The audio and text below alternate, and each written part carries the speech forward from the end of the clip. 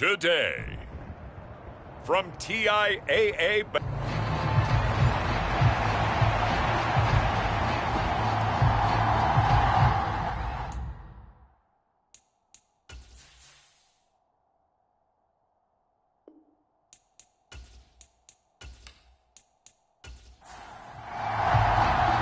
Fall is in the air and the NFL season is in full swing, and we're underway here in Week 4. Taking it about the 1. And good coverage there on special teams as they'll get him down shy of the 20. So here's the first drive now for the Jags. They'll be led out by a first-round pick back in 2021 from Ohio State. It's Justin Fields. And not only does he have all the skills that you're looking for as a quarterback, he's incredibly tough and plays the game fearlessly as both a runner and a passer. You provide a good running game around him and let him throw deep off of play action, you've got an all-star in the making. Now this is going to be a quarterback draw. And he'll be tackled at the 23 after a gain of 3. Now 2nd and 7 from the 23.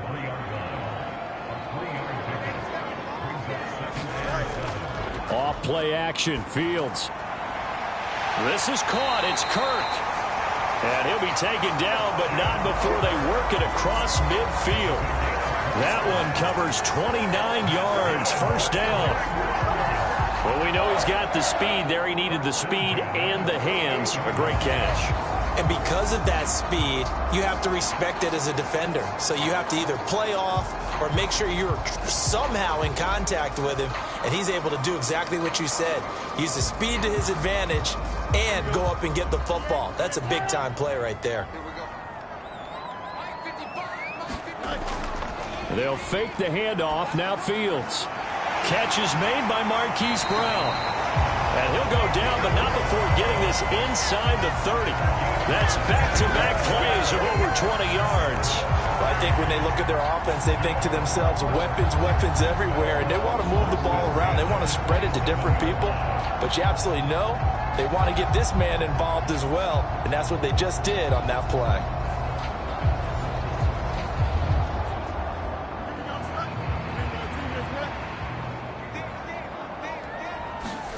Now a first down throw, Fields. Open man is Kirk, complete. And he'll be out of bounds just inside the 25-yard line. From the 24 now, here's a 2nd and 7. From the gun, Bigsby. Oh, and fine work there as he gets this thing down to the 11-yard line.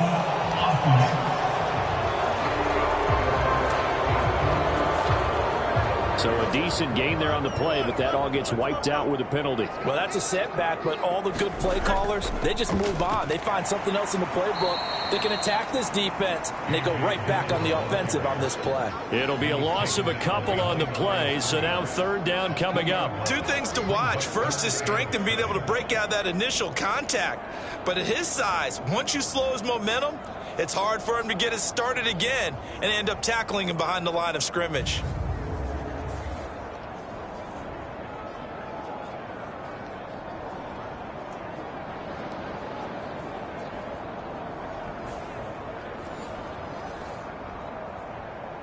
Here's 3rd and 7.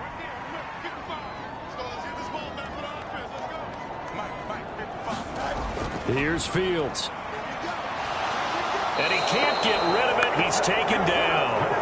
Daniil Hunter able to record his 5th sack of the season. Well, it's about how teams are so competitively matched, and you just want to make those plays that give you an advantage. How about right here? The difference between letting them score a touchdown versus holding them to a field goal? That's absolutely huge with the play he just made. And you know he hated taking the loss there on 3rd down.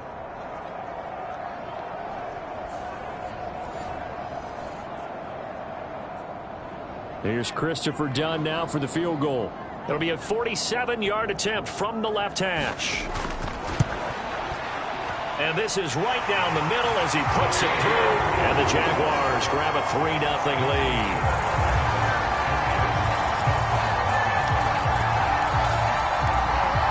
Well, they they started the drive backed up pretty deep, but a nice effort to overcome the field position, get into field goal range on the game's opening possession. And, Brandon, I think from where they started, the initial thought was, can we get 1 or 2 first downs and help out our defense after we pump the ball away with field position? But as that drive went on, I think their sights got set a little bit higher. They were thinking touchdown, ended up settling in between and coming away with a field goal. So here come the Dolphins now as they get set to take over on offense. They're led by the #1 overall pick in the 2021 draft, Trevor Lawrence. Okay, I'm not taking a turn to negative town, even though it's going to sound like it. The 2 interceptions he threw last week, those obviously have to be eliminated, and that was the focus of practice this week. But let's face it, he did throw 3 touchdown passes. And they got the win. And they got the win, so I think it was a good week for him to work on things. Had some positives, the win being first and foremost. Now he's just got to eliminate those interceptions.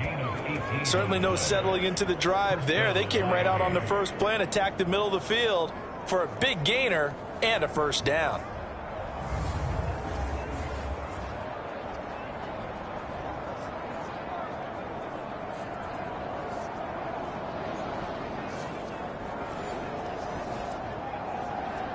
A big hitter to start the drive has him up near midfield here for 1st and 10. And they'll run. It's Ken Walker. And he's going to take this across midfield into Jacksonville territory. The numbers for Walker from last week's effort: 24 carries, 109 yards. I think he's exactly where he wants to be coming into a game, partner, because he has to still be riding the momentum from last week when he broke the century mark in rushing and had one of his best individual efforts of the season. I would expect that there's more from him on the way after that type of a game, and I know his teammates and coaches, they feel exactly the same way. Lawrence. Oh, looking for Waddle, but it's intercepted. And he'll return this ball across midfield to the 47-yard line. And that's a ball that he is going to want to keep, his first career interception in the National Football League. And I love what teams do when that happens. You bring the ball to the sideline, the equipment guy grabs it, he puts a piece of tape on it, writes on it so that you know what it is, and then they tuck it away so that you can have it for later and put it on your mantle. Pretty good deal for him right there. Now he's eager to get back out on the field and get his second one.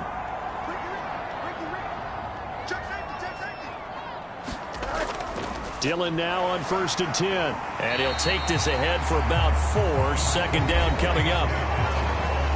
These are his numbers from last week's contest. 17 carries, 57 yards, and a touchdown as well. They're coming off of back-to-back wins, and I think a lot of credit belongs to this guy right here because, to me, he's not only carried his weight, he's carried a few other guys along as well. He's helped draw defensive attention away from not just him, but open things up for his teammates, too. So if this winning streak is going to continue to have some legs to it, he has to remain effective and put together another nice game. First connection there of the afternoon for those two, and it's good for a first down. I know sometimes we can get fooled when we watch him make catches, as we just saw him do there, because he really looks like a wide receiver the way he goes about his business. Yeah, 230, 240 range. Yeah, not super huge. Maybe not counted on to be that inline point-of-attack blocker that we used to have in the good old days, but you can flex him out. You can run wide receiver routes with him. You can make him a primary target, and that's how he'll shred a defense. So the completion good for 7 there, and it'll be second down. Timing is so important on a route like this because he's going to line up out right, then cut straight across the field. I think the ball might have come out a count or two too late because by the time he was able to secure it, not much of a chance to turn it upfield. On second down, Dillon. They stopped after only a yard, taking it down to the 14. 3rd and 2.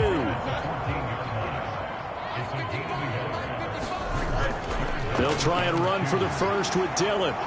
Yeah, this is going to depend on the spot, but I believe he might be a few inches short. It'll be called a gain of 2, and that'll leave him with some options here on 4th and inches. I'll bet they thought they had picked that one up because it was a 3rd and 2 call, and they got awfully close. Now we're at 4th and inches. I wonder if they think they're feeling lucky here and maybe want to go pick it up.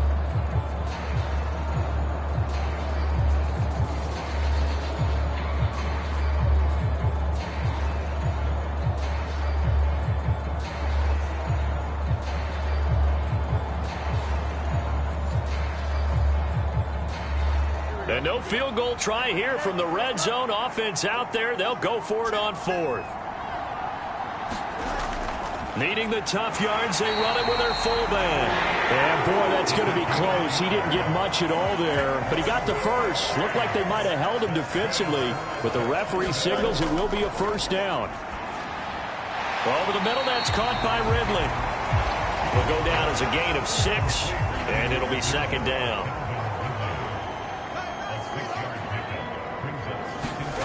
To throw is Fields. And he'll be brought down right on the edge of the goal line at about the 1-yard line. So 3rd and inches, and this will be the 9th play of the drive. And they'll let their fullback try and push the pile. They're able to convert on 3rd down, and that sets up a 1st and goal. 3rd and inches, just turn around, hand it to the big guy, and let him plow forward and pick up a 1st down. A lot of people think that the offensive line, they may almost take the play off because they got a big guy back there pushing forward. I think it actually works in reverse. I think they block harder because they love seeing that guy get the ball because he doesn't touch it very often.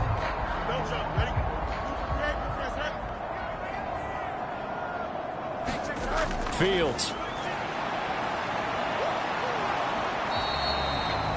It won't be a sack, but it's no gain, and it brings up second down.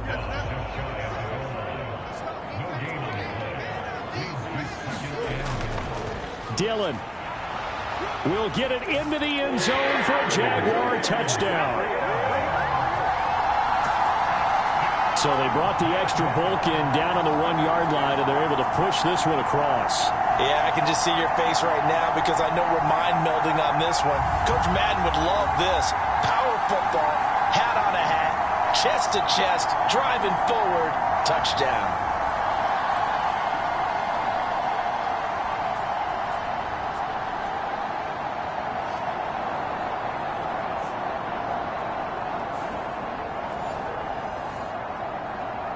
Christopher Dunn on for the extra point.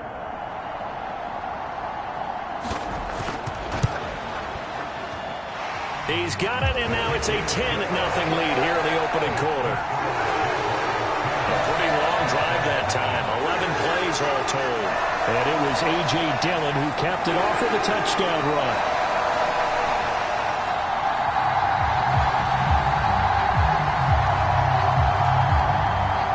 So an early 10-0 lead for them now as they kick it away. Taken at the goal line. And able to get this out to the 25.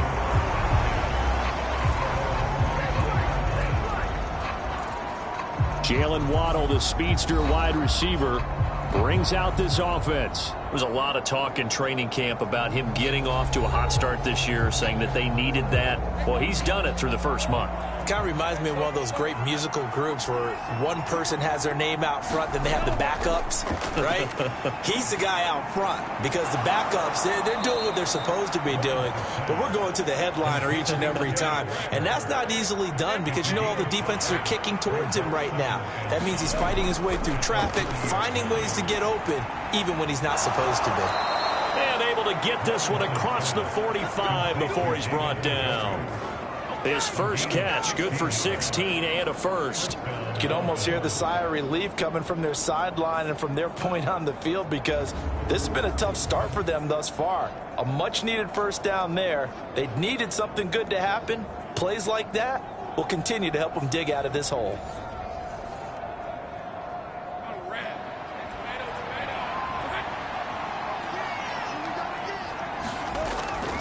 Walker now on 1st and 10. And a good push there defensively as they stop him at the 48. Gain of just 1. From the 48-yard line, here's a 2nd down and 9. Here's Lawrence. On the throw, led him too much that time. It's incomplete. After an incomplete pass on 2nd down, that'll leave him trying to convert on 3rd and 9. Pass to the sideline and pulled in. And they're well past midfield, just a yard or two shy of the 40. His first catch of the game, good for 11 and a first down. That's a play that will likely be forgotten when you talk about big moments in this game. But plays like this are critical to keep drives going. And if points result, we'll call this play significant. 10-0 the score after one on EA Sports. It's Dolphins football here as we begin the second quarter, as they've got it with a 1st and 10. Now to the ground. Here's Walker. And a very determined run there as he'll take this all the way down to the 27. Good effort. Back-to-back nice gains. That one for 14 yards and another first. We often give credit to the O-line there. 2 tight end formation. Those tight ends block pretty well also. Yeah, and that's one of the most dynamic positions in football now. The tight ends who can block at the line of scrimmage at the point of attack, and they can also get downfield and catch the football. Let's go.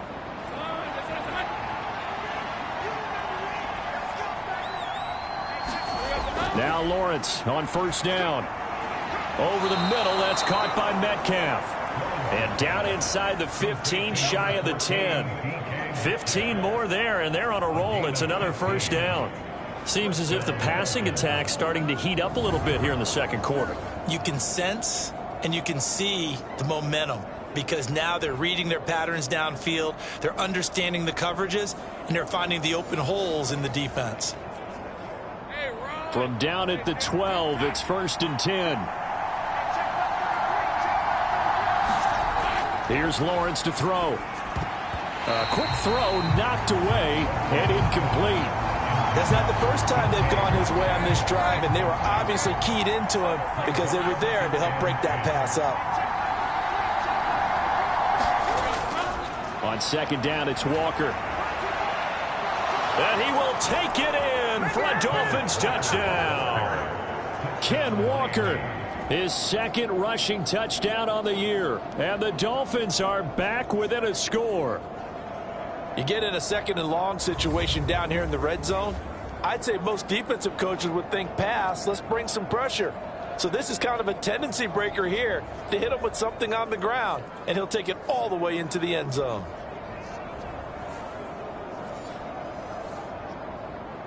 Now for the extra point, Daniel Carlson.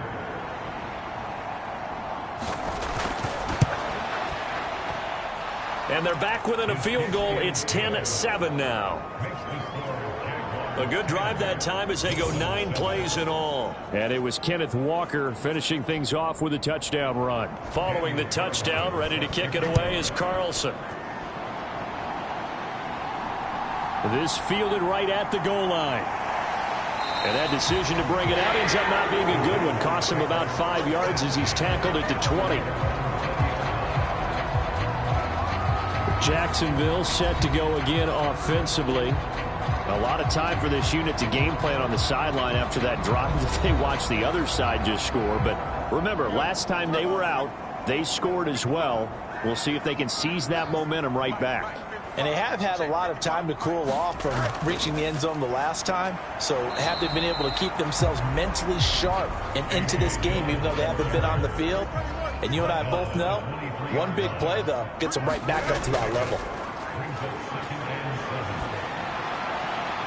Throw right side is going to be caught by Kirk. And he'll be taken down, but not before they reach the 50. 27 yards there, a 1st down. And partner, they're locked in man coverage out left, and they end up running a crossing route. Rounded it a little bit more than a slant. And he's just going to angle himself towards the right side of the field, and that's very difficult for a defender to shadow him across all that ground.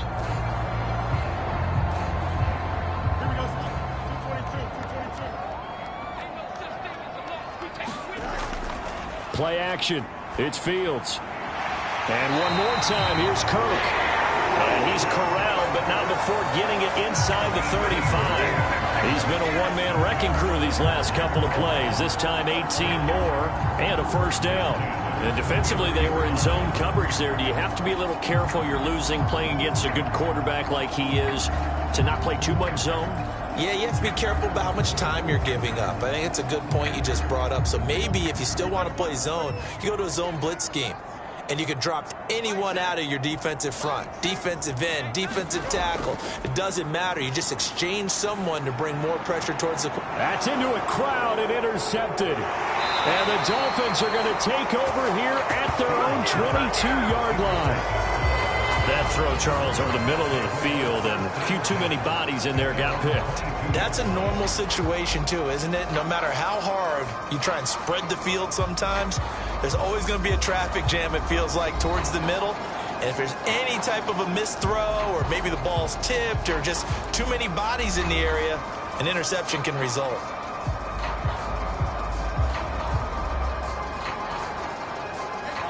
The Dolphins at the line, ready for their next drive. This drive here beginning probably with a pair of motivated groups. Remember, the offense scored a touchdown on their last time out, looking to repeat that in Charles's defense. They were very frustrated after giving up 6 the last time on the field. And frankly, it's just a battle of wills in a lot of ways, because you know they're both motivated, they both game plan for this drive, and they both have specific outcomes in mind. To me, it just comes down to who can execute better and which side can step up and assert its will over the other.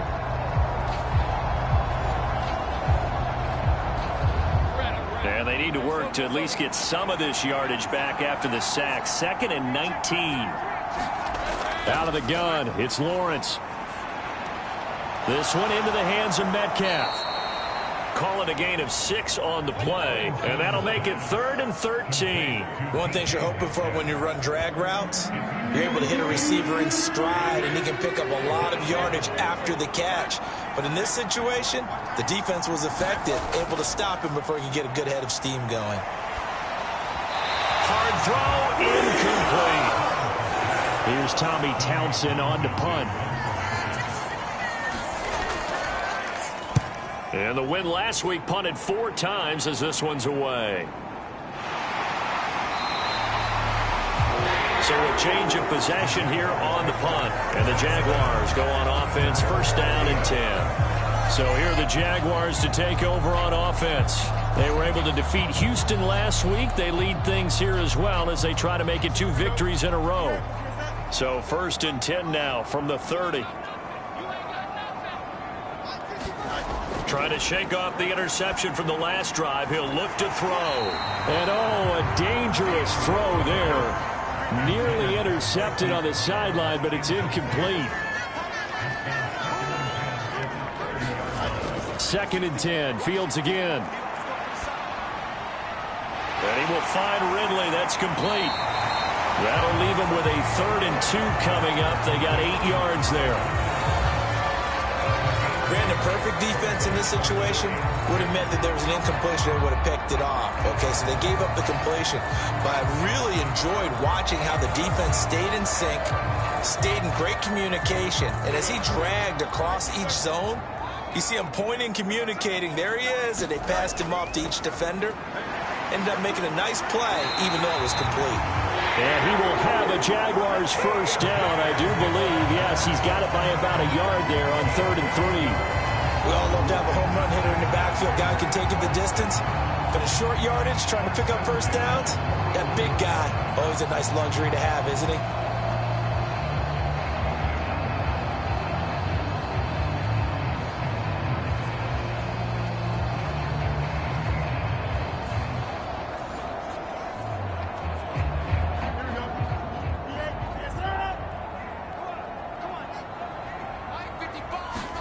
On 1st down, Fields. A short throw to Ingram.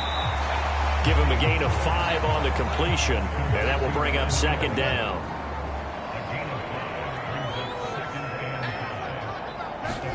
Here's Fields. He targets Ingram for another grab. And he's got another 1st down as he's brought down at the Dolphins' 43. They picked up 5 yards last time. Now they double it and get 10 here. So now 1st and 10 as they've crossed into Miami territory at the 43. Back to throw. Fields. And looking for Kirk, but this pass is intercepted. It's Deonte Banks with it. And he'll take this across midfield and inside the 45.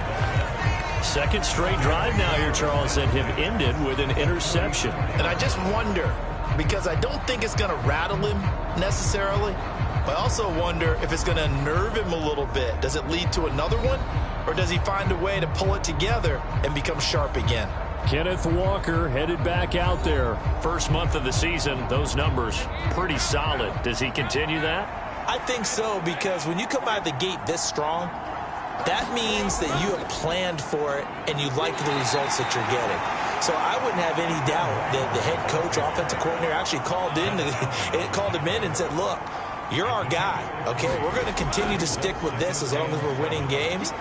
You ready for the challenge? And then they presented it to the rest of the team. I think we'll see plenty of that as this season moves on. And I'm sure he said challenge accepted. So the completion good for just 3. And that'll bring us to a 3rd and 4. In search of 4 yards here to pick up the first down. Lawrence will throw. He's got his running back out of the backfield. And he is going to have the Dolphins first down as they're able to get the 3rd down conversion.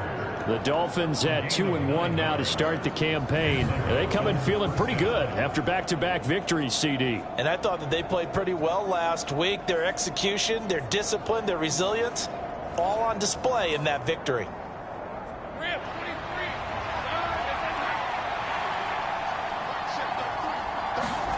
Throwing now, Lawrence on first down. Open man is Waddle, complete.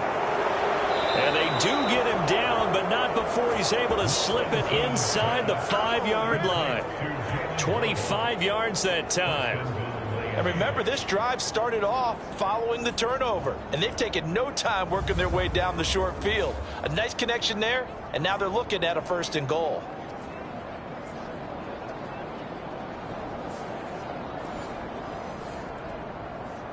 Let's go.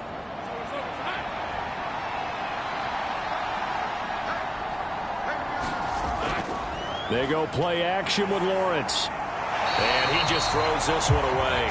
Smart decision here this close to the end zone, and it brings up 2nd down. I'm really liking what I'm seeing from this defense because their coverage has been playing at a shutdown level so far. Even backed up late, they're forcing incompletions and fighting to keep them out of the end zone as the first half winds down. Walker is into the end zone. Touchdown, Miami. So his strong first half continues as he finds the end zone here for the 2nd time. And definitely good blocking at the point of attack, and you just have to love watching the way he can create space down near the goal line, and he's able to take it into the end zone.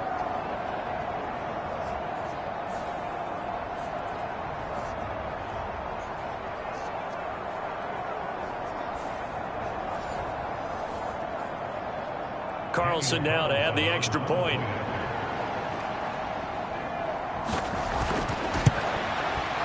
And that makes it 14-10. So the drive there took 6 plays. And it was Ken Walker finishing things off with a touchdown run. Following the touchdown, ready to kick it away is Carlson. This taken in at the goal line. And he will make it to the 20-yard line and no further.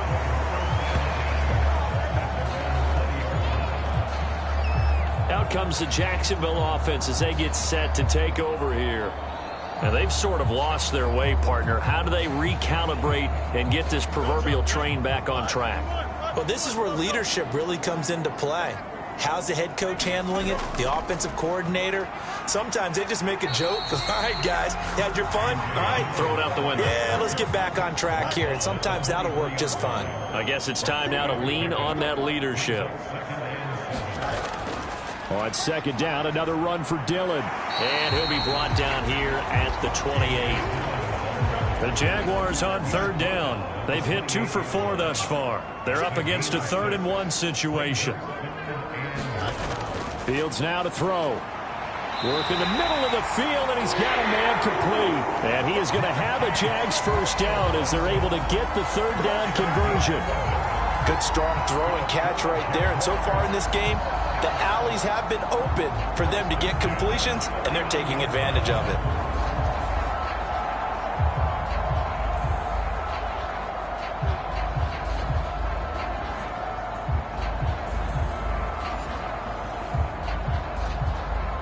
So from the 39 now, they'll come up on a 1st and 10. Now a handoff to Bigsby.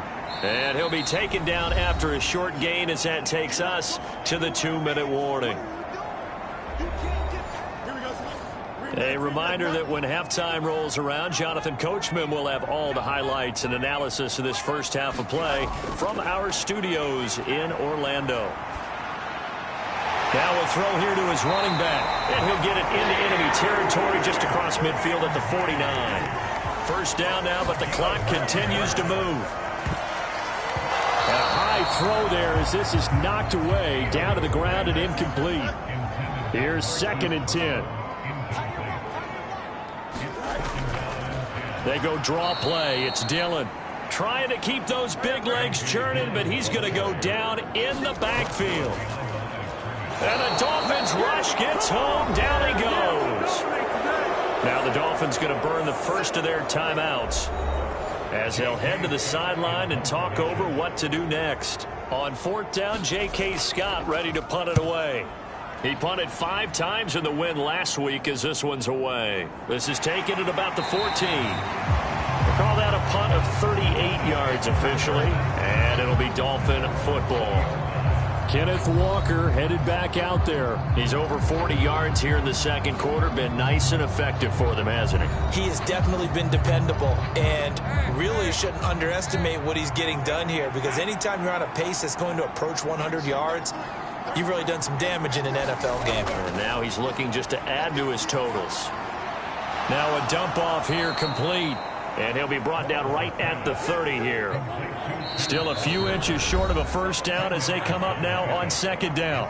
Now before this 2nd down play, we'll get whistles and a timeout as they get the stoppage with a little over 50 seconds to go in the first half. On 2nd down, here's Lawrence. This short pass into the hands of Njoku.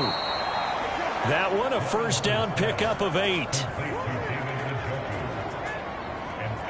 I got a kick out of that one, partner. You and I talk often about trying to hide receivers in certain situations, but a guy of his size can't really hide him. But the tight end drag route, definitely an effective way to sneak him across the formation for an easy completion and a first down. On 1st and 10, it's Lawrence. Oh, the turnover fest continues. Here's another interception. Picked up by Andre Sisco.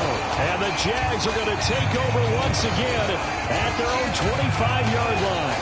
This defense had 3 interceptions last week. They're on pace for more than that here. 2 in the first half. Do not adjust your set. This is not instant replay. This is a defense that is locked in. They're essentially running the routes for the receivers and turning into the receivers themselves, aren't they? I mean, it is amazing what I'm seeing because the reactions of those guys back on the back 7, phenomenal. They'll indeed start on the ground to run that clock. And defensively, they're just looking to keep him contained as they're able to get him down. The Jaguars going to go ahead and use their first timeout as they stop it with 19 seconds to go in half number 1. And he'll be brought down shy of the 40 at the 38-yard line. Now the Jags will use the second of their timeouts. So that means they're down to 1 remaining here as we head toward halftime. Fields on first down. And he'll take this beyond the line of scrimmage as he slides to a hole. Now a timeout. 7 seconds left in the first half. Now Fields. And this is incomplete with a clock showing just 3 seconds left. They head to the line facing a 3rd and 7 following the incompletion on 2nd down. Airing it out, looking for Ridley. Oh, Fields is intercepted for a 3rd time. And he will be brought down on what will be the final play of this first half. So we've reached halftime here, and it's the visiting Dolphins taking a lead to the locker room. As we now go downstate to Orlando and check in with Jonathan Coachman with our EA Sports Halftime Report. All right, Brandon, we'll get back to you guys in a bit. But first, time for a trip around the league on this final weekend of September. We'll get started over at Mercedes-Benz Stadium in downtown Atlanta. And that one getting close to halftime with the Falcons out in front. 2 touchdowns there for Bijan Robinson. From there, let's head off and check out a second game. And you can see, currently they trail in that ball game. Jahan Dotson, up near 100 yards receiving with a touchdown as well. Finally, let's get out to Southern Nevada and see what's happening with the Raiders at home in Las Vegas. And they have the lead in that one over the visiting Chiefs. Carson Strong has thrown a touchdown pass. It was a strong first half for the former Spartan, Kenneth Walker. He chipped in a couple of touchdown runs as he was running with determination right from the word go. Okay, Coach, thanks as always. This one's still anyone's game as we welcome you back for quarter number 3. The Dolphins in front, and they'll be in possession of the football first as the second half gets started. Braxton Berrios selecting to bring it out. And he'll be dropped at the 21-yard line, so bringing it out of the end zone proves not a good decision, loses him about 4 yards. So now the Dolphins set to take over on offense. They've won 2 straight, and they lead this one as well as they come up on 1st and 10.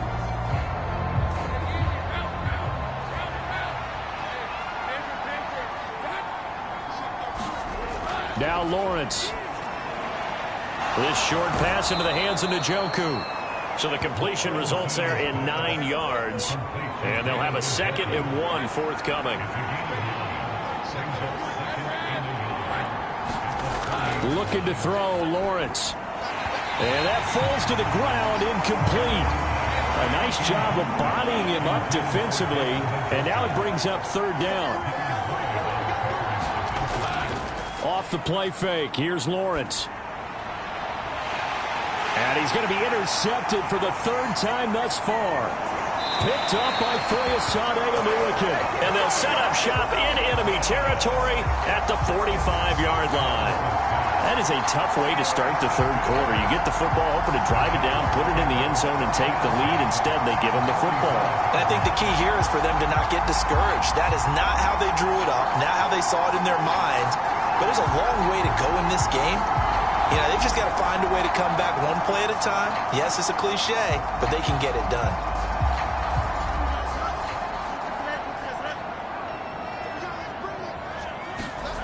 On 1st down, it's Fields. A short throw to Ingram.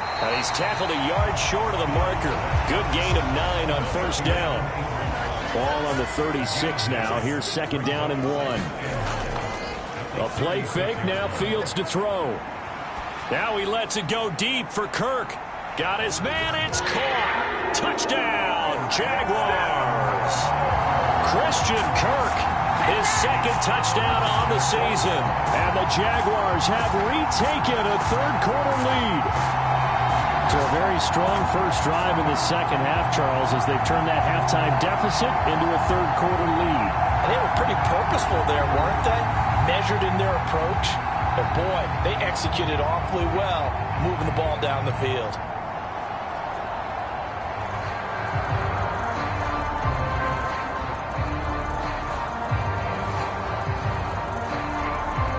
Now done for the extra point.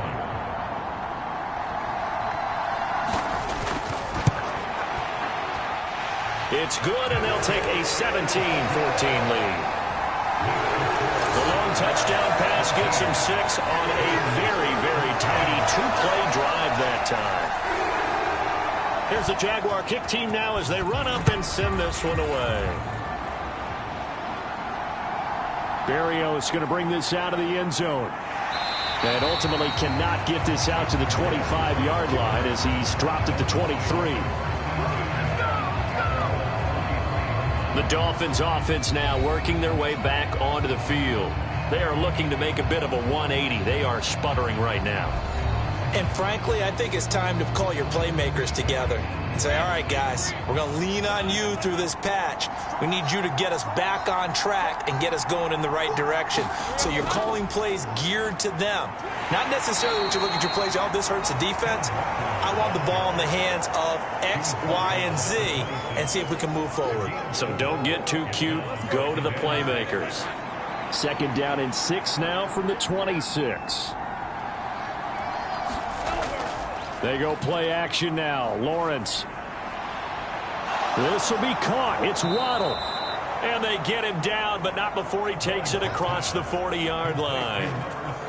Give him 15 yards on that one, and the Dolphins have a first down. You always worry about those smaller receivers running through that gnarly patch of land in the middle of the field. But he did a really nice job there holding on to the football and protected himself as best he could while completing the play.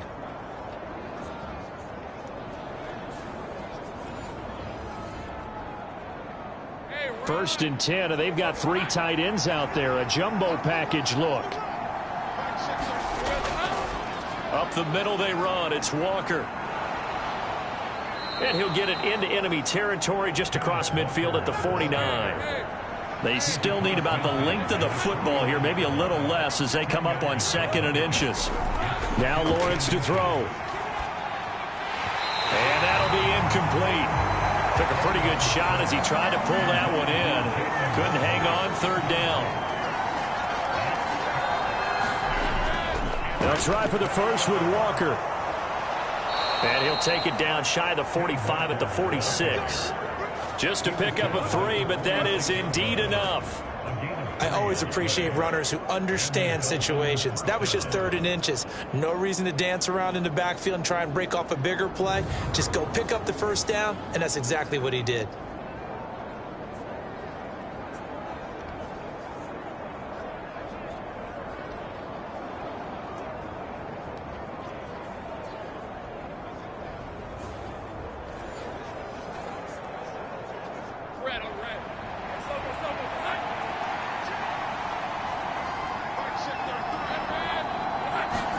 On first down, Lawrence. This is the tight end, Njoku. They'll wind up getting 7 on the play, and it's 2nd down. Now Lawrence. And he can't hang on to it, and the screen never got started. The 8th play of the drive coming up. It's 3rd and 3. From the gun, it's Lawrence. Able to find the open man. That's complete. And he's going to have another first down as the tackle's made at the Jaguars' 24-yard line. A solid gain of 15 yards, and the sticks move. I love the drive they're working on here because they know they can take the lead with a touchdown. And so far on this drive, so good. They've moved the ball down the field with very little resistance defensively. But they better be prepared for some adjustments to come their way now.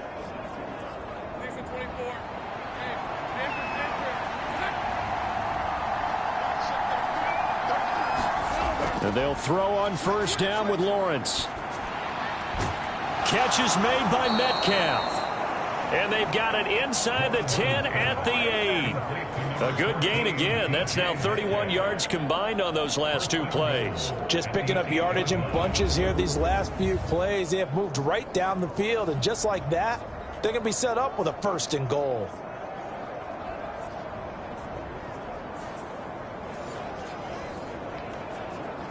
Two big plays in succession. Not sure this D knows what hit him, but now they got to get ready. It's 1st and goal.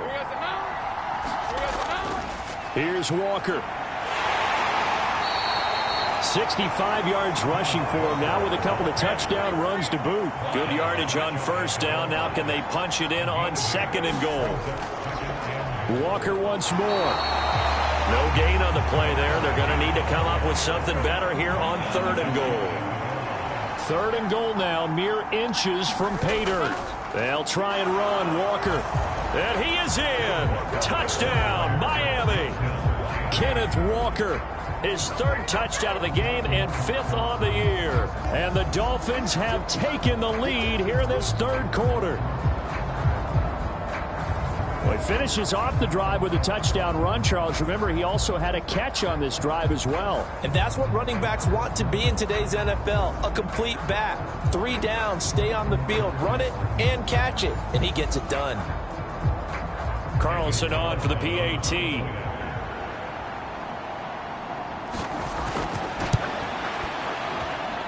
It's up and good to make it 21-17. That one in the books as a 12-play drive. And it was Kenneth Walker finishing things off with a touchdown run.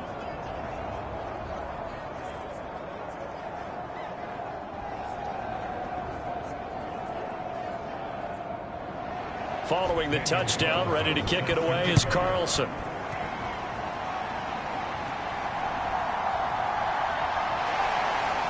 And he won't get this to the 20-yard line as he's down at the 19.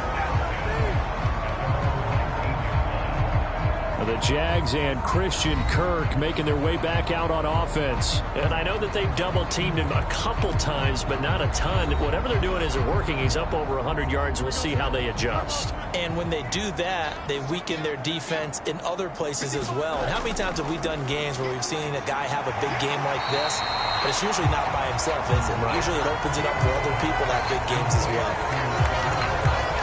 They'd love to just strike back with a touchdown right here, and if it's a long play, so be it. But the main goal, get a couple of first downs, run some plays, run some clock, allow their defense to get a chance to catch their breath, settle down, and relax a little bit after they just gave up a score.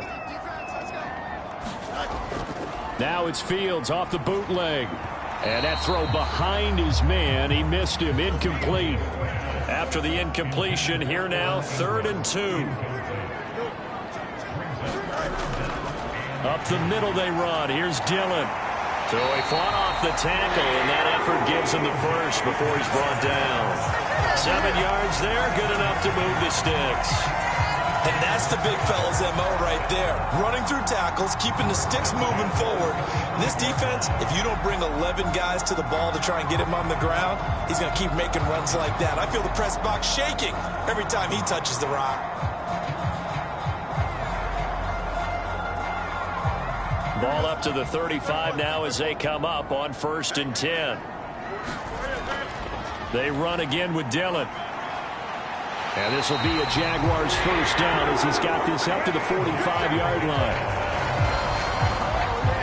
They held him in check in the first half, but that's his longest carry of the game right there. So would this be the definition of fresh legs since he didn't get much done in the first half? Now he has a great opportunity. He's taking full advantage of it.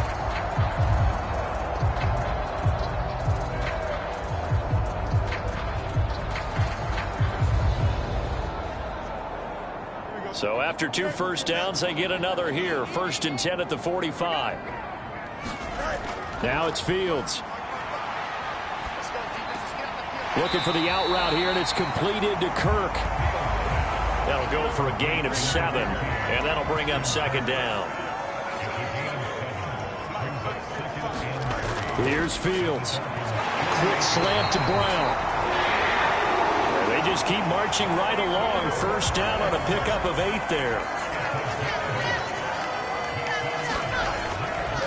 Dillon up the middle. And he'll power ahead, but only for about 3 yards. 2nd down coming up.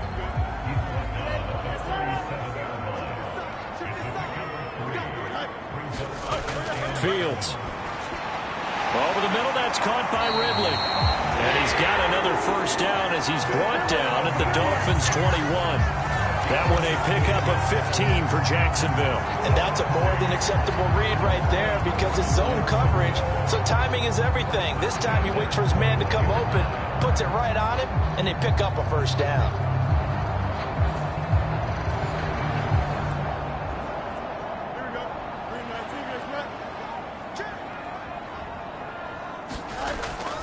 Dillon now on 1st and 10. And he'll fight forward on the straight-ahead running for just a couple of yards. 2nd down. To throw is Fields. And his pass is intercepted for the 4th time today.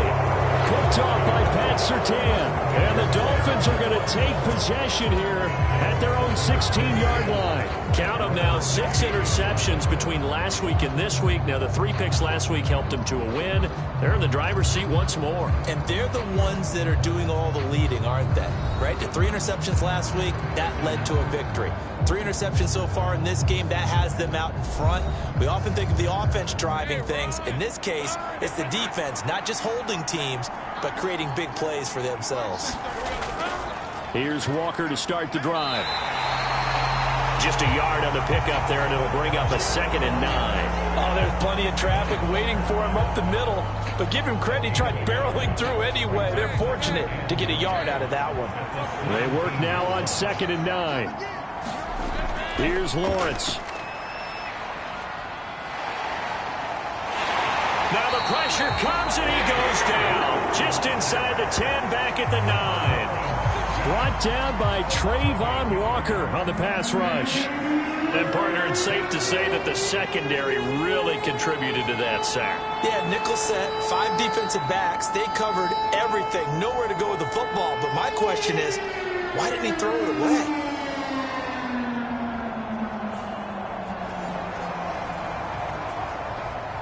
They need 18 yards here on 3rd down.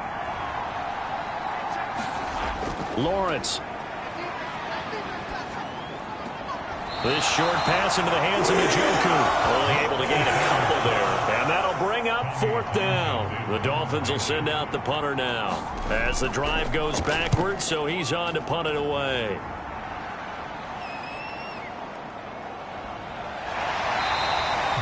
That'll be a 43-yard punt, but a net of just 33 following a 10-yard return. And the Jags will have great field position to start this drive as they take over on the short side of the field.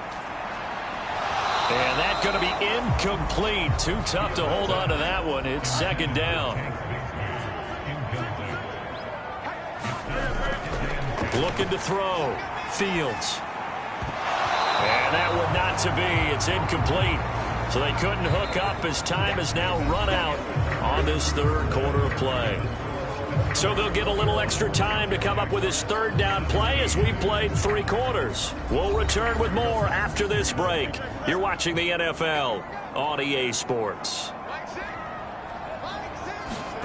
Throwing on 3rd down, Fields. Pass taken in by his big tight end. And he will have a Jaguars 1st down as they're able to get the 3rd down conversion. And here we are in the 4th quarter, partner, and we watch them drive for what would be a go-ahead touchdown. And you and I both know this is where you need a quarterback who can keep his cool back there. Not just for himself, but to keep the rest of the team relaxed too.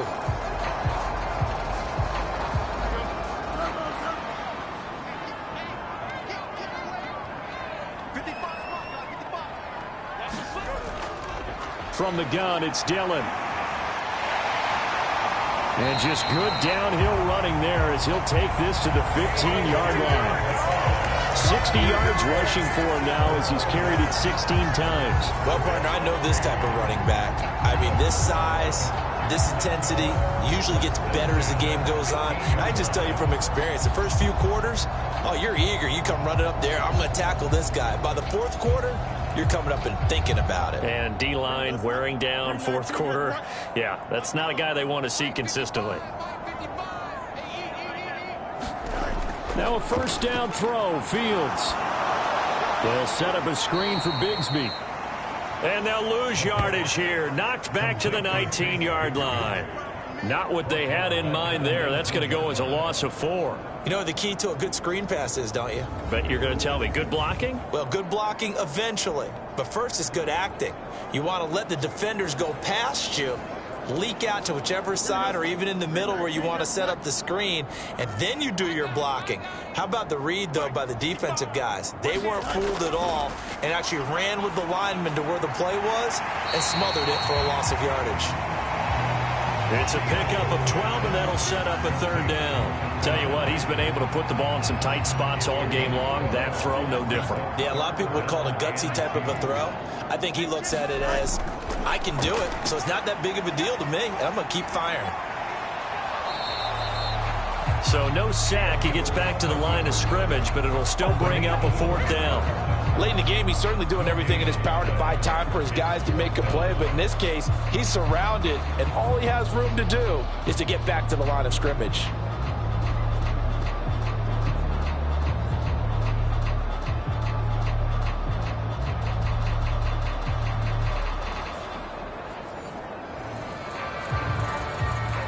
One score down. Here we go.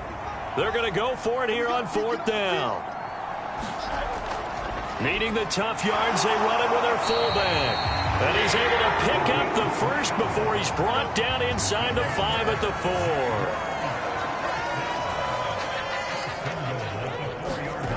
Out of the gun, they'll look to throw. Oh, no, he lost the football. And the Dolphins have got it. And they had it there so close. the goal line, a chance to take it across, claim the lead here in the fourth. Boy, that was a big, big mistake. It really was, and as much as I want to give credit to the defense for making a play, I do tend to agree with you. That mistake, that's a chance to go in and take the lead. I mean, you're in great shape, yet you don't take care of the football. But they'll be going over that like crazy in the upcoming weeks. Following the fumble recovery, Lawrence. That's to Waddle on the quick slant. And they'll be stopped at the 28 on a play that started at the 14. They pick up 14. Now Lawrence on first down. He's got Njoku over the middle. And he's taken down but able to slip across the 35. Back-to-back good plays have him on the move on first down. Straight ahead, Walker. This will be stopped about 2 yards shy of the marker. 8-yard gain, 2nd and 2.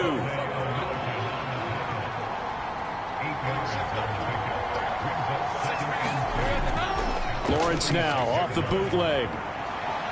Left side here taken in by Metcalf. And he's going to have another first down as the tackle's made at the Jaguars' 31-yard line. 23 yards the pickup there. And these guys certainly are not hiding what their intention is. They're absolutely showing it. They're definitely not going to sit on this lead here in the fourth quarter.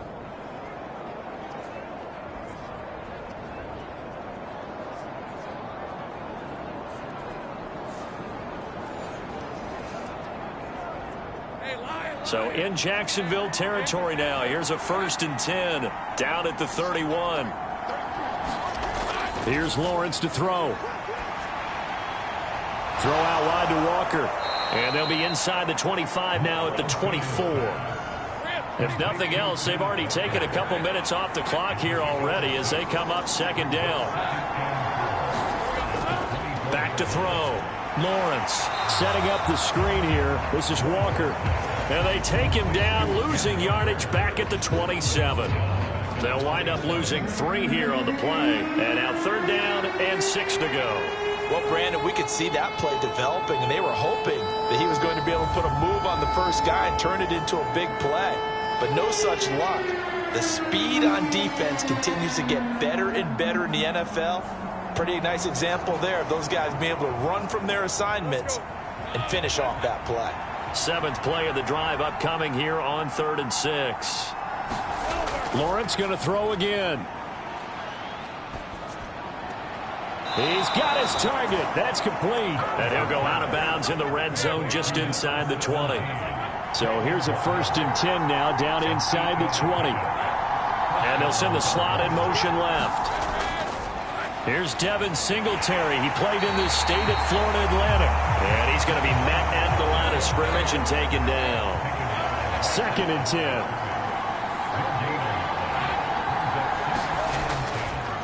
Up the middle, here's Walker.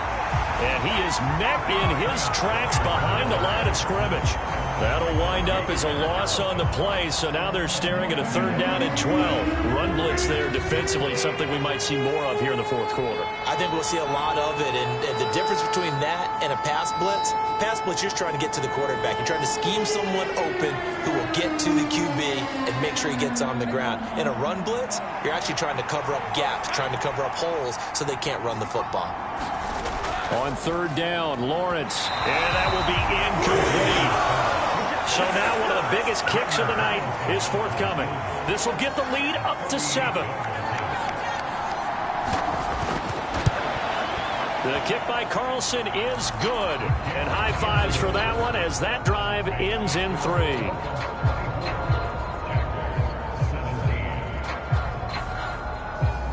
So he's been automatic to this point of the season, and he connects on the field goal there. And what a luxury it is to have a kicker you can depend upon, partner, because he hasn't missed all year long. Converts on that one as well. And kudos to you. You didn't jinx him. And out now comes Jacksonville as they get ready to go.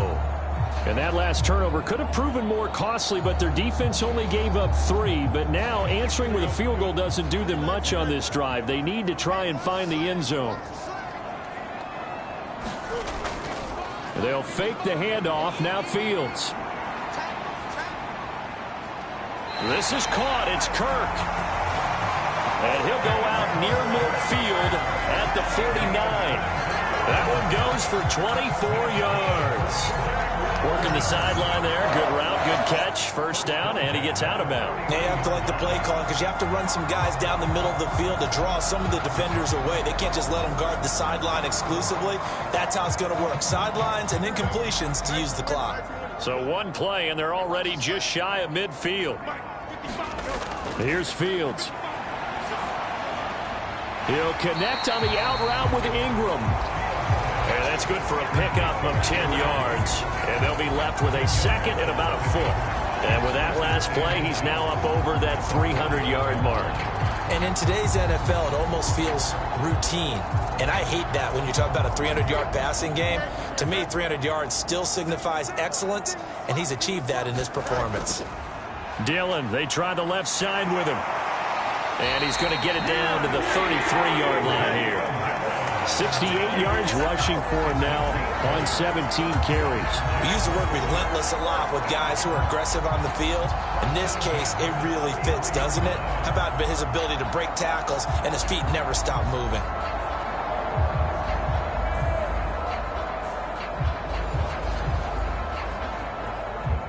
The drive continues as they search for a tying touchdown. Here's 1st and 10. Fields now to throw. Oh, able to avoid him. And inside the 20 before he's brought down. The escapability in evidence there as that one good for 15 and a first. They're not out of it yet, but in order to come back, they need to play clean football the rest of the way. He makes the correct read there, passing on challenging a blanket coverage and getting the first down with his legs instead.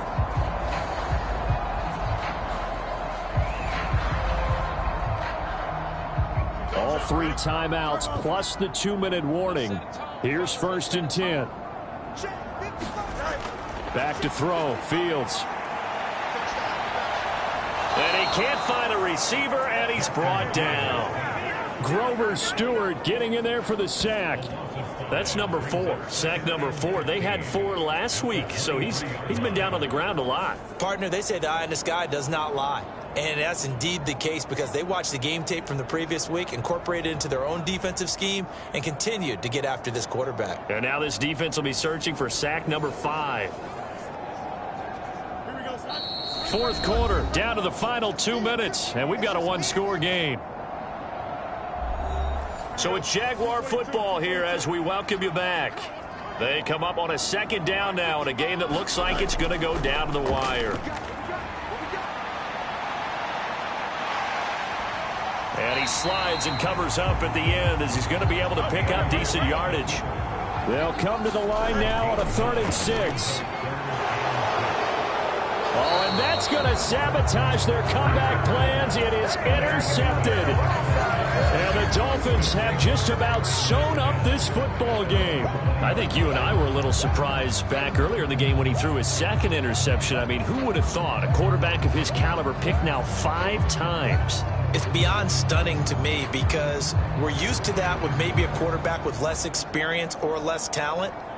But a quarterback of his caliber, I can't believe what we've just seen. Absolutely. If you would have told me this coming into the ball game, I would have said never, not in a million years. But here we go. We've got to have 2 hands on the football here as they run on 1st down. Looking for a seam, but finding none. He'll get back to the line of scrimmage, and that's it. Another running situation on the doorstep as they come up 2nd and 10. He's going to get it again. Just looking to get forward and protect the ball. And he is going to have a Miami 1st down, and the Dolphins are going to win the football game.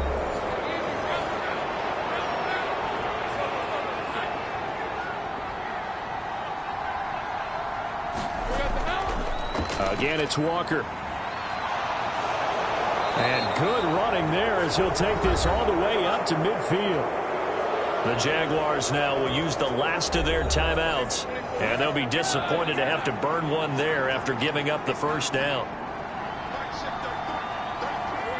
And they will take a knee here.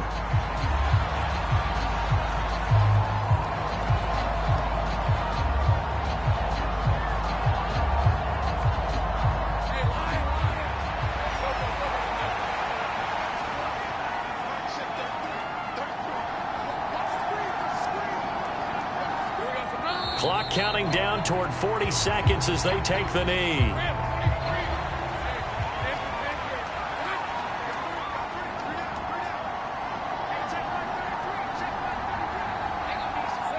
Lawrence to a knee, and that will write a finish to this one. So a victory here for the Miami Dolphins, and they were really helped by their defense, forcing 3 turnovers. I think what we saw in this one, today's defense. And what I mean by that is in the old days, pitching shutouts was big time. That was paramount. But the big thing was holding people down, holding down their yardage, right? Don't let them throw the ball through the air and gain a lot of. But now it's about taking the ball away. Taking away possessions, getting the ball back for their offense. They had 3 takeaways in this one, and it led them to victory. So for Miami, they're on a nice early roll as they move to 3-1 with a win here. And they will head back home next week. Meanwhile, for Jacksonville, they'll drop down to 1-3. And they'll get a chance to redeem themselves at home next week. I'm Brandon Gaudin. Certainly have to thank Charles Davis, my broadcast partner, and our entire crew. We'll catch you next time right here. It's the NFL on EA Sports.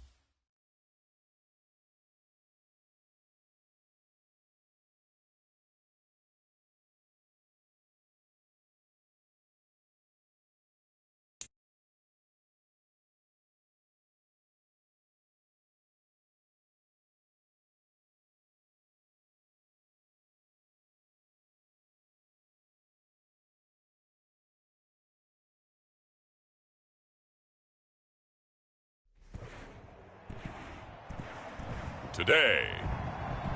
From Acrisure Stadium in Pittsburgh.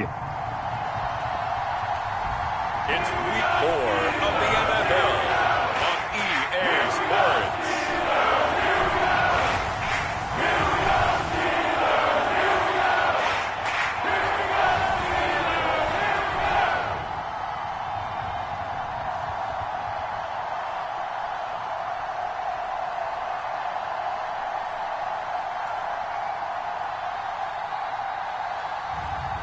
It's the Pittsburgh Steelers taking on the Los Angeles Chargers.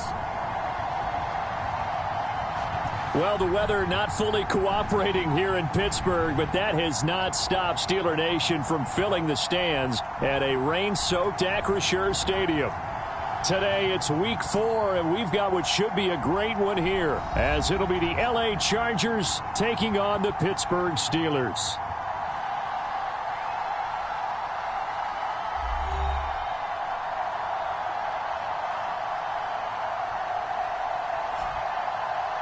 With Charles Davis, I'm Brandon Gaudin. Charles, we look at this Steeler ball club entering play.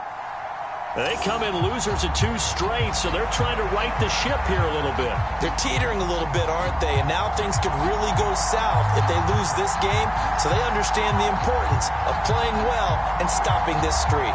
Meanwhile, for our visitors, the Chargers, they've got to be pleased with the start to this season. Obviously, a perfect 3-0. 3 good quality wins, too. It's got people in the locker room excited. They're thinking that this could be their year.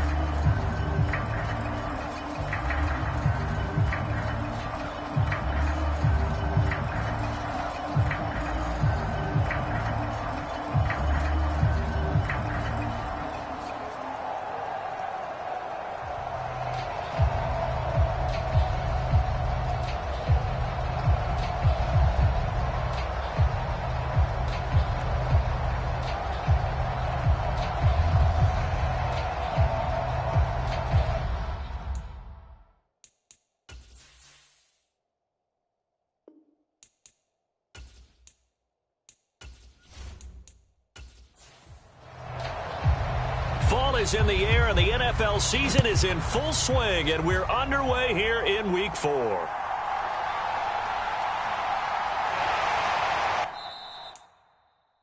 And they will wrangle it down a couple yards shy of the 30.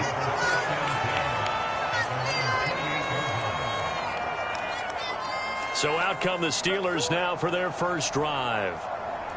And they'll be led out by their quarterback now in his third season in the league. He had the numbers of a game last week that if you win, you talk about him being a gritty guy, managing the game, getting it done. But they lost. So obviously 2 interceptions, 1 touchdown pass, that's not going to be good enough. Got to get that changed around. They run the play fake. Here's Pickett. That's caught. Allen Robinson. And he'll take this to the other side of midfield before going out of bounds. A really nice gain of 25 yards. And time to give some credit to the big fellas, the offensive line here, because you've got to have good protection on crossing routes, because you got to give your receiver time to work all the way across the field. That time able to scan the field, spot his receiver moving left to right, and make a good, accurate throw. Thank you, guys. So from Charger territory now, here's a 1st and 10 at the 47. Off play action. Pickett.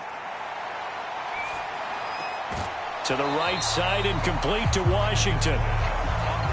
So he stopped for no gain. And that's going to bring up 2nd down. Pickett now from the gun here. Caught out left side by Robinson. So give him 2 yards there on the completion. And 3rd and 8 now. Looking to throw. Pickett. A short one there, caught by Granson. And the tackle going to be made at the 41 as they stop him a few yards short of the first.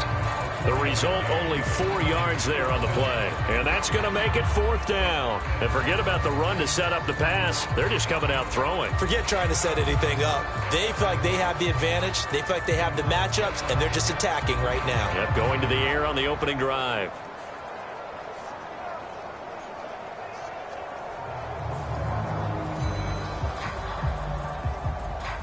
So coming on now is the field goal unit. They're going to try for 3, and he'll need all the leg he's got here.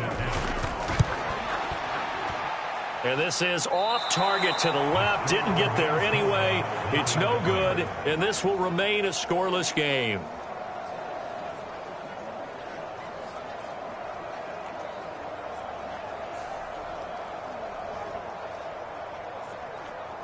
And the Chargers coming out of the field now.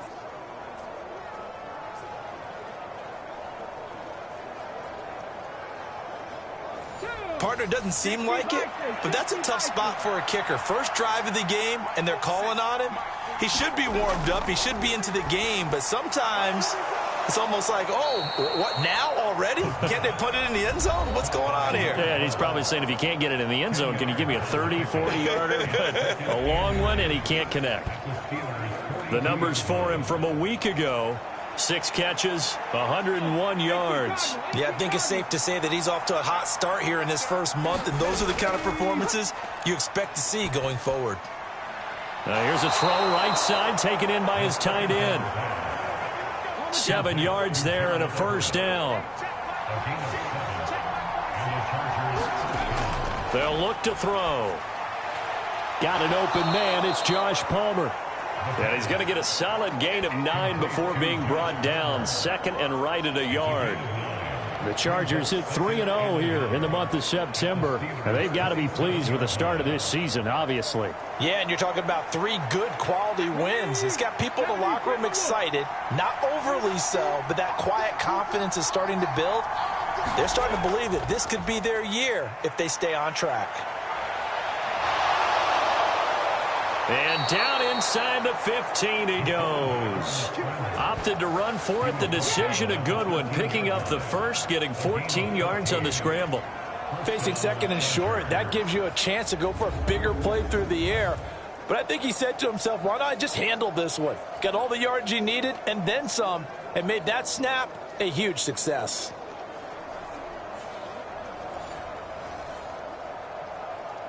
From the 13 now, they work on 1st and 10.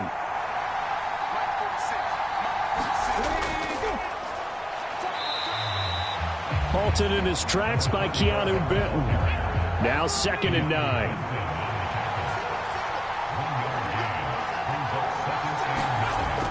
Now they'll throw here out of the gun.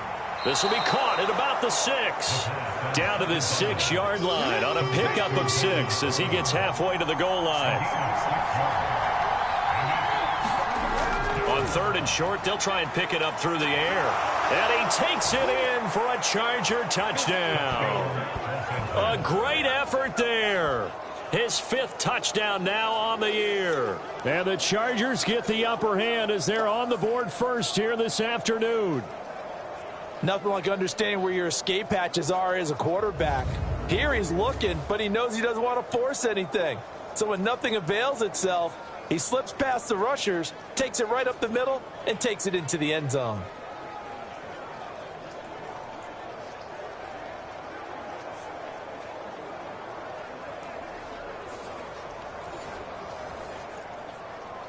Kaimi Fairbairn on for the extra point.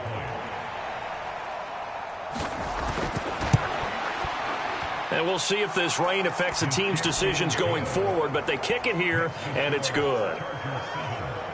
So that lines up a 7-play drive all told. And it's capped off by a touchdown run of 6 yards.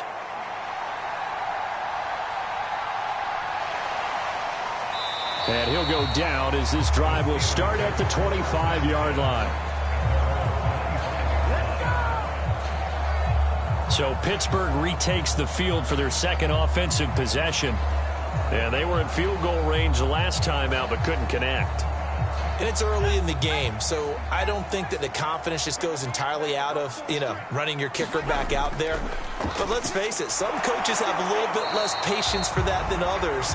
Let's see if they call the game differently now in terms of what they do on drives and not try and settle for field goals. A look at the numbers for Harrison last week's game. 21 carries, 72 yards. It's a very nice winning streak that they're on, and they've really seen this offense come into its own as a unit. And one of the keys is that the ground game has been established, and it's keeping the defense honest near the line of scrimmage. Sometimes that leads to huge games for him. Other times, he plays a complementary role to someone else. But however it's getting done, they're winning week after week. But you talk about the defense for these Chargers. And they've played well against the pass, currently ranked 7th in the NFL. And I'm struggling a little bit trying to really categorize this crew. They're top 10 in the league against the pass, but the bottom half of the league in sacking the quarterback. That doesn't make sense. Oh, into a sea of defenders and intercepted. Inside the 20. And they will finally run him down, but not until he brings this one all the way back down inside the 10-yard line. So problems with errant passing continuing. Remember, he threw 2 picks in the loss last week, and now another here in this first quarter. And sometimes, partner, this is the result of a quarterback who's simply trying to do too much. Feels like he's trying to make up for what he did last week, and he can't do it all on one throw. The Chargers get set to go here for their second drive. And they start in the best of all positions, 1st and goal. They'll bring a receiver in motion right. Here's a fake on the jet sweep, and instead a give up the middle. And a really good show of force there as he gets through for 4 tough yards. The 6-yard line, the line of scrimmage on 2nd and goal. From the gun, they'll try to run it. And he gets halfway there from the 6 to the 3 on a gain of 3. Now, they'd really like to make the short field pay off. We'll see if they can, but this is 3rd and goal. Now back to throw. And he'll just toss it away. So he throws it away, and that brings up 4th down. So they opted to pass for it on 3rd and goal. Let's see what they do on 4th and goal. Well, I think they threw it with the idea that if they didn't get it, they would go for it on 4th and goal. So they got another play in their pocket. They're going to have to call it right now. No field goal here.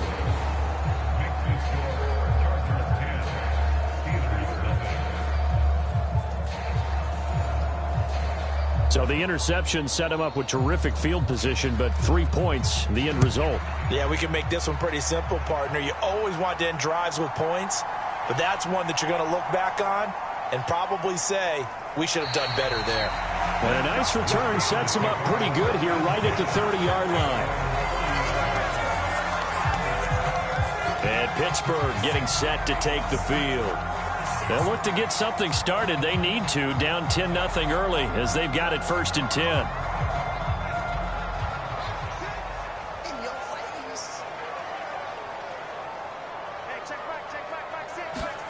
They go back to the air here after the INT on the last drive. He's got Granson over the middle. And they get him down, but not before he takes it across the 40-yard line. First and 10, here's Pickett. And that is incomplete. He couldn't hold on through the contact. Brings up second down.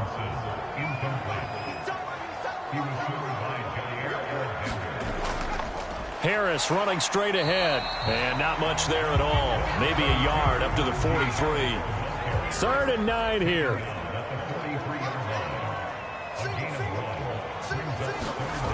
Now Pickett. And that's caught by the tight end, Granson. And he'll be corralled out across midfield down to the 45. 12 yards there as they keep this drive rolling. It's another first down. I know exactly what's going to be said about that play from the defensive perspective. What's that? That's why I tell all you guys we need more than one tackler to the ball. He broke the first tackle. Luckily enough, there were more people there to get him down.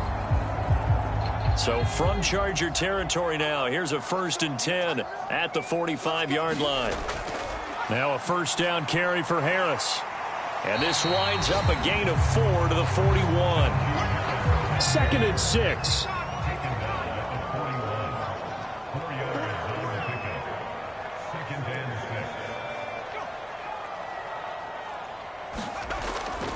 They'll keep it on the ground. Harris again.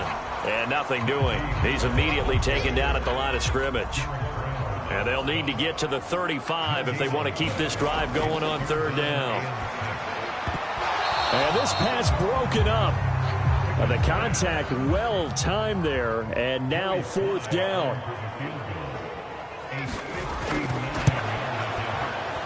And this kick is not going to be close. It's well short, well right to boot. And they will not cut into that 10-point lead.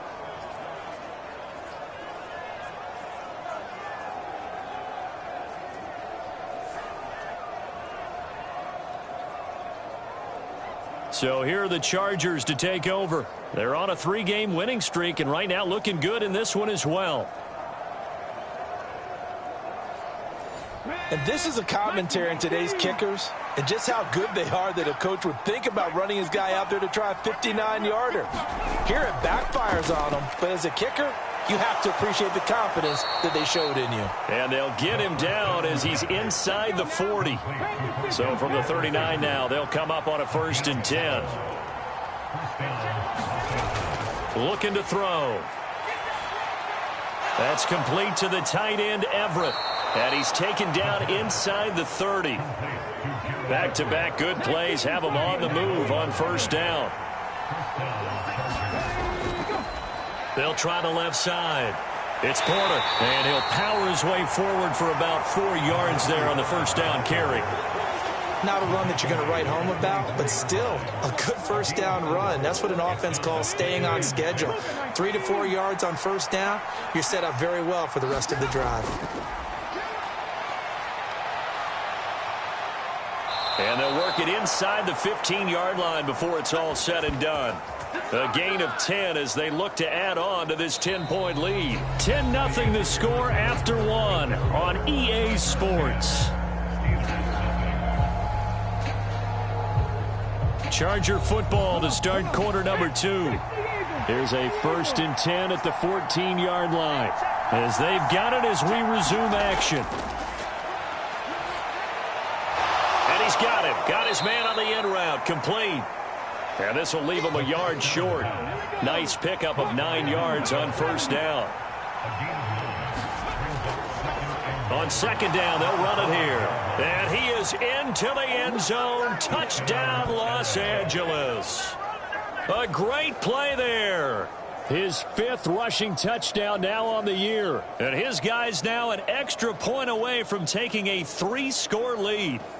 A solid blocking up front from the guys on the offensive line allowed him to get in for the touchdown. Yeah, some might say that the guys on the offensive line were in concert. I used to have a coach who called it marrying up, meaning when you get on a guy, you just stay right there, and each guy has his own assignment. That allowed the runner to make the big move towards the end zone. On for the PAT, Kaimi Fairbairn. He's got it, and it's 17-0. A drive that time of 6 plays, and it's finished off with a 5-yard touchdown run. After the touchdown, Cook now to kick this one away. No run back here for Hall, and this will come out to the 25. The Steelers offense now, they head back onto the field. And this not an easy situation. You're down early, in the elements, you're on the road. How do you get the mojo back? Well, one thing is to remember that as an offensive player, you have a much better idea of what you're trying to accomplish and where you're trying to go than the defender. So in this case, because you know it, you can make your cuts with a little more decisiveness, maybe a second fake, some double moves, things of that nature, to go ahead and try and put some pressure on the defense. 3 scores down, not even a halftime yet. They are not getting much generated offensively. They've got to figure it out. It's tough because this defense just seems to be playing with so much confidence right now. They really are. They are on their toes, and they're getting at them.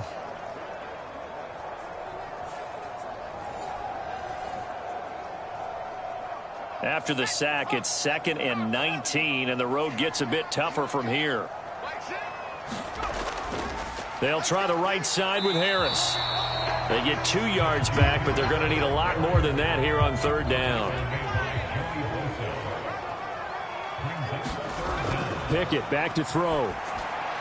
And this is going to be caught, but they'll say out of bounds. So it's incomplete. 4th down, Corliss Waitman now on to punt.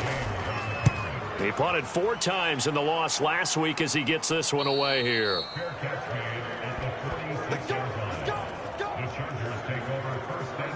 There again is the running back as he trots onto the field. It's the 2nd quarter. His team has the lead, but I think he's hoping for a little bit more production out of himself. And we often talk about preaching patience to a runner when things are a little bumpy in the early going. But we have to do the same thing with the offensive line. They can't wait to halftime to make the adjustments. They have to do it from series to series so those surface tablets come into play. Check out what the defense is doing and see if they can find a better way to run it. So they search for that patience here now.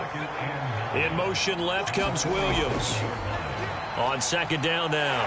It's Porter, and he is going to be stopped cold behind the line of scrimmage. A yard in the wrong direction makes 3rd down tougher. 3rd down and 9. The running lanes have definitely not been there for him here in the first half, and I don't think it's all been his fault. His offensive line hasn't given him much space. A loss results there.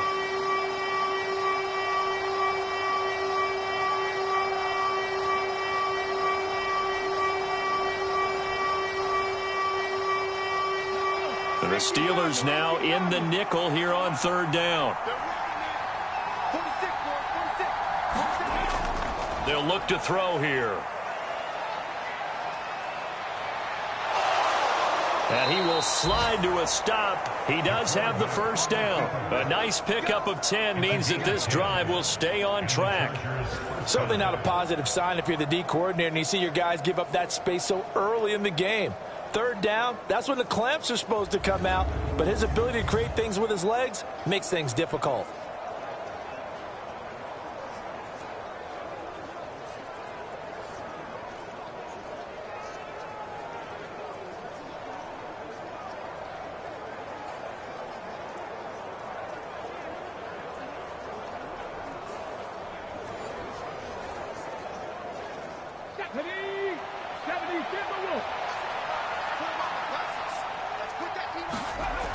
Now they'll switch it up here and look to throw. Finds the open man. It's Mike Williams. And he gets it inside the 35 and just shy of the 30. They'll look to throw now on 1st down. And the Steeler pressure too much here. He's going to go down. Keanu Benton. He's the one to get him, and that is sack number 7 for him on the year. Well, last game he had 2 sacks. Got another one here picked up right where he left off. Brandon, he spent the entire offseason working on new moves, new techniques, trying to add to his arsenal of pass rush moves. Certainly paying dividends in what we've seen so far. Well, they're in some hot water now. After that sack, it's 2nd and 21.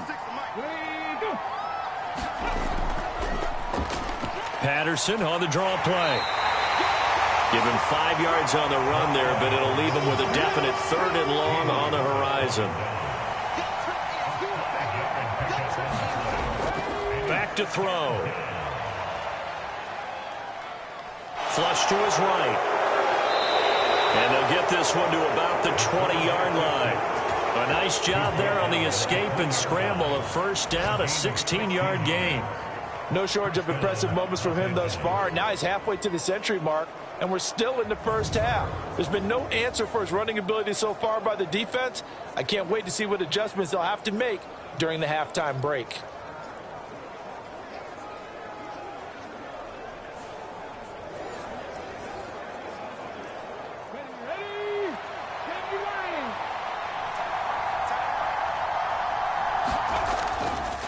They'll run on first down. Porter. And able to fight forward inside the 15 to the 13. 2nd down and 3. Back to throw here. And he's going to have to eat this one as down he goes. It'll go as a loss of 3 on the sack, and it brings up 3rd down. And this is a quarterback who's already had success on the ground in this first half, but this time they're able to hem him in. And it's always different when you rush a mobile quarterback as opposed to a guy you know will be right back in the pocket. In this case, you got to make sure the inside pressure and the outside pressure match, and maybe even a second wave to make sure if he squirts free, you've got someone to tackle him. They're going to look to throw. And he works his way past the line of scrimmage and then slides to a halt. He'll wind up getting 4 yards there on his own, but it also brings up 4th down. They'll set up to throw. Work in the middle of the field, and he's got a man complete. And the Chargers are going to have 1st and goal as they try to finish off this drive with 6 points.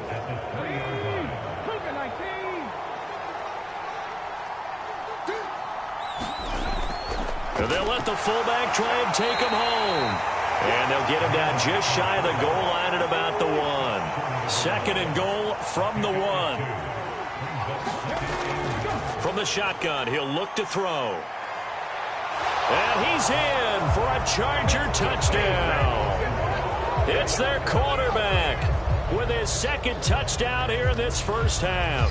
And the Chargers continue to pull away here in this first half. And always a good first half when you can hit pay dirt twice.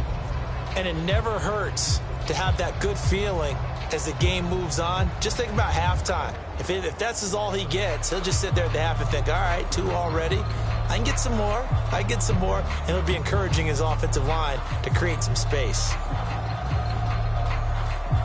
Fairbairn now to add the extra point.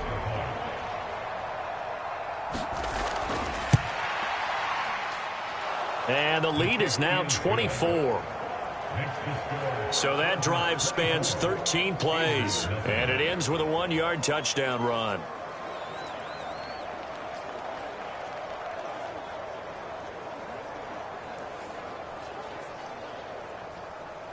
After the touchdown, Cook now to kick this one away. And Hall not going to bring this one out. And the Steelers set to take the field. Well, CD, you kind of feel like they're in a bit of a danger zone right here because now you're down 3 scores, and I know we're in the first half, but the way this offense hasn't been able to generate anything, you feel like they probably need to get something going on this drive, right? Yeah, and sometimes I overuse that this is an important possession. But I think this has to be the possession where they come up with an answer because only a few teams in league history have ever come back from a 4-score deficit. And if they don't score here, that's what they could be facing the next time they get the ball. And he can't hang on to it, and the screen never got started. And this offense on 3rd down today, just 1 for 5 to this point. This is 3rd and 8. Here's Pickett. Setting up the screen, Harris. And they're going to get him down well short of the 1st as he can only get this to the 30. 3 yards, all they could muster there, and it'll bring up 4th down. Good reactions there defensively. That screen was a little slow in developing, and they shut that one down with little gain.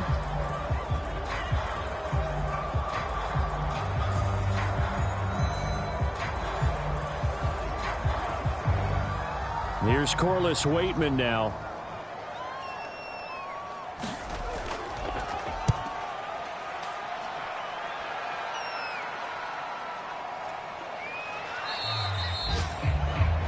So possession goes over here on the punt. And it'll be Charger football here as they take over.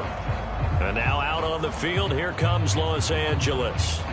And thus far, the weather has not slowed this offense down one bit. They've looked good so far in the first half. They certainly have. And think back to our meeting with the head coach. And we asked him, because we saw the forecast for this game, didn't we? We said, hey, have you prepared for this? And he talked about the different drills that they've done in adverse conditions, the wet ball drills, things of that nature. He said, I don't think it's going to slow us down much. We tend to handle it pretty well, and he's been right.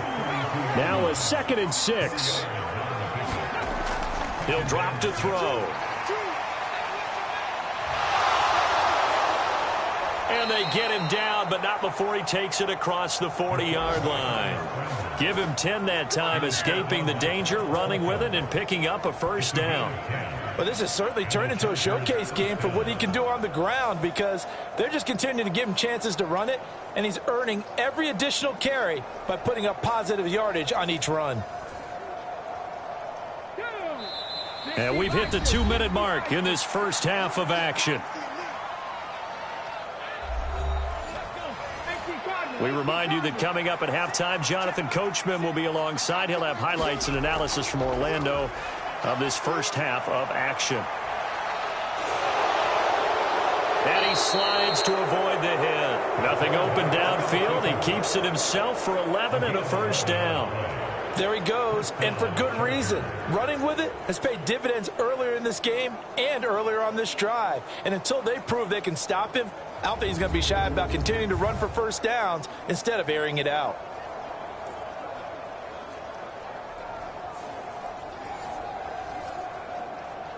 Okay, ready? Now on 1st down, he'll drop to throw it.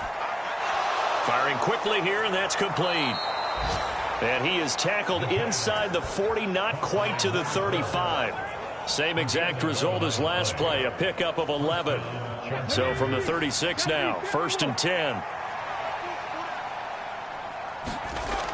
They'll drop to throw. Oh, what a read on the outside as it's intercepted. And the Steelers are going to have it here at their own 32-yard line. CD, I know it's just his 2nd year in the league as a quarterback, but that's going to be one when he flips on the tape, he's like, I shouldn't have thrown that ball. No doubt about it, and his coaching staff will be emphatic about he shouldn't have thrown that ball. But remember, 2nd year, as you noted, on-the-job training, so he's got to take this feedback that he's getting, negative or otherwise, and turn it into positives moving forward.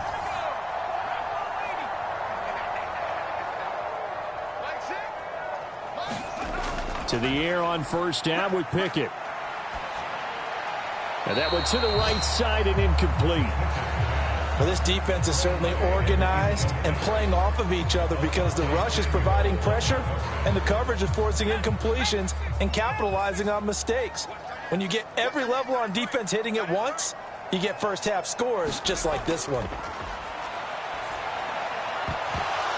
And he drops it incomplete, and their struggles continue here. So back-to-back incompletions, and that has them staring at a 3rd and 10. Back to throw, Pickett. Chargers able to get the pressure and bring him down. Now the Chargers going to signal for the first of their timeouts as the clock shows 50 seconds to play here in half number 1. He's been a busy man here in this first half as he gets it away. Fair catch called for. No gimme in these conditions, but he's able to look this one in. They'll call that a 33-yard punt with no return. And they will take over 1st and 10. The Chargers going to take over now late in this first half. And with great starting field position and a couple of timeouts at their disposal, they'll certainly have the green light here. try to shake off the interception. He'll look to throw. This is caught by Williams. Now the Chargers will use the second of their timeouts. So that means they're down to one remaining here as we head toward halftime.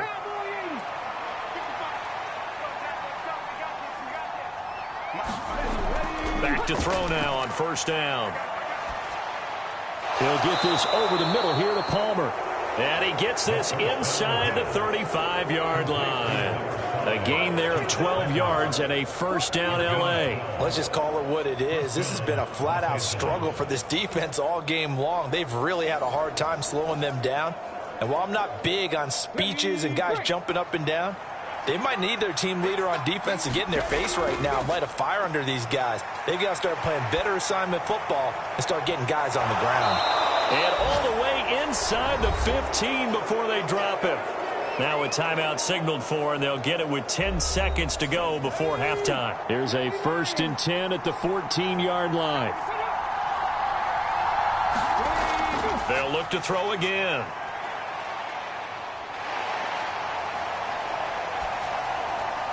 Oh, he's got a man wide open, complete. Touchdown. A great effort there in the final seconds of the first half. And the Chargers will extend their lead here just before halftime. A nice throw there by the second-year quarterback. And I don't believe that was the kind of play he would have made as a rookie, because usually your rookie season is a continuation of your college days. A lot of one read, and if you don't have it, you just take off and go. Now he's settled in the pocket a little bit more, reading the field and getting to a second and sometimes third progression. That was a nice play. Footing always a concern, but the extra point's up and good. And the route is on here in this first half. So barring a touchback, this likely the final act of the half as the kick is away. On the return, here's Hall. This taken in right around the goal line. Good job. So we've reached halftime here in what is quickly turning into quite a rout. As we'll send you down to Orlando, we check in with Jonathan Coachman for our EA Sports Halftime Report. Coach. All right, Brandon, we'll get back to you guys in a bit. But first, time for a trip around the league on this final weekend of September. We'll begin up at U.S. Bank Stadium in Minneapolis. And that one tied 14 apiece in the second quarter. Next, we head down to Houston to check on the Texans at home at NRG Stadium. And in that one, it's the visiting Giants who have the lead. Jalen Hyatt. A touchdown reception. Finally, let's get to the country music capital of the world and see what's happening with the Titans at home in Nashville. And they trail the visiting Lions in that one. DJ Chark, a touchdown reception.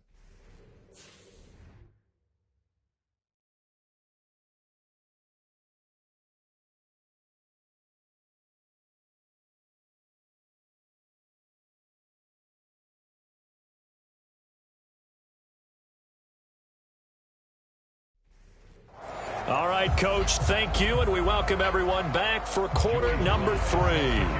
Forecast calling for more of the same. The rain set to continue as we are underway in the second half. Taken at the goal line.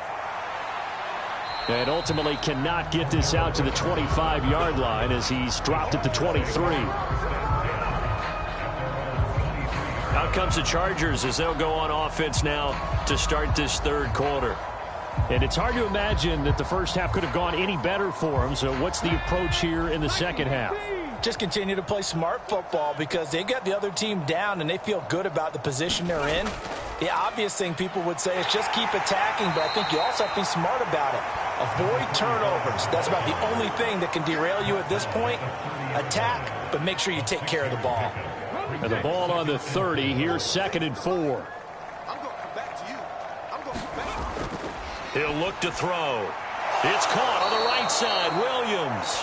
And they get him down, but not before he takes it across the 40-yard line.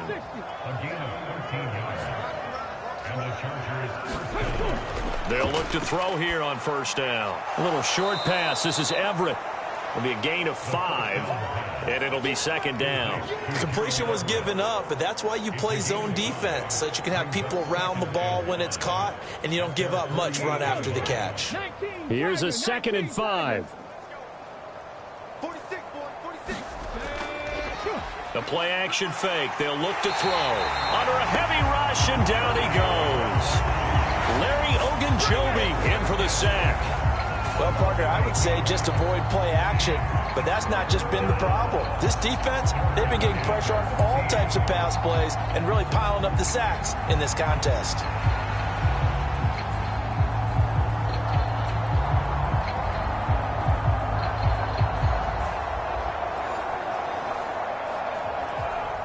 Third down and 13.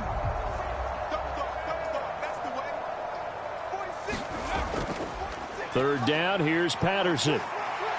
And he will get this to the midfield stripe, but that's not going to be enough. He's a few yards short. Give him 9 on the carry, but it's not enough. And it'll be 4th down. What a luxury to have a guy like this who can not only spell your starter, but can come in and keep drives going.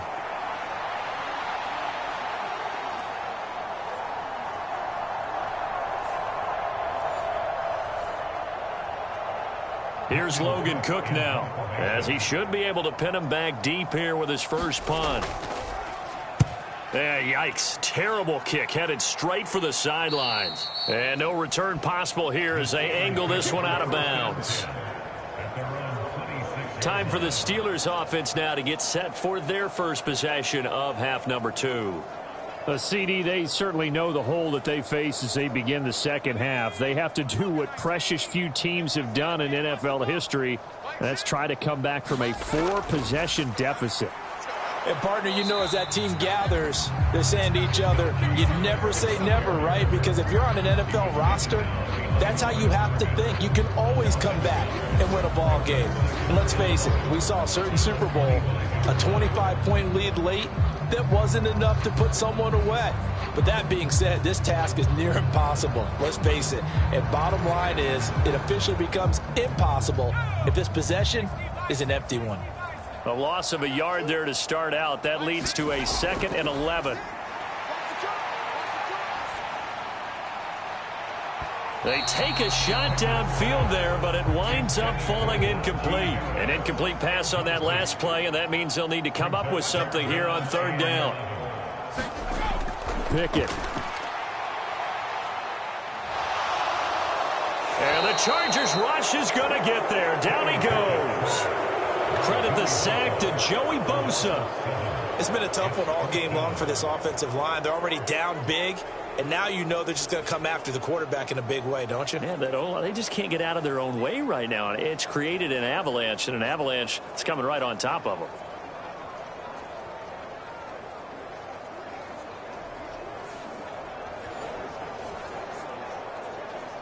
The Steelers send out their punter now, standing right on his own 5-yard line.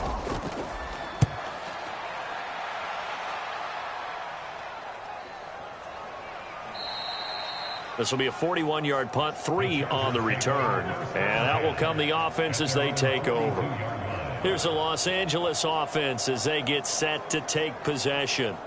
Obviously not the intended goal last drive. They had to punt the football, but still they've got the lead here and now a chance to add on to that lead if they can get points on this drive. 1st and 10 upcoming.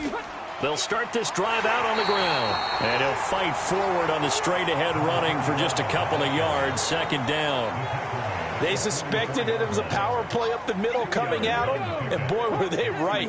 That defense got downhill in a hurry and limited them to just a couple on 1st down. The throw right sideline here is complete. And he'll be out of bounds just shy of the 40. They call his number again. It's his 6th catch and a 1st down. The partner is still in the 3rd quarter, but they've got this one well in hand and still airing it out with gusto and picking up some nice gains. And even in lopsided games like this, you don't really see starters get lifted or the foot come off the gas before the 4th quarter. No one wants to leave any doubt when they're playing well. They just want to continue the process.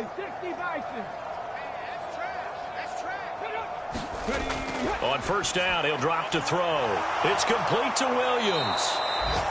And they're going to be set up down around the 15-yard line. The extra effort after the catch makes it good for a gain of 26 and also a first down. This is just more of the same. This defense has had no answer on a lot of these throws. They've let these receivers run wild, and here's another completion for good yardage. Line of scrimmage, the 15. It's 1st and 10.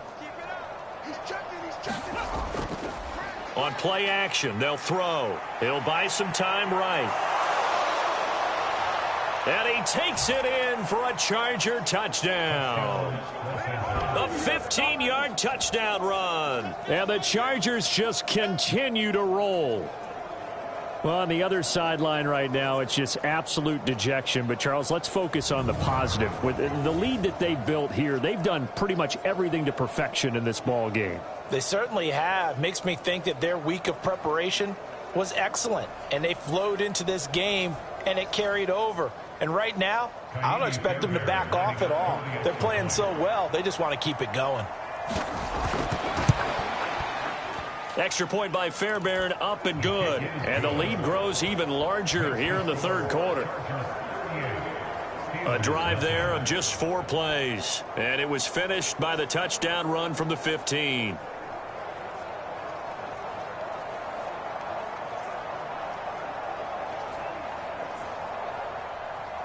After the touchdown, Cook now to kick this one away.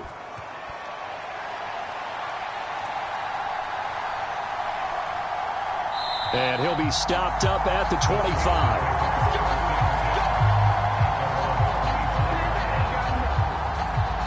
Pittsburgh offense making their way back out.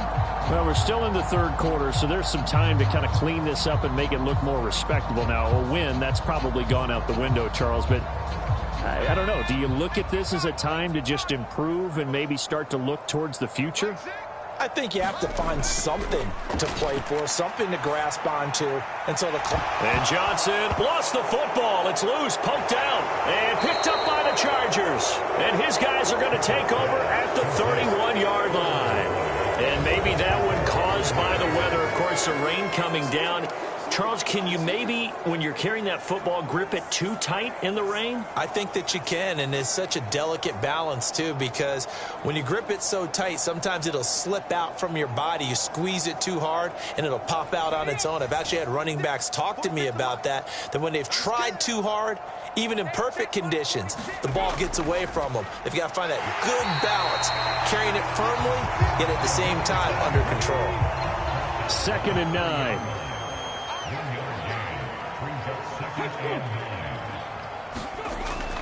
They'll set up a throw.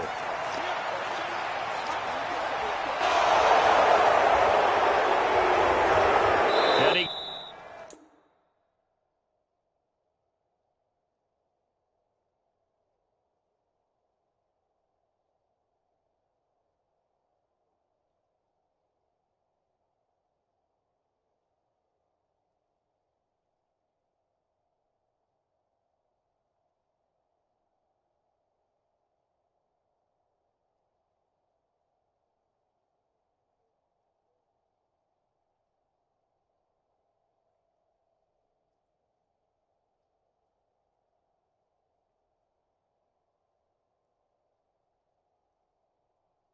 gets it all the way down inside the 10 and mark him at the 5. Turns out to be a great idea to tuck that one. Good for 24 yards. These are running back numbers that he's accumulating right now. Received double-digit carries and has rewarded them by breaking the century mark in rushing, in addition to what he's done through the air. Definitely MVP caliber football we're witnessing. 70 Timberwolves.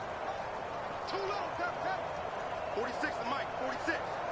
Let's go, defense. They go play action here on first down. And this is caught. He's got it. Touchdown, L.A. A great play there.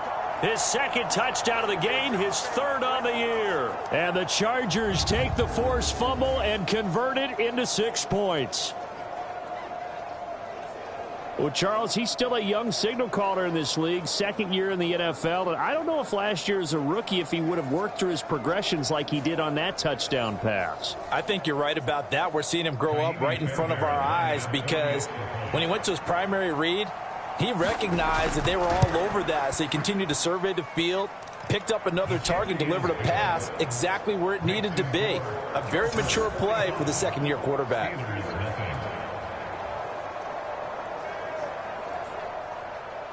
After the touchdown, Cook now to kick this one away.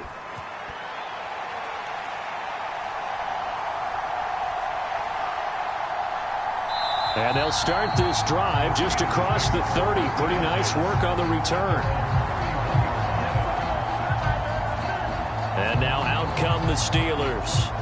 Well, the disparity in this game, it just seems to grow with each possession here, Charles. They are really struggling. They have not put up a single point, and on the other side, the points keep piling up and up and up. So you know the frustration level has to be rising, right? So they've got to find a way to quell that because otherwise they certainly won't get anything done in this one. Keep diving deeper into the offensive playbook. The bottom line is don't quit competing. 25 yards that time. A lot of ground left to make up, obviously. A lopsided contest, and we're already in the third quarter. And they won't get it all back in one play or one drive. That's cliche, but it's true, Charles. If they can just maybe get plays like that and get a little momentum built, they can get the scoreboard a little closer. And can you add some blinders to the cliche, meaning keep these guys from looking at the scoreboard because that doesn't help them at all right now. Their focus needs to be on finishing every drive with points. Pickett in trouble, and down he goes. Multiple defenders getting home there for a loss of 11. Oh, you can just see it in their body language. They're starting to see victory on the horizon now, and if it comes to fruition, they got to give a game ball to the front seven. Defensive line has taken charge and controlled this game. Face a challenge of stopping this opposing offense, and they've done so with ease.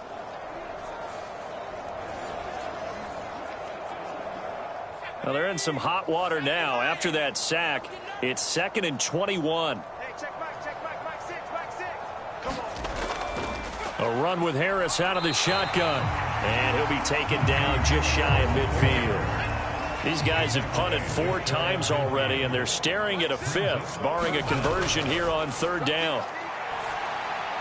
A short one there, caught by Granson. So the completion good for 6 yards, and it'll be 4th down. And Brandon, as you know, sometimes it's a lot tougher to run with these tight ends nowadays in the NFL. They're just bigger wide receivers. He lined up on the left side of the formation, ran a drag route across the field, and tried to work his way open. He was able to make the catch, but the defenders were there, couldn't do a whole lot with it afterwards.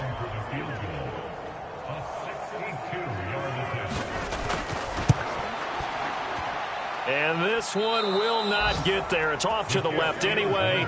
It's no good, and they will remain well behind.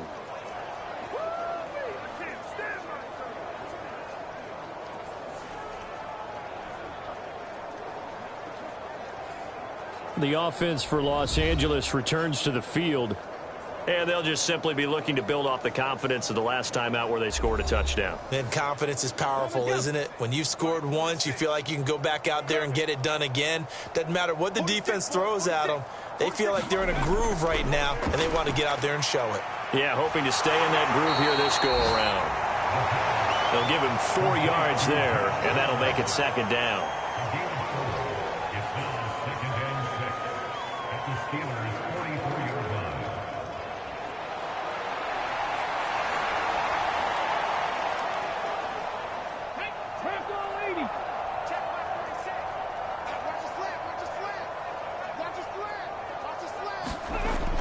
He'll look to throw, and he fires one incomplete. They'll need to get this to the 38. That's where the 1st down marker is here on 3rd. Sliding out of the, and he can't find anywhere to go with it, and he goes down. Multiple players getting home there for an 8-yard loss. This is a little hard for me to compute because I'm watching sack after sack happen, but somehow they're still behind in the game. I would expect all of this defensive pressure to translate to them taking a lead, and thus far, it hasn't happened. Time's winding down. They don't want to waste this type of performance from these ace pass rushers.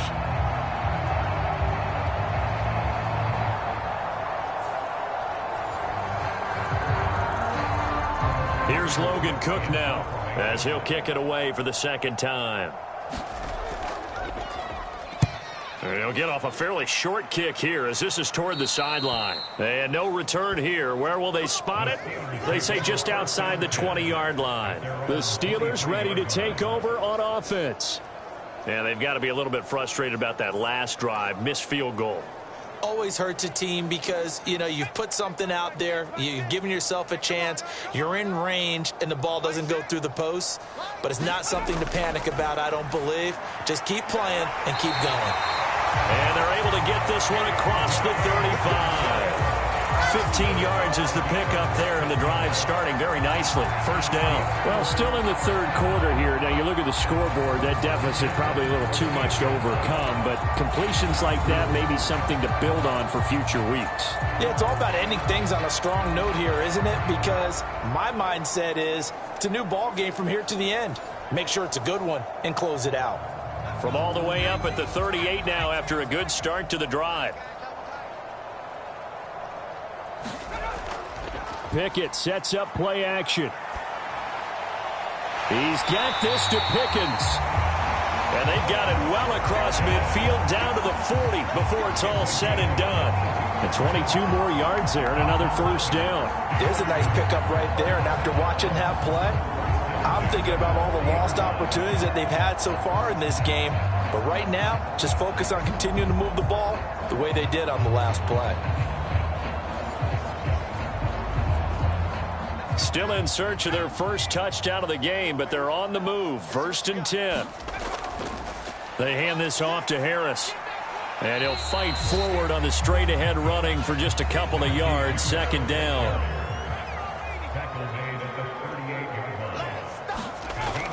They run again with Harris. And he'll work it inside the 30 to the 29-yard line. 9 yards to pick up there, and it's a first down. Despite the score, despite the deficit, no quitting this guy. He's running angry, running through arm tackles. He wants to change what that scoreboard is saying.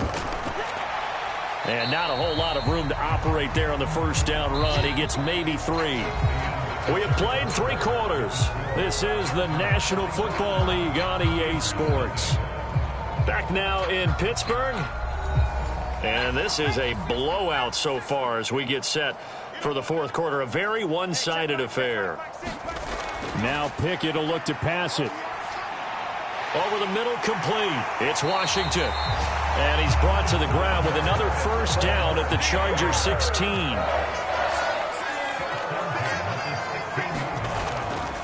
On the give, this is Harris. And he'll get it here to the 10-yard line. It's a 6-yard pickup, and it gets him to 2nd and 4. That's a strong pickup right there on first down. And as this drive goes on, we're seeing an offensive line and running game imposing its will. Pickett will look to throw it here. He'll be hit and taken down at the 21. It's the corner blitz that got him. J.C. Jackson with a sack. It has been a rough afternoon for him trying to get rid of the football. See, that's now 5 sacks. How'd you like to be the offensive coordinator, the offensive line coach trying to come up with an answer for this pass rush? What blocking assignments do you change? Can guys play a little bit better? And we're seeing the end result on the scoreboard. Long day in the pocket for their quarterback. Pickett and the Steelers in need of a big play here. 3rd and long after the sack.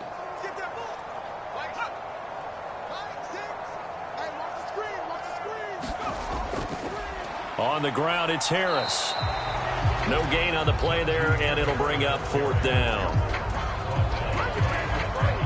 And the trend continues here in the 4th like it was in the 1st, 2nd, and 3rd. He's had nowhere to run. And you're probably thinking to yourself, why do they keep feeding him the football? Well, they trust him first and foremost. They do believe that over time he might actually pop one of these runs. But bottom line is he takes care of the ball well for them, so they'll keep handing it to him. So now here comes the field goal unit again, and this phase of the game has been an absolute disaster so far.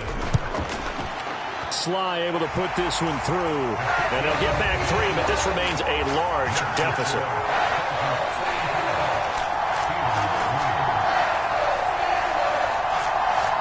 Well, it's a Pyrrhic victory at best, but, Charles, no team wants to get shut out, so it's hard to blame them for taking the 3 there. You can't blame them one bit. It hasn't been the best performance, that's for darn sure. But there is something to be said for fighting to avoid the goose egg, and they're at least trying to finish out strong. Chargers offense back onto the field. And it would seem as if their 3-game winning streak is about to go to 4, but still a little work to do as they start 1st and 10. Historically, this is such a tough, loud venue, but you can hear a pin drop right now. A lot of fans long gone, not used to seeing a lopsided score like this. And give him 6 yards here as he stopped near the 35 at the 34. And from the 34, here's 2nd and 4. They'll keep it on the ground. It's Porter, and to the 42-yard line here and brought down there.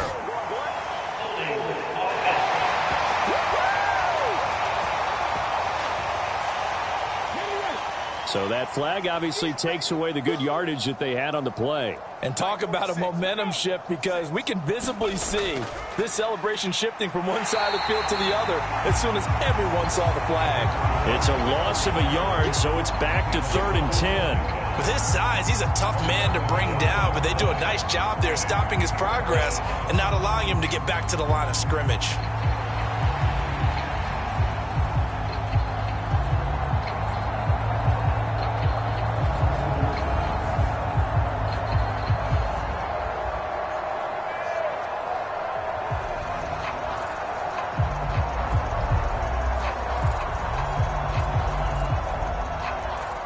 This offense so far on 3rd down, 3 for 7 so far in this game. This is 3rd and 10. Off the play fake, he'll look to throw. Nowhere to go here. He lost the football.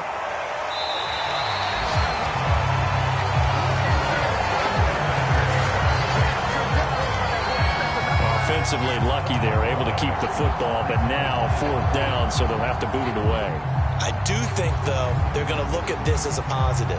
1, they recovered the fumble, so they retained possession. But 2, being able to punt it changes field position for them. Imagine if that turnover takes place there. Now your defense has to go onto the field and try and hold. Instead, they get a little breathing room. Here's Logan Cook now as he's on to punt for L.A.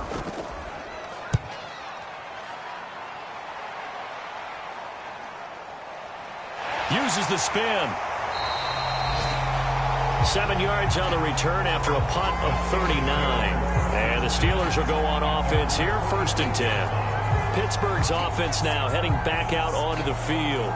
And they unfortunately are staring at a mini losing streak developing, trailing here in the 4th quarter. This would be their 3rd straight defeat. On 1st and 10, it's Pickett. It fights him off. And a big loss here as he's taken down. Multiple defenders get to him there, and that is the 6th time he's been sacked in this ball game. Partner, my vocabulary isn't that great, but to me, there's only one word that fits this front 7 today, and that's dominant. 4 and 5 sacks is already rare in one game. Getting to more than 6 in one contest while winning by this many points, an absolutely astounding effort by every player involved. After the sack, they're staring at a challenge basically from the other side of town. It's 2nd and a country mile. Looking to throw, Pickett. A short one there, caught by Granson. Now 3rd down and very long. Pickett, he'll look to throw it. And he bats it away, and it falls down incomplete. The Steelers send out their punter now as he's on for the 5th time here today. Fair catch signaled for and taken just shy of the 30-yard line. No return, but it goes down as just a punt of 31 yards. And it will be 1st and 10 as they take over. Here comes the Chargers offense now back out onto the field. We've paid this offense plenty of compliments already, but, I mean, they are deserving as they start another series. To be leading by this much with so much time left to play in the 4th, Charles, it's really, really been impressive to watch. It has been, and you have to think to yourself, the preparation that went into this, but the absolute focus that they kept throughout in order to have this kind of a result.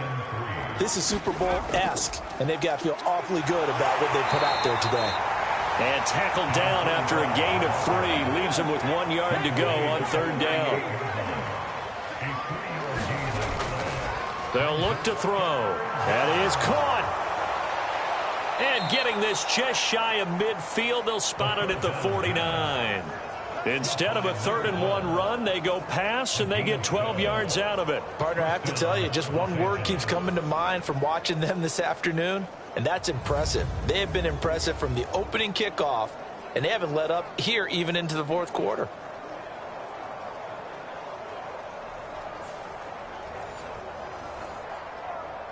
Ready, set.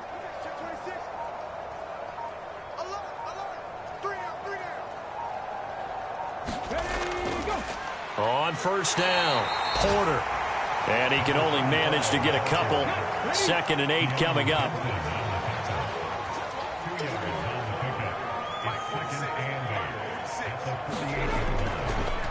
They'll keep it on the ground. It's Porter. And down to the 44, 5 yards that time. Coming up here looking for 3 yards to pick up the first. Out of the gun now on 3rd down. He's going to get that to his running back out of the backfield. Come on. Hey, fix the eagle. First and 10, it's Patterson. And a pretty good run there as he gets 7 down to the 33.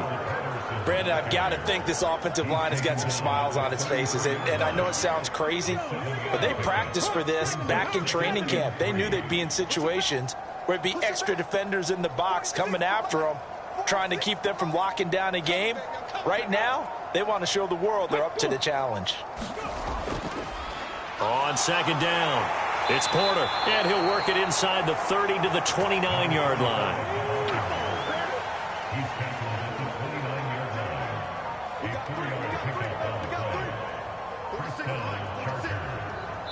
Just 2 minutes remaining here in the 4th quarter of what has been a one-sided affair. So it's Charger football as we welcome you back from the 2-minute warning. And they have just about put this one on ice as they've got it here, 1st and 10. A bit of an opening there on the 1st down run as they get this forward for about 6 yards. This 2nd and 4.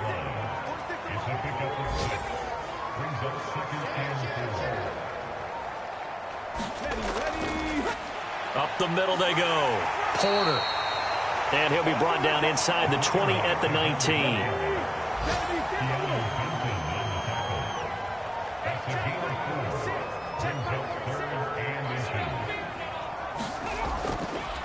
On 3rd down, it's Porter. And he takes it down to the 13 and picks up the first. 78 yards rushing for him now as he's toted it 21 times. At carries like that, that's how they're going to continue to salt this thing away here, Charles, in the 4th quarter. Yeah, how about that? A new set of downs. Clock continues to move. No better way to close out a game than to tap those mastodons you have up front and say, guys, keep pounding them. Let's keep the ball, keep their offense on the sidelines, and let's close this one out.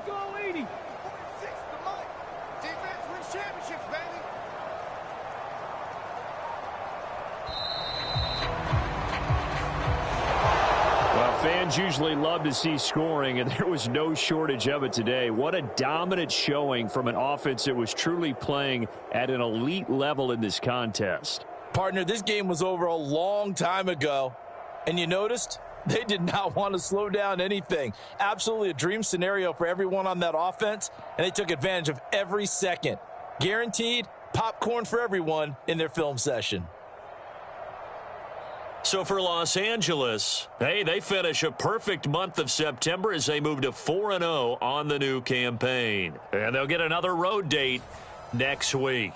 Meanwhile, for the Steelers, they'll drop down to 1-3. And they will try to get back in the swing of things next week on the road.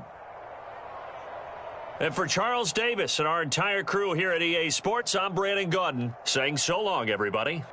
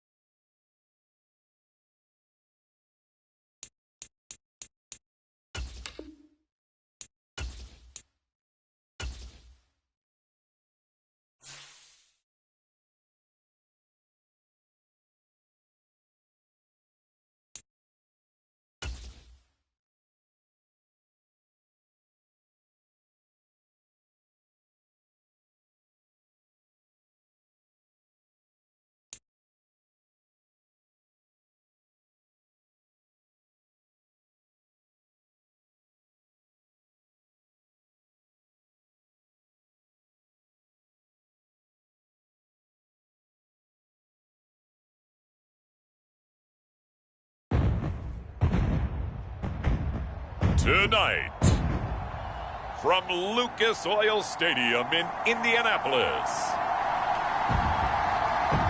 it's a special prime time edition of the NFL on EA Sports.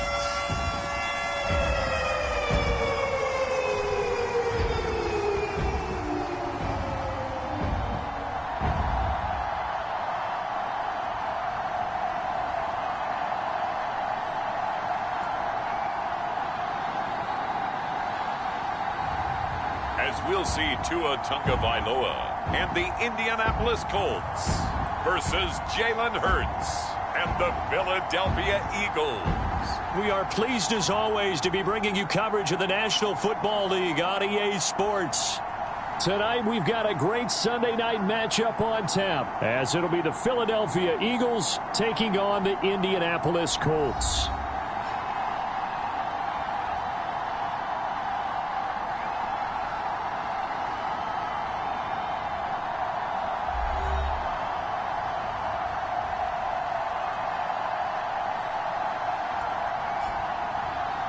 With Charles Davis, I'm Brandon Gaudin. And Charles, we take a look at the Colts entering play.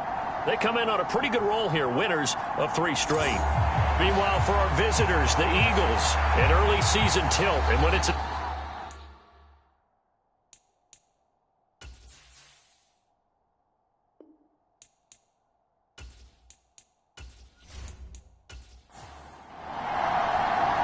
pair of 3-0 teams set to lock horns for the right to remain unbeaten. And we're off in week 4. No run back here on the opening kickoff, as we'll start at the 25. So the Colts now coming out for their opening drive. They will be led out by the 6-foot lefty from Alabama. It's Tua Tagovailoa. And he ought to have a lot of pep in his step after last week's performance, because he did exactly as you want him to play if you're a coach. 3 touchdown passes, 0 interceptions, which usually means you're making a lot of right decisions out there. And got him the win. And the slot man goes in motion left. And he'll get an opportunity with it on the touch pass. Oh, and this one may need to go back to the drawing board. He's going to be swallowed up right away. Here's a 2nd and 2 now from the 33. Play action. Now it's Tua. And his pass incomplete. An early task. 2 plays in. This is 3rd and 2. They'll try and run for the first with Taylor. Give him 3 yards and a fresh set of downs. Didn't get it by much, but bottom line got the first down. Avoiding that 3 and out, how vital is that on the first drive? To me, it's like the first round of a boxing match. You know, it may not mean much right then and there, but you'd rather not lose it, right? So you want to go ahead and get it, kind of establish something early, and hope it can carry through.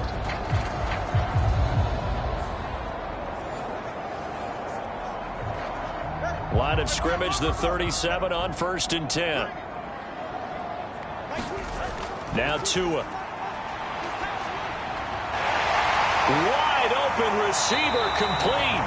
And he'll have it past midfield almost to the 40 before being taken down. A well-executed 22-yard gain.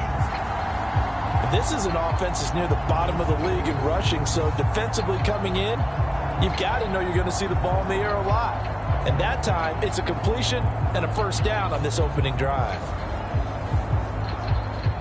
So from Philadelphia territory now, here's a 1st and 10 at the 41. Going to the air, Tagovailoa. He finds his man, complete. It's Peterson. And he'll go out of bounds after taking it a little further down inside the 40. So 5 yards here, 5 on the play, and it's 2nd down. Now, this defense for the Eagles, they were very strong in the win last week over the Giants. And what I saw on film was a nearly unstoppable pass rush. 5 sacks last week, plenty of hurries given up. So now what do you do on offense? You just max protect, keep everyone in and run the ball? Or maybe just 1 or 2 receiver routes in order to try and keep your quarterback upright? And he'll be upended at the 33 following a gain of 3. And guess what? It brings up 3rd down. They run once more with Taylor. And he's able to get it to the 31, and that's enough for the first. If you make the stop there, maybe you hold them to 3 on this opening drive. They didn't get the stop. Yeah, new set of downs now. Now you're worried about, just as you pointed out, not just giving up 3, possibly giving up 6. Let's see what they decide to do here, because they've got to change up what they have been doing. It hasn't been working.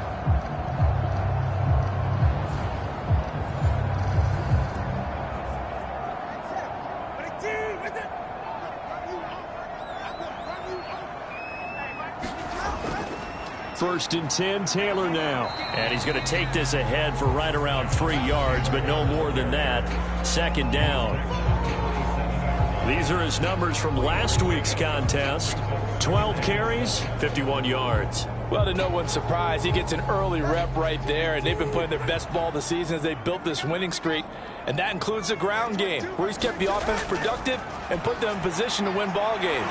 The question now is, can this defense that he's facing do what others haven't and finally put a stop to this streak? Yeah, they just keep marching right along. First down on a pickup of 8 there.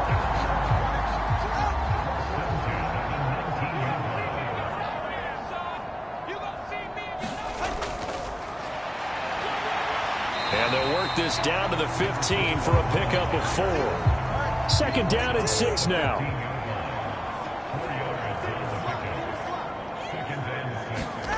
Tua sets up to pass it. Quick hitter here, it's complete. And the Colts are going to have a first and goal coming up as the tackle made at the 3-yard line. A lot of precision being shown on this opening drive. They've been methodical, they've been crisp, and as a reward, they're going to be set up with an early first and goal. Tua going to throw. And he's got his target. It's caught for a Colts touchdown. A great effort there. His second touchdown on the season. And the Colts put the Knights' first points on the board as they take the early lead. A long opening drive, but a very successful opening drive. We call that methodical, I guess, when it takes that many plays. Methodical and almost like a boxing match where you're hitting them with body blows. They can withstand them here. Look, they gave up the touchdown, but you don't feel like a knockout is there. But they keep doing that in the fourth quarter. That's when the knockout occurs. And it becomes tough for that defense if they're on the field that long. We'll see if they can continue that in future drives. Extra point up and good by Shootout. And it's now a 7-0 game.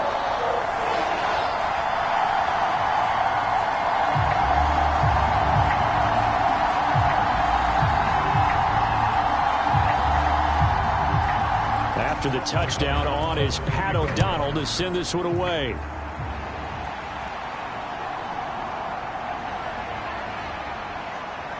And a nice return sets him up pretty good here right at the 30-yard line.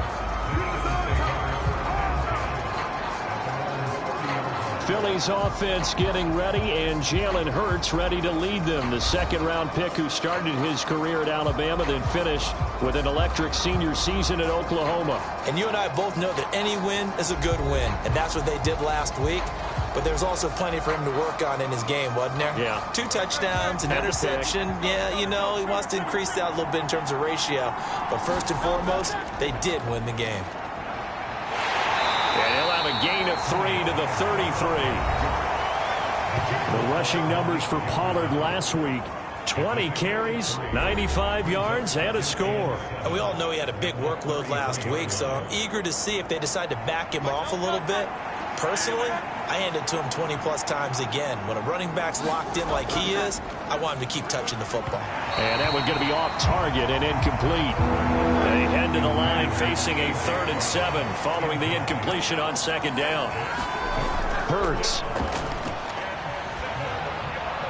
Swinging this out for Pollard. And they'll get it up just short of the 45 at the 44. 10 yards there and an Eagle first down. The Eagles hit 3-0 here in the month of September. And they come in on a pretty good roll here. Winners of 3 straight. And the offense last week, they certainly had things humming, because if you can run up 40-plus points a game, you certainly take a lot of pressure off of your defense, and you're not going to lose very often.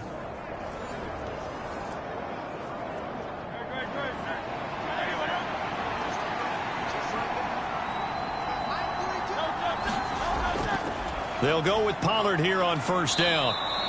And hold on here, because on that last run, it looks like we have a player who was shaken up. Hopefully, obviously nothing serious here. Medical staff, though, going to take a peek, and we'll take a break.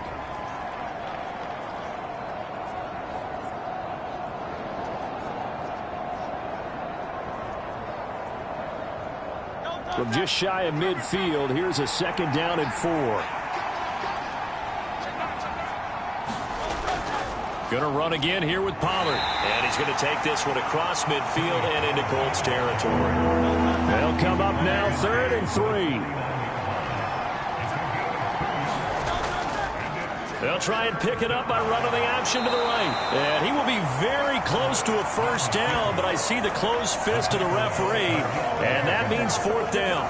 Typically on the read option play, when we talk about responsibilities, we're talking about what the quarterback has to go through.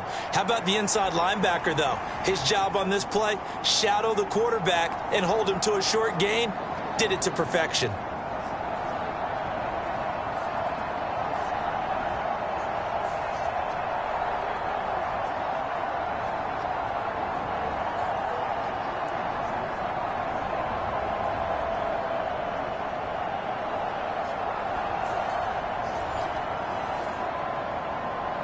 The offense here not budging. They're going to fight for it on 4th and inches. Throwing is Hurts. Able to find the open man. That's complete. And he's corralled, but not before getting it inside the 35. So now following the roll of the dice, they've got a 1st and 10 inside the 35. Now Hurts on the option right. Only a yard on the keeper, and it'll be 2nd down. You look at this Colt defense. And they played well against the pass, currently ranked 7th in the NFL. You have to like the way that they played in the first month. They have to be very proud being a top 10 unit against the pass. Their goal, though, in this one, see if they can improve that ranking. Here's Hurts to throw. He's into space past the 25. And they'll get him to the ground. He has another 1st down at the Colts 18. Philadelphia picking up the 1st on a gain of 15. And even though this is a top 5 rushing offense, and we see this especially early in the game, they're going to do their best to keep you honest. They don't want you getting the habit of stacking the box, so that's a good throw there, and they're able to come up with the 1st down. So from inside the 20, here's 1st and 10 at the 18. Hurts sets up to throw it. He finds his tight end, Goddard. That's complete. And the Eagles are going to be set up with a 1st and goal coming up as they get him down at the 6-yard line. Throwing from the gun, it's Hurts. Under pressure, down he goes. Sacked at the 10. It's a loss of 4, and now it's 2nd and goal. The competition comes up in so many different ways, and right now, this unit, their competition is who's going to get to the quarterback the most times. How about 5 sacks last week? We just saw their first one of this game.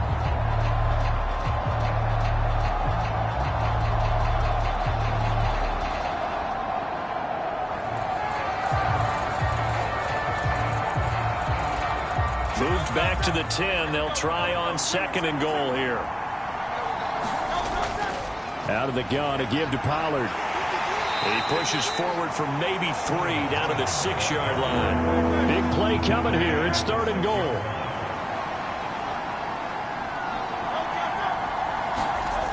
From the gun, it's Hurts. And he'll take this beyond the line of scrimmage as he slides to a hole. So Hurts is off, and on comes Jake Elliott for the Eagle field goal. From the right hash at a bit of a tight angle. The kick by Elliott is good. And they are on the board, but still trailing. It's 7-3.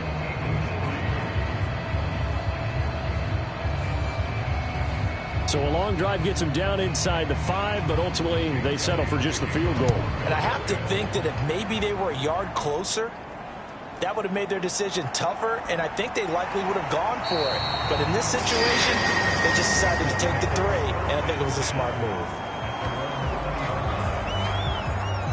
Second drive coming up here for the Indianapolis Colts. A long drive last time out for this offense, Charles. If you remember, they started basically in the shadows of their own end zone, marched it down the field, and a lot of that was through the passing game. And, partner, as a former defensive back, I'm having almost a physical reaction watching what's happening right now. But let's give credit where it's due, because they've done an excellent job moving the ball through the air. Secondary getting picked apart pass by pass. Obviously, they need to make some adjustments there on the back end. Yeah, because offensively, we know that they're not going to be shy about throwing that football. And he'll be upended here after a pickup of 3, getting it out to the 25. Here's Tagovailoa to throw. He finds his man, complete. It's Peterson. And he is going to have a Colts first down as they're able to get the third down conversion. After 1, 7-3 the score on EA Sports. From the 34 now, here's 1st and 10. Running left, Taylor. And he is met at the line of scrimmage, and he goes down right there. Here's 2nd and 10. Looking to pass. Tua throwing the slant pattern here, complete.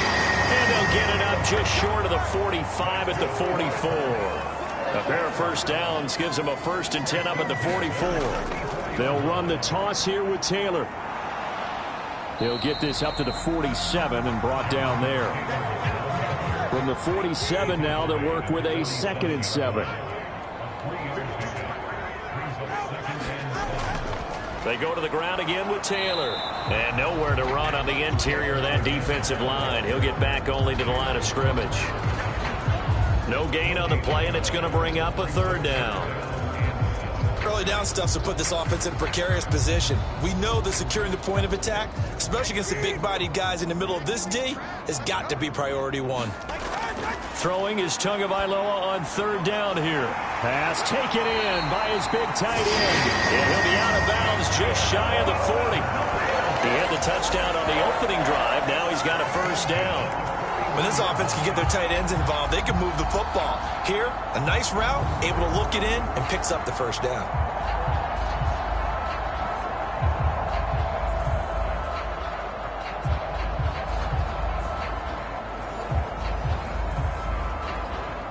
So from Philadelphia territory now, here's a 1st and 10 at the 41.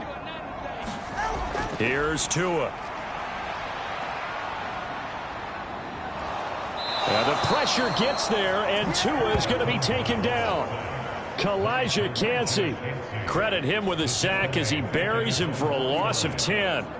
Well, remember, they had the nice gain on the previous play, but they just gave a lot of it back right there on that sack. Yeah, they get the sack, get back some real estate.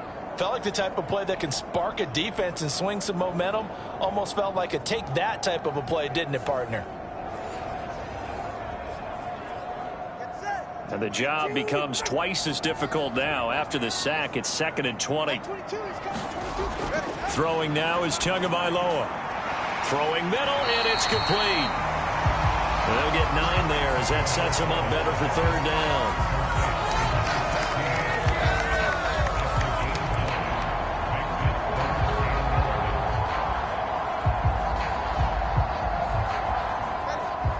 Backed up here, tough spot, needing 11 yards to pick up the 1st.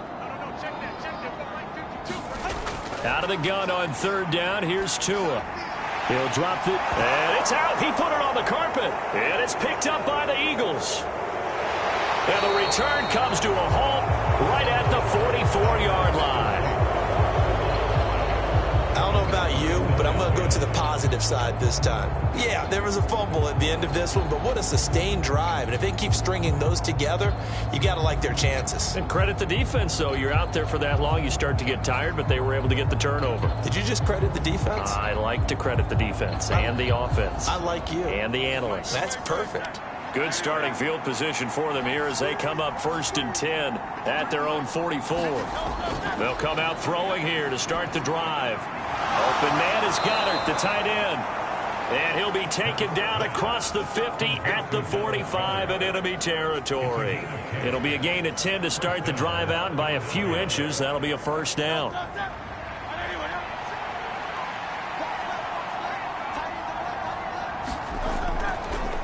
On the option left, it's Hurts. And they'll wind up getting this to the 37. Gain of 9. Now that's what he can do, when he keeps the football. It's not a huge gain, but it shows how hard it can be to stop him. Yeah, and I thought the defense had that one pretty well contained, and in fact, they probably came up and felt pretty good about what they did.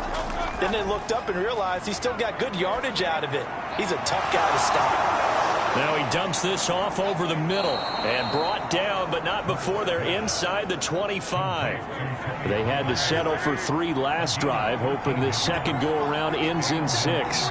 In good possession, 1st and 10. Hurts throw here taken in as he's able to find Goddard. And he's brought down, but he has it down to the 12 on a pickup of 12. 1st and 10. He'll look to throw. Looking end zone, but it's incomplete.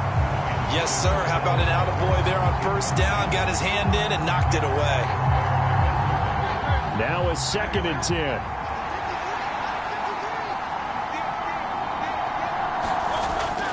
They run straight ahead here with Pollard. He'll get this down inside the 10 for a pickup of about 3. Here's play number 7 on the drive. This is 3rd and 7. Now back to throw. Here's a screen now for Pollard. And he's going to be brought down just shy of the 5 at the 6. That's going to bring up 4th down, only a gain of 2 there. The key to any screenplay is all in the deception. That means everyone on the offensive side of the ball. But someone gave it up because that one wasn't very well concealed. And the defense able to rally to him and hold him for just a short gain.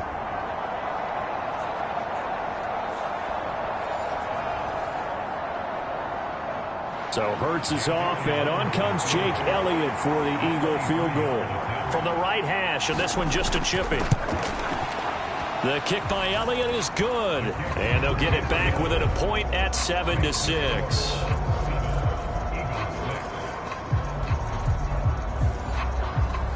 So the defense are able to force their first turnover of the game, and then they add on to that by getting the field goal.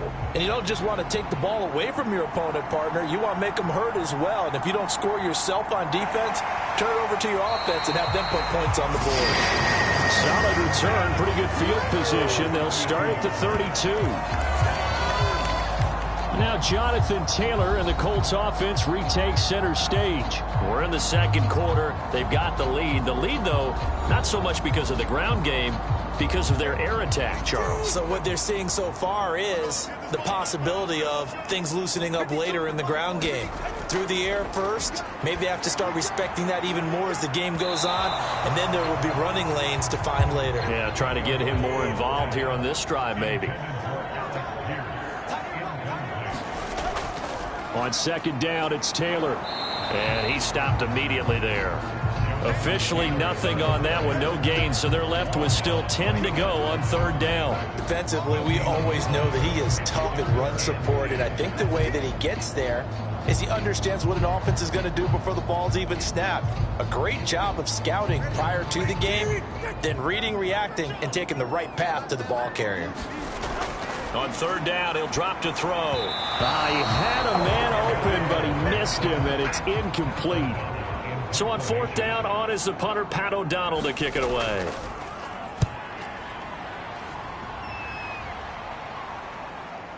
This is taken at the 18, and able to get this across the 20 before going out of bounds. That'll be a 47-yard punt, officially 5 on the return. And the Eagles will have it, taking over 1st and 10. Philadelphia's offense ready to go again. And last time they got 3 points, but it was a chip shot field goal. And when you go to the sideline after a chip shot field goal, maybe the offense not too happy. It's a balancing act, isn't it? Because you're exactly right. They're none too pleased. There he goes, right side. And he will finally be escorted out of bounds down inside the 35. A big play there for Philly. 46 yards. And the offense is saying to itself right now, if only they were all this easy, because he was wide open. And once he made the catch, plenty of room to work his way downfield. That was a breakdown on the defensive side of the ball, one that they want to fix immediately. No touchdown. So the big play changes the complexion of things. Here's 1st and 10 just outside the 30. They toss it now to Pollard. And he will lose yardage back to the 34-yard line. Different story this time around. We had that huge gain followed by a sizable loss here. I have a feeling they'll stay committed to running the football, especially on their early downs. They just haven't had a whole lot of success just yet.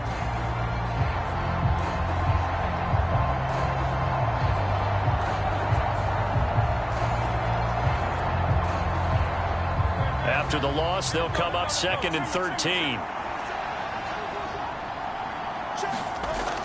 They're going to look to throw. He finds his man, Pollard. Give him 6 on the screen, but now it's 3rd down. Partner, I like the play call coming right after a tackle for a loss, because this is an obvious passing situation, but instead they fooled them a little bit with the screen, and they wound up getting back what they lost, and then a little bit more. In need of a conversion on 3rd down. They had the big play to start the drive. Not much sense. They'll drop to throw. Pollard here once again, back-to-back catches. And they'll get him to the ground. He has another 1st down at the Colts 18. And they get 10 yards there and convert on 3rd. And they'll use him out in the backfield, and sometimes quite a bit. They're just trying to get him touches any way they can. 4 catches a week ago, there's another one right there.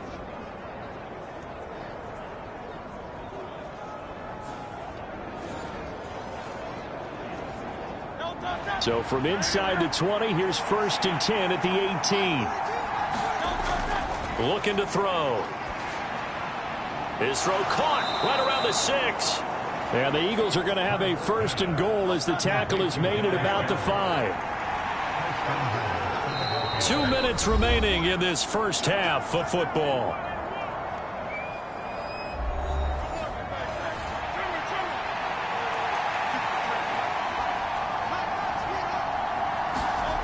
Back to throw again. And this is caught. Touchdown, Philadelphia. A.J. Brown, a 5-yard touchdown. And the Eagles have taken the lead. I wonder if he changed anything on his play sheet or they just executed better. Because they had 2 previous drives that ended in field goals. Before this one, they finally were able to put into the end zone. Well, whatever he did, speaking of the offensive coordinator, might be using that formula going forward. It worked there. Yeah, it worked very. And we remember, of course, all scoring plays need to be verified upstairs. And I think they're going to at least take a look at this. They're taking a peek at whether or not those feet were in bounds, and obviously a big call here in the end zone. And not just the feet. How about the hands? How's the ball possessed while the feet are hopefully getting down in bounds? That's what they're trying to look at to see if it all comes together. So they called it a touchdown originally, and this will stay a touchdown after the video review, so they had it right. Elliott good with a PAT, and that'll make this a 6-point game. That time a 6-play drive. And it's capped off by an A.J. Brown touchdown.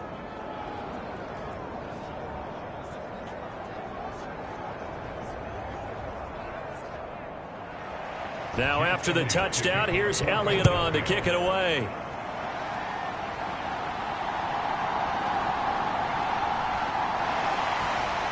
And the tackle going to be made right there at the 25-yard line. Indianapolis offense ready to go again as we eke closer and closer to intermission. Charles, remember last time out they punted. They would love to get points here, especially if this is going to be their final possession of the first half. Yeah, and this is what close games feel like because the pressure is on both sides, but sometimes the pressure is a little bit higher on the team with the slight edge because they're trying to hold on to that, trying to increase it. Let's see how this one continues. Tua once again here on 2nd and 10. A battle for it, and it's intercepted. Keely Ringo picks it off, and the Eagles are going to get it back here just past the 35. Boy, that one was in the air for an agonizingly long time. Just begging to be picked off, wasn't it? It's one thing if you're throwing a ball like that, trying to throw someone open or lead them into an area. But that ball needed to be thrown with a lot more conviction. As a result, it's an easy interception. Eagles offense and A.J. Brown headed back out there. He's doing what he's capable of, having a solid game. Not the most amazing game. He's not over 100 yards, but a good game so far. And you just know that mentally, he feels like he's one catch away from turning it into a great game and starting on that road. And the defenders are well aware of that, too. They've got to figure out a way to not let that escalate. Keep him right in this zone here and call it a day, because otherwise, he can really decimate him. Better believe they are well aware of his playmaking ability. And he'll be brought down by the Colts. Credit the sack to the Oregon Duck, DeForest Buckner. Well, the pass rush has been a real strength of late. They know how to get after the quarterback. Absolutely. 4 sacks last week. That's their first one here. Anything in particular you've seen from them or on film? I think that they're winning athletically up front, winning those one-on-one battles, but also when the offensive line wants to keep everyone in and mass protect, they know how to scheme their way back to the quarterback as well. So after that sack, Hurts and the Eagles, tough spot here, 3rd and long.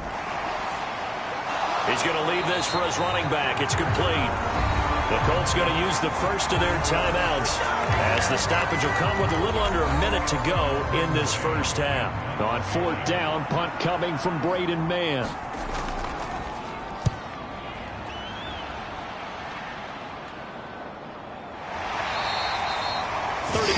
Yards on the punt with no return. And the Colts will go on offense here, 1st and 10. The Colts going to take over now late in this first half with this slim deficit closing in on the end of the first half. We'll see if they can move this at least into field goal range and try to get 3 out of this drive. They go back to the air here after the INT on the last drive. And that's to the left sideline and incomplete. So after the incompletion on first, now 2nd and 10.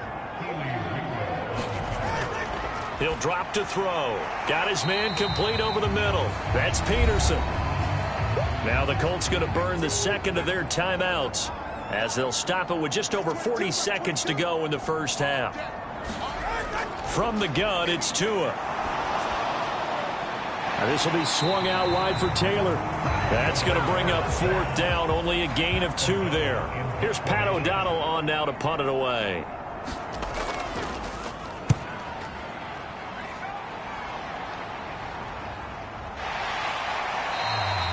It's a 42-yard punt. They keep him to just a yard on the return. And it will be Eagles football, 1st and 10. Offense back out there, and we shine the spotlight on the Memphis man, Tony Pollard. The passing game, they've had more success there than the running game. Maybe something they game plan for. How come they didn't tell us about it? Because they wanted to keep it a secret. We did ask, didn't we? But I think what happened in this one is they've realized that they've established the run pretty well, and teams are going to key on that. They thought they could open it up and have success through the air, and that's exactly what's going on. Yeah, they've had success, at least so far here in the second quarter. They'll throw now on the final play. And that one too wide and incomplete. So we've reached halftime here, and it's our visitors, the Eagles, leading this one. As we send you down to Orlando, where Jonathan Coachman has our EA Sports Halftime Report. Coach. Okay, Brandon, thanks very much. Welcome in, everyone, to our EA Sports Halftime Report. Let's get you caught up on what's going on around the NFL. We'll begin up at U.S. Bank Stadium in Minneapolis, where you see the final score there. Saquon Barkley. What a game. 3 touchdown runs in the victory. Next, we head down to Houston to check on the Texans at home at NRG Stadium. And they were losers in that one to the visiting New York Giants. Joe Mixon, a touchdown run in the victory. And lastly, on Monday Night Football, this will be one to tune in for, as they've got a good one lined up between the San Francisco 49ers and the LA Rams.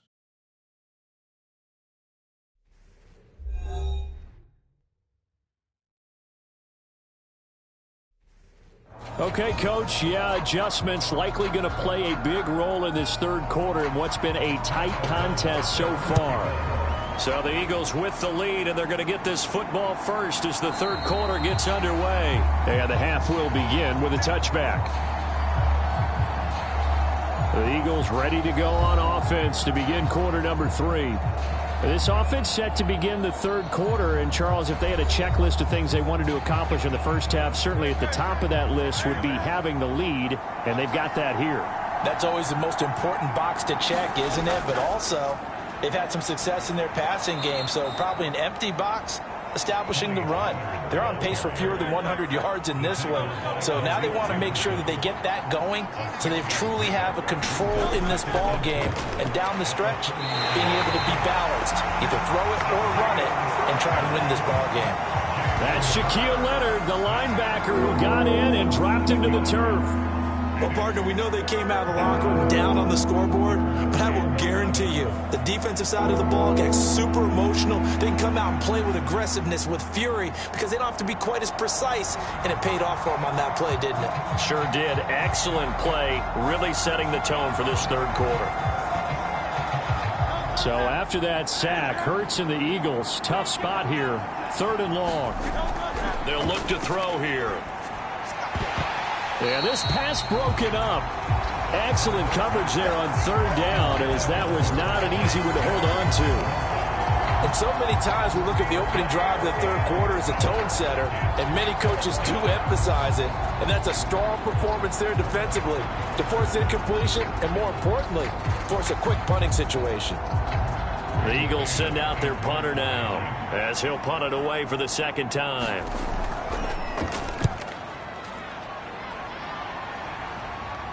Fair catch called for and made at about the 32-yard line. It'll be a 39-yard punt, no return. And they will take over 1st and 10. Here's the Colts now as they get ready for their first possession on offense of the second half. And their defense did its job by forcing the punt to start things out. And now, Charles, can the offense get in gear? I think, partner, you can sense them saying, okay, the first half was theirs, but now let's get the momentum back on our side. We forced a punt. Now let's go downfield and score. If we do that, we'll be set up well for the second half.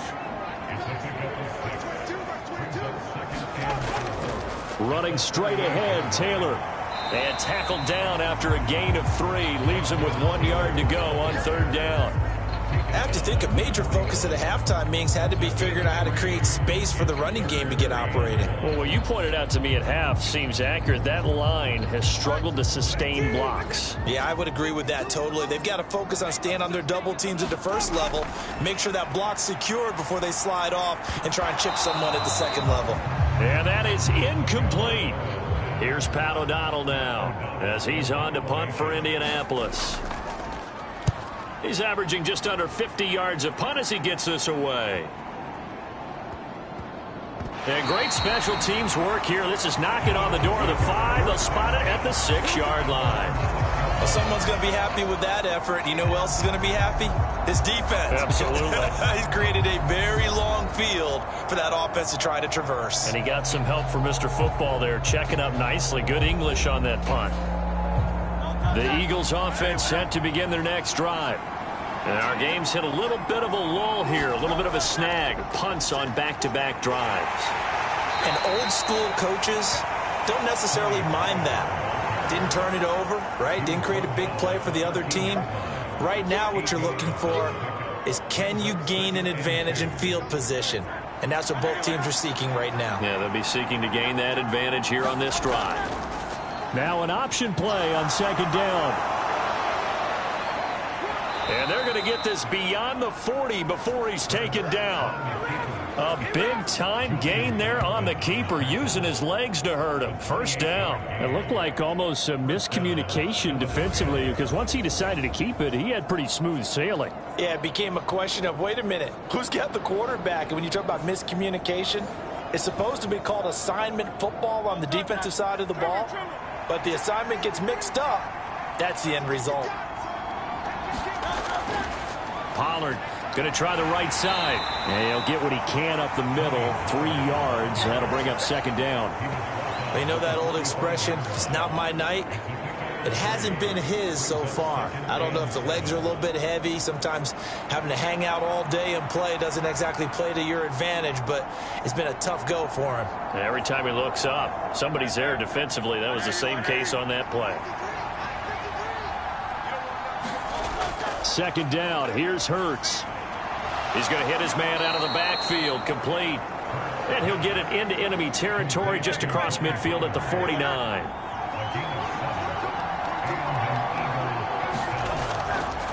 And they'll let the quarterback keep it here on 1st and 10. And a nice job to break free of one tackle, but it slowed his momentum somewhat, and he's taken down right after. Second down, here's Jalen Hurts. Looking right side, and that's complete to Watkins. And they'll get this to the 30-yard line before crossing over out of bounds. 17 yards and a first down for Philly. But one of the ways that quarterbacks keep all the receivers alive in a play, never lock in on any one guy. Make sure you keep your eyes moving, scan the field. And here he finds the open guy for a nice pickup. So 1st and 10 now from the 30. Now a shotgun handoff to Pollard. And he stopped right at the 25 after a gain of 5. So from the 25, this is 2nd and 5. He'll look to throw. Quick slant to Brown. And he gets it inside the 10 to the 9. Mark that as a gain of 16 to set him up 1st and goal. Quarterbacks love slant routes because the receivers are breaking right into their line of vision, and receivers love them as well because they're getting the ball on the move and able to catch it and try and get upfield and gain additional yardage.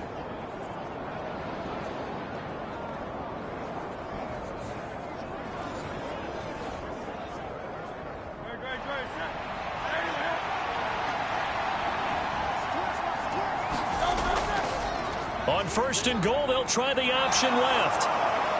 And he'll take it into the end zone for an Eagles touchdown. Jalen Hurts, his 10th touchdown of the season, 2nd of the game. And the Eagles go nearly the length of the field and finish it off with 6 points. Circle that drive because that might be one to remember. Well executed to give them a little cushion. Well, let's take it into the boxing ring. You talk about them commanding it, keeping the fight where they wanted to, whether it was in the center of the ring or putting them on the ropes because it was jab, jab, jab. And finally, the haymaker to put that drive away. They're going to keep it on the ground. And he will get into the end zone to extend the lead by 2 more. And they're able to ground it in there on the 2-point try. And you and I were talking before the game that 2-point conversions from the 15-16 season, what has changed, what hasn't changed, partner? Yeah, I'll tell you what's changed is just your normal strategy, because now you're either kicking the football with the ball on the 15-yard line, or if you decide to go for 2, they put it on the 2-yard line. So what are you thinking as a coach? Do I risk it? Do I go for it here? Do I try and gain a strategic advantage and maybe go for 2 early? That's what people are wondering about. And a nice return sets him up pretty good here right at the 30-yard line. The Colts set to take over here offensively. And Charles, a very uninspired effort. The last time we saw them out there was a quick 3-and-out, then they punted the football. Yeah, and you never want to get stopped so soundly during a series, but what would be even worse now is letting it happen again right here. They've got to get going. Well, the drive starts with a completion left side. And he'll be out of bounds, but able to get it up past the 45. The catch and run there, good for 16 and a first. And this was a nice example of an offensive coordinator scheming his guy open. Just a little underneath route, just trying to free up some space, and it worked awfully well. Got him not just space, but plenty of room to run after the catch to pick up really nice yardage. A big hitter to start the drive has him up near midfield here for 1st and 10. Tagovailoa working out of the gun. And his throw's going to be incomplete. Well, they certainly aren't letting up today, partner, because they've forced big turnovers already. And it's been incredibly tough for them to get yards against, let alone put points up on the board.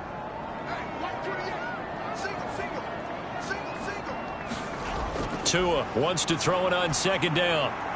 Throwing left sideline there, but it's incomplete.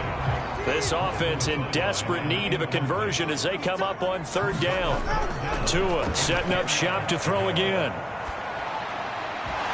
And that's going to be incomplete. The contact there enough to jar that ball free, and it brings up 4th down.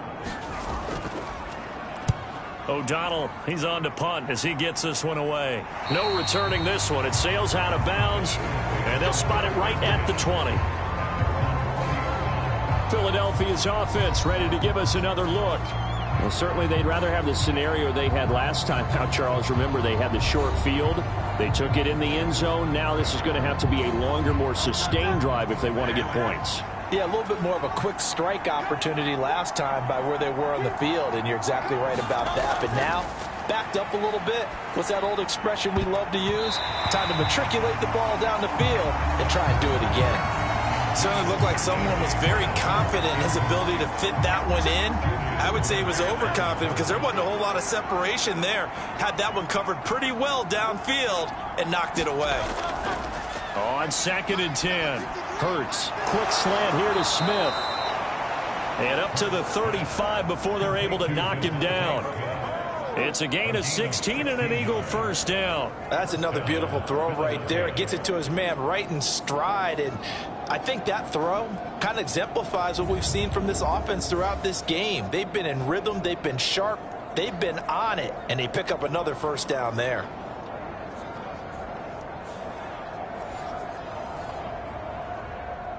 Ball up to the 35 now as they come up on 1st and 10.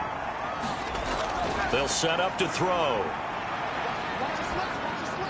And it's complete right back in the hands of Smith.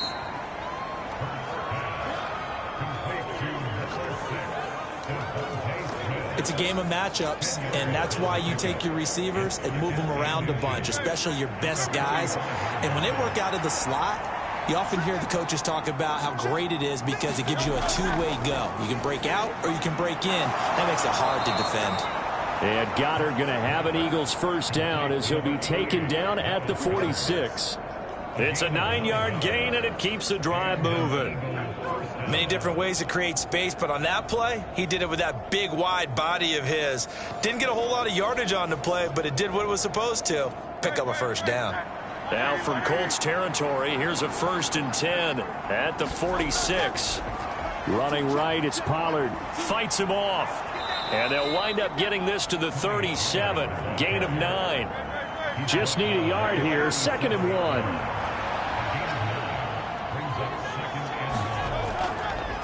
Hurts going to keep it running right. And running room scarce here. He's going to be stopped in his tracks at the line of scrimmage. Trying to keep the drive going here. This is play number 7 on 3rd and 2. They'll try and pick it up by running the option to the right. And boy, he is very close to a 1st down, but from where they're spotting that football, he's going to be a foot or so short. Let's give a lot of credit to the offensive line. They've been able to move the ball really well on the ground the entire game, and while that wasn't a huge one, that's okay. They'll take them in short, steady bursts.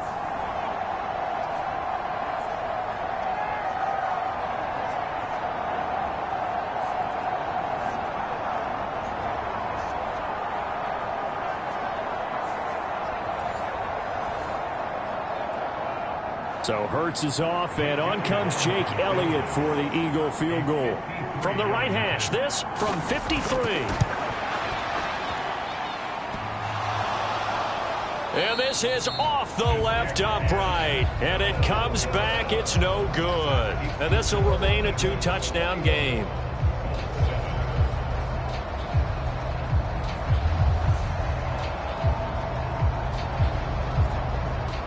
Here comes the Indianapolis offense now as they get set to take over. And here we are almost through 3 quarters of play, and this passing game still has not really found any kind of rhythm. Put it mildly, because they're not even over 100 yards yet. And in today's NFL, where it's a pass-first league, that is quite surprising. Not many teams patient enough to stick with the run. Everybody wants to advance the ball through the air. They've got to get their timing back. No gain on the play. It'll be 2nd down. They're losing here in the third quarter, maybe trying to get the ball outside, bust a big play. Obviously didn't work there. Yeah, and while it didn't work, I really can't fault them for trying it. You and I have talked to the offensive coordinator, and we knew that was a place they wanted to try and go. And sometimes you just have to stick with it because 2-yard gains turn into 20-yard gains as the game goes along. And incomplete on the deep ball. We saw this a lot in the first half, and it continues. These receivers just not able to get much separation. So that means they have to win the 50-50 balls. They've got to go up with the defender and find a way to start coming down with them. And this time, contact and another incomplete pass. And he will not be able to hang on through the contact. It's incomplete. The coverage strong, and now it's 4th down. So they're forced to punt on 4th as this one's away. And that hits at the 6 and carries into the end zone for a touchback. Here's the Philadelphia offensive unit now as they head out to take over possession. This is sort of what you would call a put-away drive, isn't it? They score here, especially a touchdown. It's almost out of reach. It certainly feels that way, and I think that they're going to call their plays accordingly because what you really want to do, even though you know the scoreboard is still up there and the game's going to go on, in fact, you can take the spirit away from another team, that their drive and will to come back and win can be taken with another score right here. Still third quarter, but you just get that feel. Yeah, they're teetering right there on the brink, aren't they? Now a throw here to his running back. And he's taken down, but able to slip across the 35. The catch and run there, good for 16 and a first.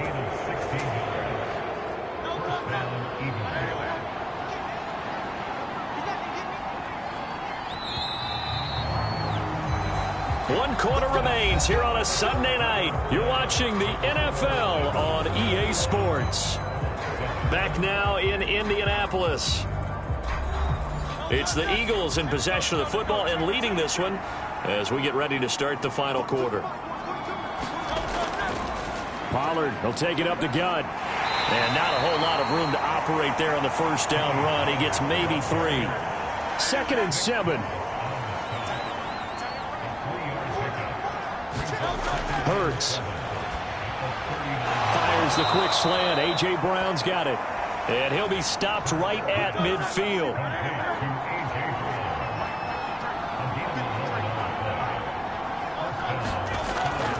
Now a give here to Pollard. Well, they nearly sprung him that time as he takes this all the way down to the 37.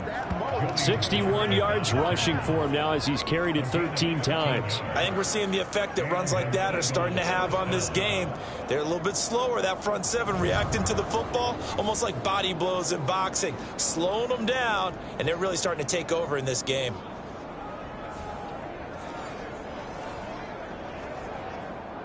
Line of scrimmage, the 37 on 1st and 10. Throwing is Hurts. And he'll get this one down to about the 20-yard line.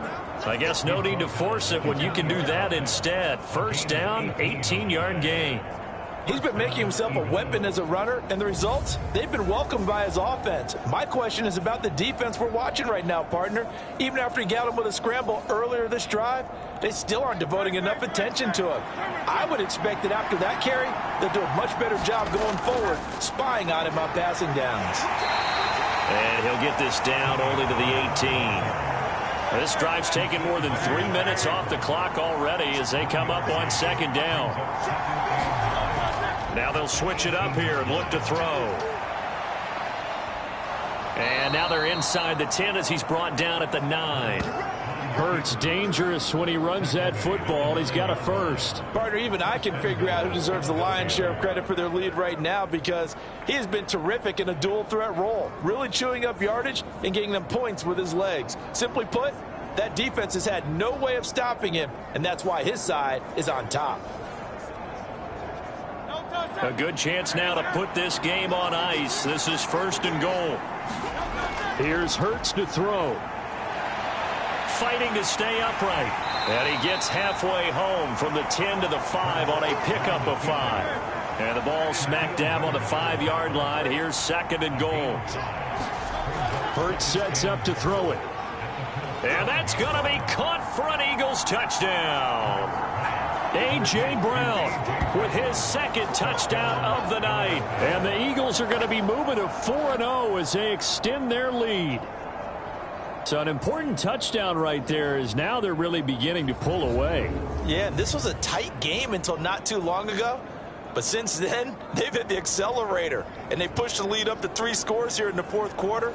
And I don't see them looking back. Elliott on for the extra point.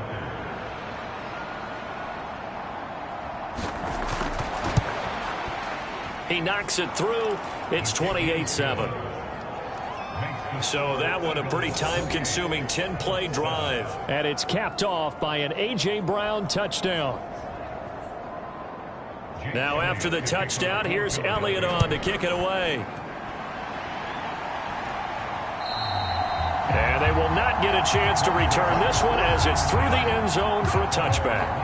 And now Indianapolis set to take the field. Remember, they have won 3 straight, but getting to 4 straight does not appear to be in the cards as they are in a big fourth quarter hole.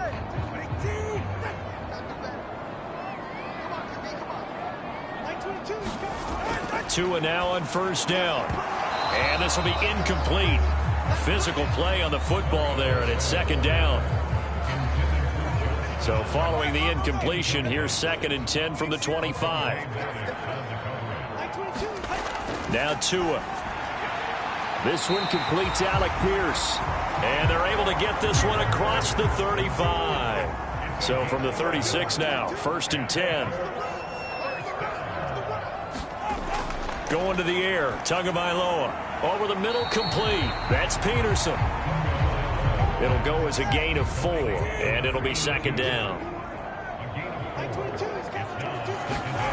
And again, it's Tagovailoa. And on the left sideline, he caught it, but out of bounds, according to the head linesman. Incomplete, so the ball a little late getting there, and it's 3rd down. Looking to pass, Tua. Work in the middle of the field, and he's got a man complete. And he is going to have a Colts first down as they're able to get the 3rd down conversion. A 3-score game here late. You can probably rule out the comeback, but certainly some kind of a moral victory to be had if they can get a few more points to close things out. And to that end, a nice pass play there to push things downfield. Yeah, and we know in this league, a loss is a loss, and no one wants anything to count as a moral victory or, boy, something that feels a little bit cheap. But they trim that lead down to just 2 scores. That's still a benefit to this squad. So from Philadelphia territory now, here's a 1st and 10 at the 48-yard line. Here's Tagovailoa to throw. Nowhere to go here. He lost the football. Oh, and one of the linemen on the other side has got it. And to the 43. So down inside the 45 to the 43-yard line. That's where they'll take over. All right, you've had to put up with me in this booth. I'm going to try and be simple this time and succinct. It simply has not been their night. No, I think that fumble's kind of indicative of how this whole evening's gone, isn't it? Without a doubt. I mean, they've tried, but nothing has ever really taken throughout the game. That's why they're down so big. It'll be a handoff to Pollard, and nothing much materializing there on the first down run. He'll get a couple, and that's it. From the 42-yard line, here's the 2nd and 8. In motion left here, one of their tight ends. Give him 3 yards, and now they're left needing a conversion here on 3rd and 6. Vision is so important for the man in the middle because his ability to look through all the clutter that's happening in front of him, diagnose a play, and then go make it and finish it, that's when the great ones know that they have the goods. And he is going to have an Eagles first down as they're able to get the 3rd down conversion. The passing game continues to be their friend. Even with a stable lead here in the 4th, Charles, they're going back to that well. Yeah, with their overall philosophy, you know that they trust their quarterback. He's been able to throw it well. They continue to throw these safe passes. Who can blame them?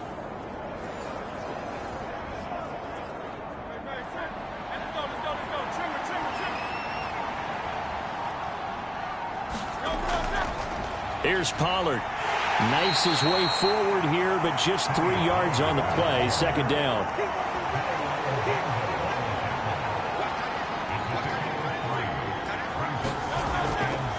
Here's Pollard again. 2 yards on the carry there, and it's going to lead them to third down. They are in need of 6 yards here if they hope to move the chains. On third down, Penny. No gain there on the play, and that's going to leave them with a fourth down.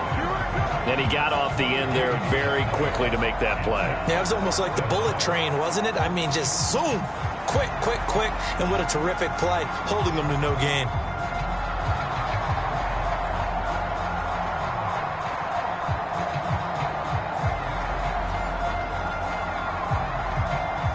So Hurts is off, and on comes Jake Elliott for the Eagle field goal. This will be a 37-yard attempt. The kick by Elliott is good, and that will extend their lead even further.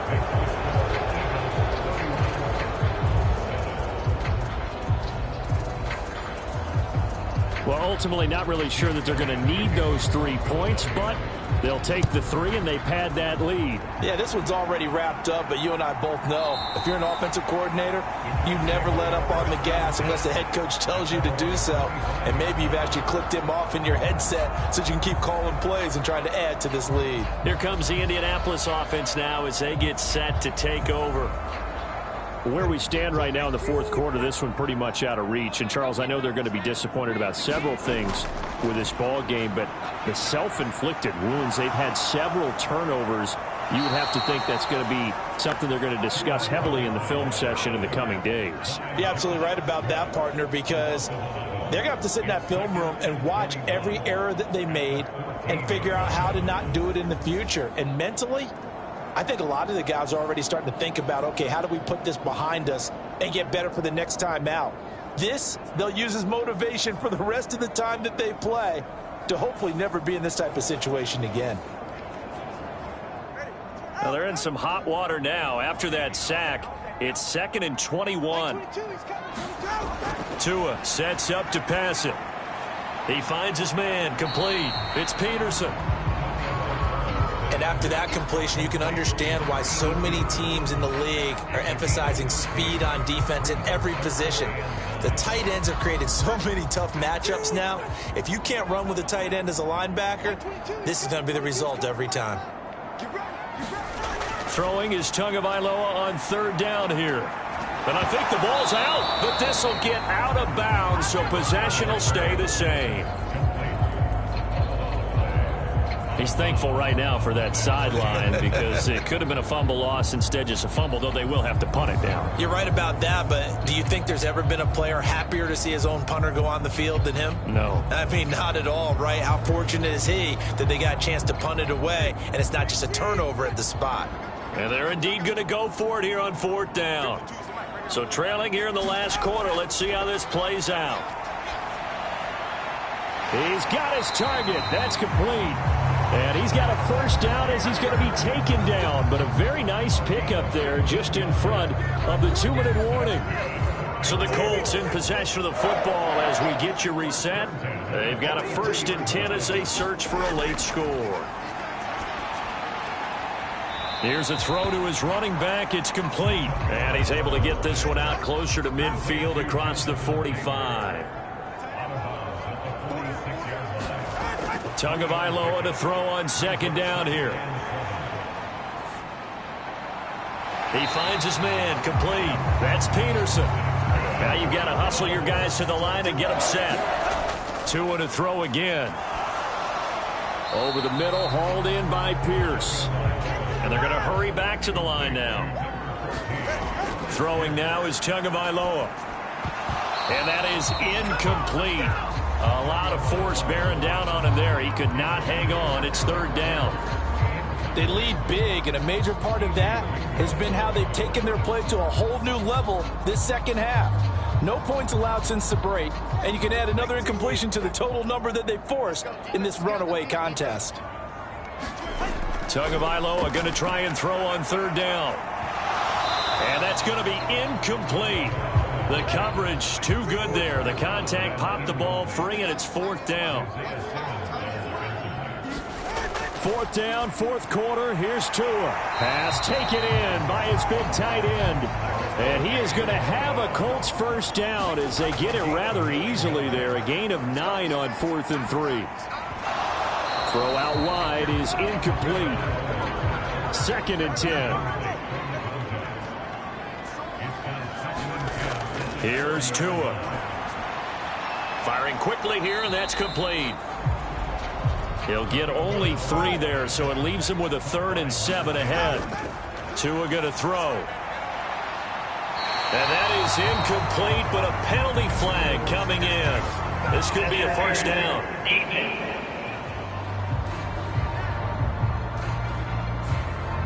So the ball's moved to about the 1 after the penalty, 1st and goal. They'll stick with the passing game as he looks to throw. Look at end zone, and he's got his man. It's Woods. Touchdown, Indianapolis. A 1-yard touchdown pass, and the Colts are able to cut into that deficit. And yeah, that touchdown counts for their team, but I think it counts more for the fantasy guys, doesn't it? Yeah, it's just something maybe positive to look at on film, but this one's over, let's be honest. Yeah, I agree with you totally on that one. And now the Colts are going to keep the offense on the field as they'll go for 2 here. They'll let Taylor try and run. And he is going to be stopped short of the goal line. Oh, they'll mark him inside the 1. He just couldn't keep churning those extra few inches. And the 2-point attempt is turned aside.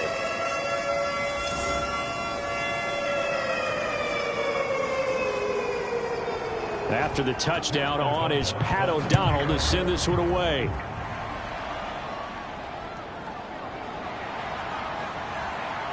And it's a pretty good return here as he'll get this up to the 29.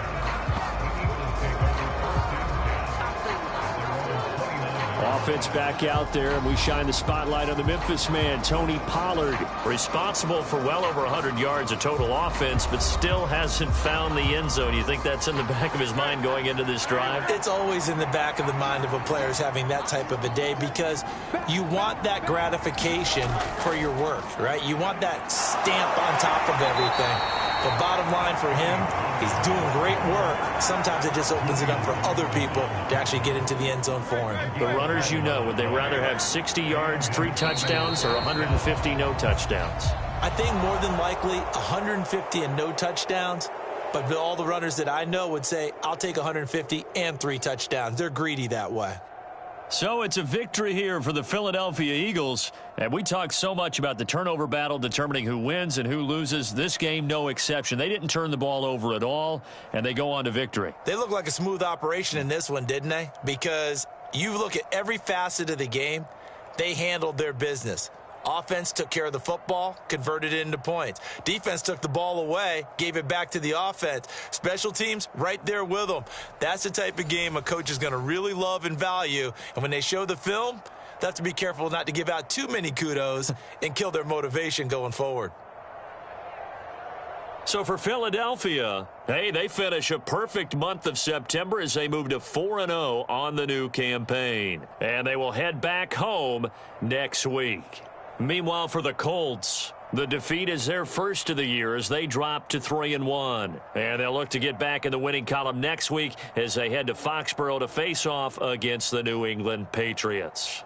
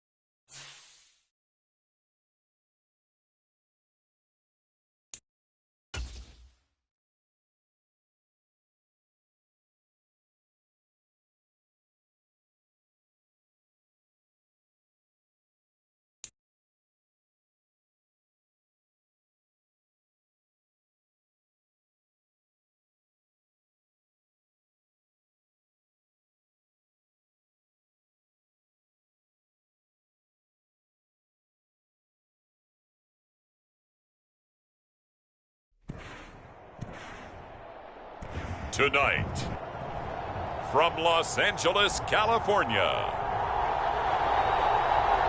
it's a special prime time edition of the NFL on EA Sports.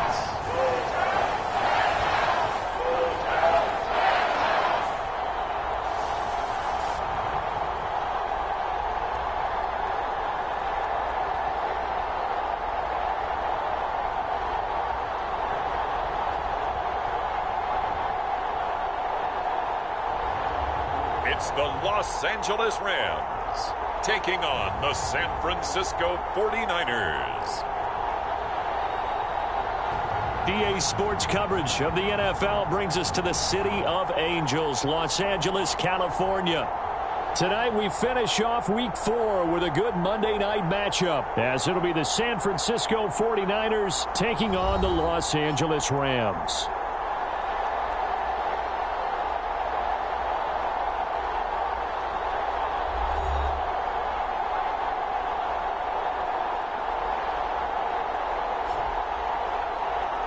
With Charles Davis, as always, I'm Brandon Gaudin. Charles, you talk about storylines in this one. I think it begins and ends with our two quarterbacks, certainly two of the best in the business. And nowadays, I don't think you can get by for long periods of time without a top-flight quarterback. The way the game is played, with all the responsibility he has and how the game flows through him, if he's not on the top of his game, your team's not going to benefit at all.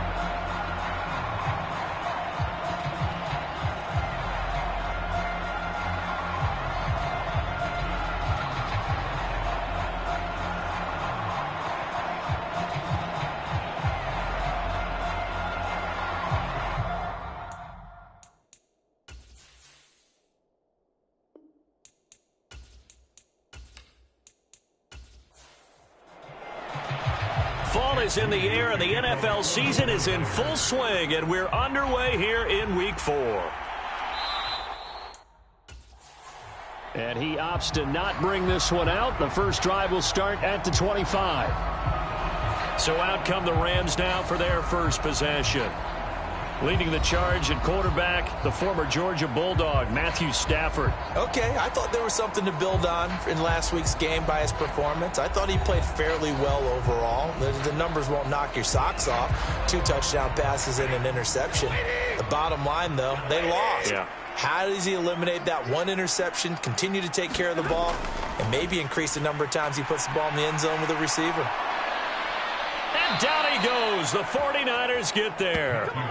It was Eric Armstead fighting his way through that time to record the sack. How about the defense there try to set the tone on the very first play of the game? Yeah, there's a little bit of a glow here tonight because they brought the heat right out of the gate. What a good job establishing a tone for this one.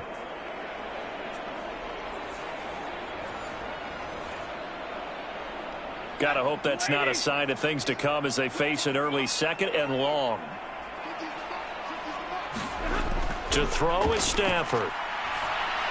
Now that'll be caught by Cup. It's a pickup of 12, and that'll set up a 3rd down.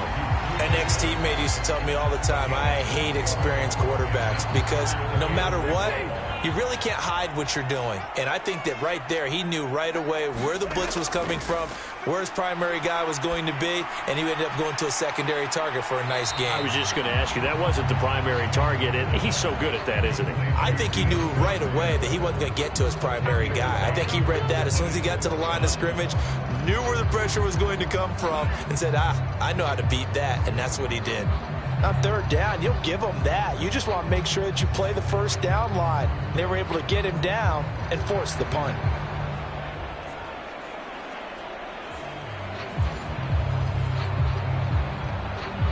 On 4th down, Matt Araiza sent on to punt. He punted 4 times in the loss last week as he gets this one away here. 42-yard punt, 6 on the return.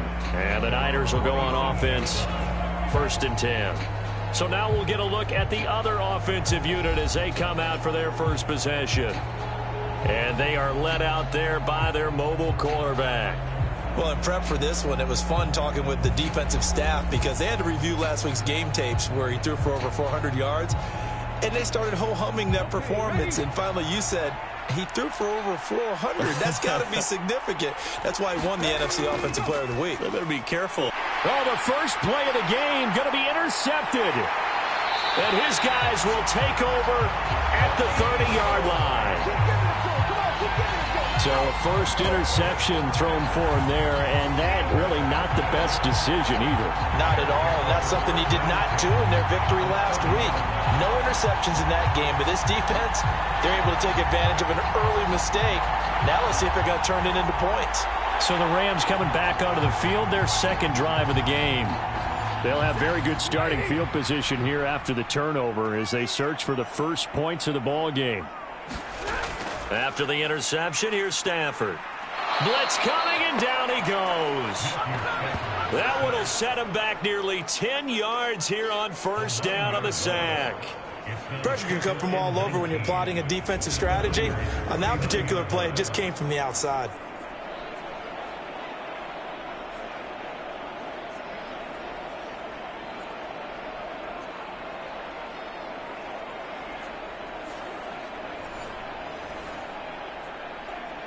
And they need to work to at least get some of this yardage back after the sack. 2nd and 19. First carry for DeAndre Swift. And hold on here because on that last run, it looks like we have a player who was shaken up. Well, now they're going to come out and take a look at this injury, and we'll be back in a moment.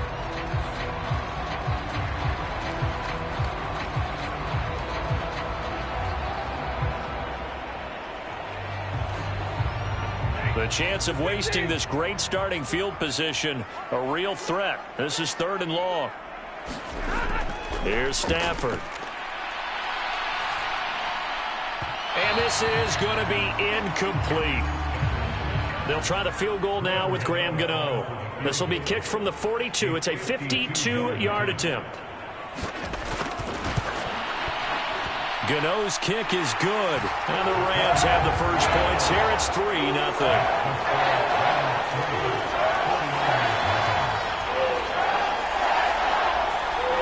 So, Charles, they get to them with their first turnover of the game and then make it hurt a little bit extra with a field goal. And anytime you give the ball up, what's the first thing a coach tells his defense?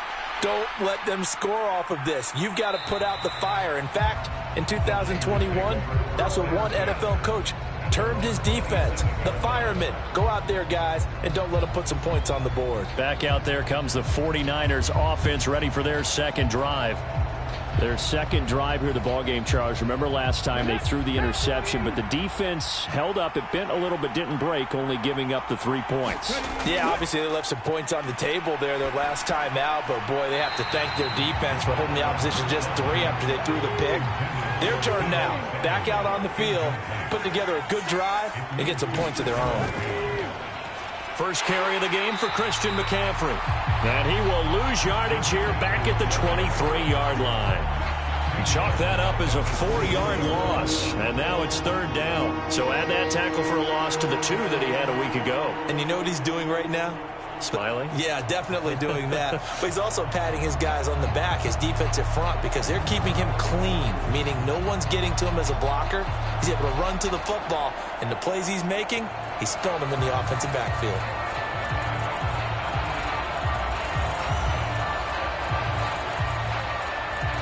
So here's a 3rd and 14.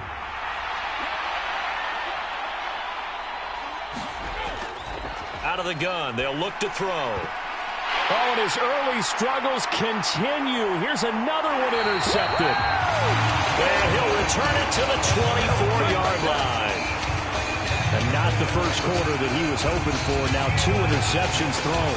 Well, the good ones, they find a way to compartmentalize, right? Put these behind them, have that short memory, but understand why they threw the 2 interceptions. They go on and usually play a pretty decent game. Other quarterbacks, they have a hard time getting past it and often put the ball up for grabs the rest of the ball game. They had to settle for 3 last drive, hoping this second go-around ends in 6. In good position, 1st and 10. Now Stafford. He'll get this one to Cup, complete. And that's good for a gain of 6, and it'll be second down.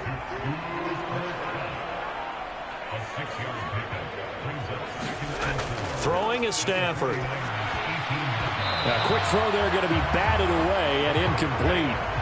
Well, they were handed great starting field position on this drive, but now they face a 3rd and 4. Stafford. And that is incomplete. Oh, he did everything but hold on to it. But a nice play defensively, and now it brings up 4th down. Gano's kick is good. And that will make it 6-0.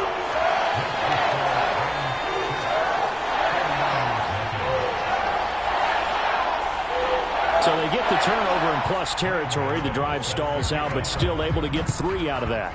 Yeah, we were able to see an offense and a defense kind of mix and match with each other, didn't we? Both of them trying to make sure that they have the upper hand and the advantage. Offense trying to get to the end zone. Defense, of course, trying to hold them to a field goal attempt. And it wasn't a guaranteed lock 3 from where they started. So, you know, the offense has to be happy to come away with those 3 points.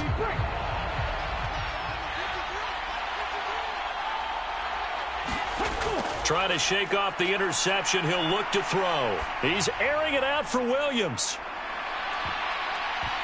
That is incomplete. Following the incomplete pass, here they go again. 2nd and 10 from the 25. He'll drop to throw. And this one taken in on the right sideline, but not in the field of play. They say it's incomplete. The throw led him a little too far. It brings up 3rd down. Now they face a 3rd and 10 after back-to-back incompletions. They'll drop to throw. And this pass broken up. The contact well-timed there, and now 4th down. Wishnowski on to punt as he sends this one away. So a change of possession here on the punt. And the Rams will go on offense here with a 1st and 10. So here are the Rams to take over. They lost 2 straight coming in, but good news for them right now. They've got the lead and the football. So good field position for the Rams as they come up 1st and 10 at their 35-yard line. They'll start on the ground with Swift. And space tough to come by there, as he'll get maybe a yard to the 37. They work now on 2nd and 9. Here's Stafford. He's got his man on the ball comes out.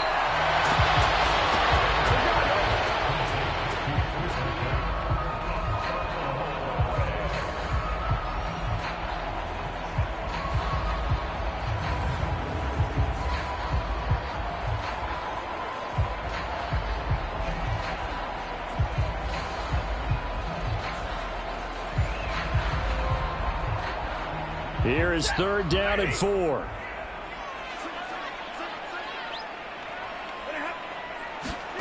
Stafford. That is caught. And he'll be taken down, but he does have 1st down yardage. 9 yards on the pickup there, and it keeps the drive alive. We've seen quite a bit of the short passing game here early on 1st quarter, haven't we? We have, and I think it works a couple of ways for this team because, number one, you throw the short game until they stop it. And if they're not going to stop it, you keep throwing it, and occasionally you'll break a tackle and turn it into a bigger gain. Also, if they start to creep up, start to pressure receivers, now you go over the top, take it deep, and now you get some of those big shots downfield. Stafford's pass complete. He's got Kupp. And he'll go down, but not before getting this inside the 30. Call that a very strong gain of 24. And a good quarterback facing zone coverage. If he has just a little bit of time to survey the scene, that's what's going to happen. No doubt about it. If there's no pressure, he's going to continue to pick them apart because he'll have all that time to find someone open downfield. You can only cover for so long. So maybe they want to go to a zone blitz scheme, get a little bit more pressure. Remember when Carolina did that against Denver? They lost the game ultimately. They dropped the defensive end out, and he ended up with an interception in that game in Super Bowl 50. Maybe some sort of scheme like that to try and get more pressure at the passer. Another nice gain, 16 yards there and a 1st down again. That's his first catch of the game and an impressive one against multiple defenders. And how about that start? Really aggressive. Yeah, there was double coverage out there, but that didn't stop them at all. They went right at it and defeated it on that play. 2 big plays in succession. Not sure this D knows what hit him, but now they got to get ready. It's 1st and goal. Again, it's Stafford. A quick throw there is incomplete. They'll go again here from the 10-yard line on 2nd and goal. From the gun, here's Stafford. Now the pressure gets there, and he goes down just inside the 20 at the 19. Eric Armstead, his 2nd sack of the night. And that is the 3rd sack this offensive line has allowed this 1st quarter. Yeah, that puts him on pace. Let me do the rudimentary math here. To be sacked 12 times in a game. I know he's not going to go for that. I wonder if it's going to reshape what they decide to do on offense in terms of play calling. Well, I can tell you what, when he popped up, shaking his head, frustrated right now behind center. They've been denied touchdowns in the red zone twice already. Here comes 3rd and goal. Now it's Stafford. And this one is incomplete. Great defense there on 3rd and goal. They took away everything. Forced him to fire that one to the sideline where no one could get it. They'll try the field goal now with Graham Gano. It'll be from the right hash, and it'll be a 36-yarder. Gano's kick is good, and the drive will wind up yielding 3.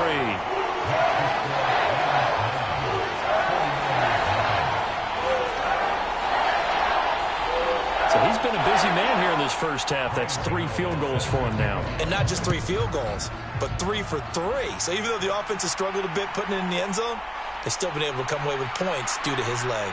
And ultimately cannot get this out to the 25-yard line as he's dropped at the 23. San Francisco set to go on offense once more. Early on, you know, Charles, every game could be called a measuring stick game. But I think when it comes within your division like this, it's a measuring stick game with a little extra intrigue. I would agree with that totally because all division games have a little extra to them. But I like where this game is situated because at this stage of the season, it has that little extra juice, but at the same time, it's not a make or break if this were, let's say, week 15, 16, somewhere in that neighborhood. In last week's game for Kittle, there are the numbers. 12 catches, 105 yards. Yeah, I think it's safe to say that he's off to a hot start here in this first month, and those are the kind of performances you expect to see going forward. And they're going to have this across midfield and inside the 45. The catch and run pays off for 29 yards. Well, there's no disputing. He's made some poor throws in this first half, but this was a good one. And you can bet this is an offense that isn't going to pull back. They believe in what he can do. So all you can do is look forward, and they pick up a first down.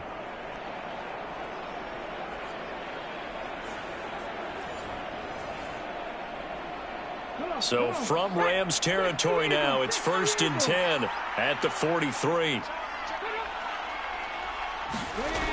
They'll set up a throw.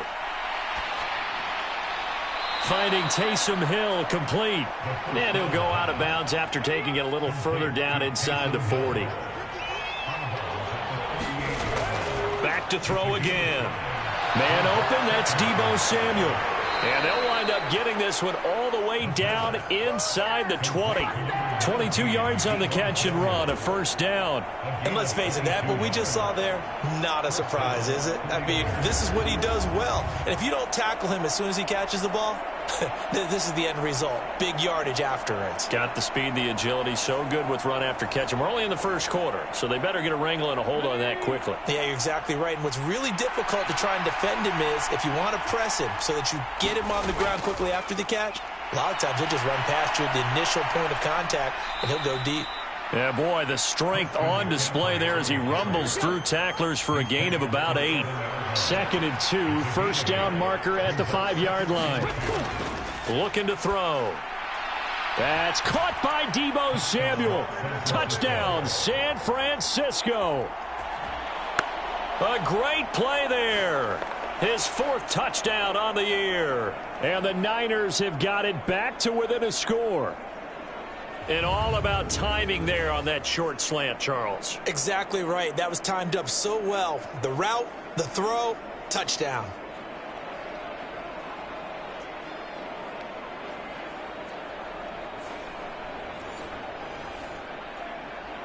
Jake Moody now for the point after.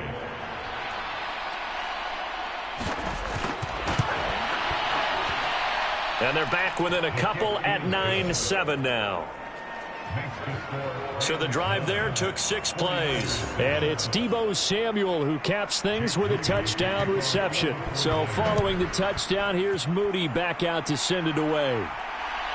From a yard or two deep, here comes a return. And he'll be tackled just shy of the 25.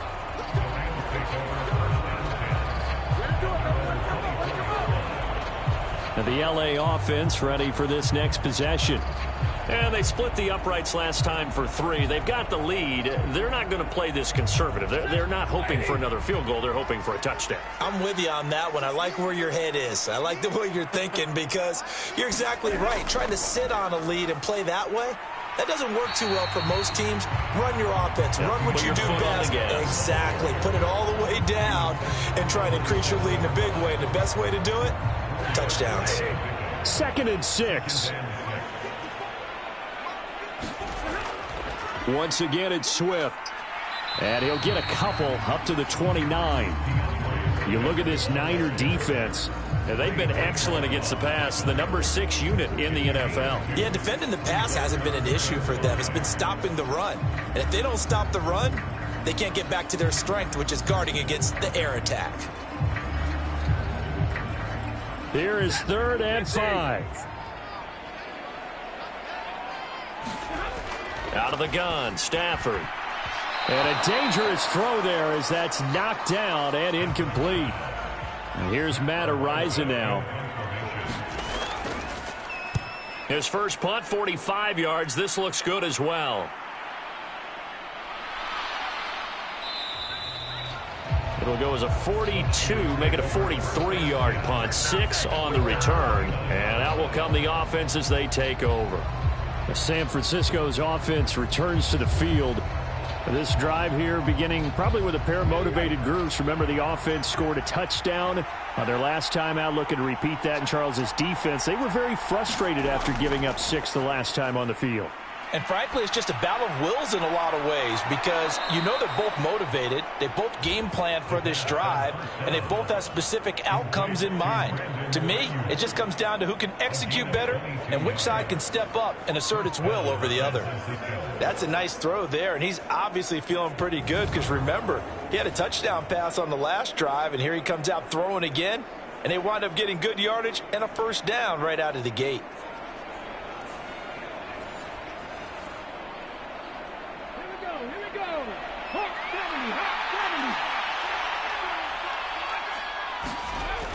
They'll look to throw now on first down.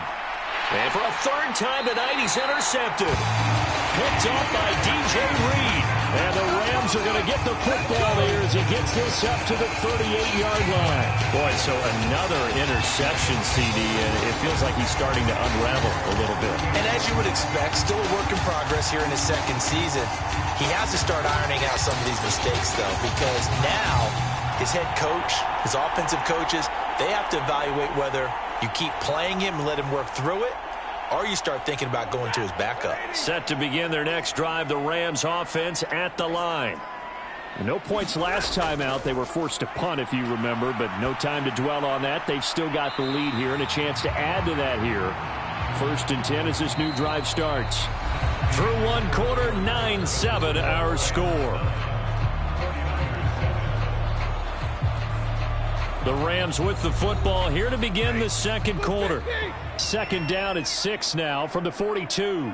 As they've got it as we resume action. And that'll fall incomplete. He was hit just as he let that go. And now it's 3rd down. A shotgun snap for Stafford. And he's caught on the sideline, but he's not going to have a first down. They say he was out of bounds, so a big call there that brings up 4th. He's been a busy man here in this first half as he gets it away. It's a return of 5 following a punt of 42 yards. And it will be 1st and 10 as they take over. The 49ers settling in for their next drive. And with 3 interceptions thrown already, we'll see. Do they rely more on the ground game here?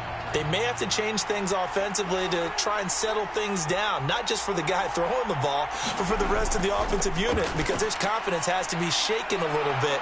And you just wonder, is the backup going to start to warm up a little bit over on the sideline? First down yardage on the first play of the drive, 14 yards. You can see the time and effort and thought that they put into their passing game because it was evident right there. It looks like a simple pitch and catch, but you and I both know that they have planned for this and worked hard to make it happen. They go play action here on first down. It returns it right back to Samuel. And he's going to be out up around the 45-yard line. Another first down as they call his number again. He's got 15 yards here.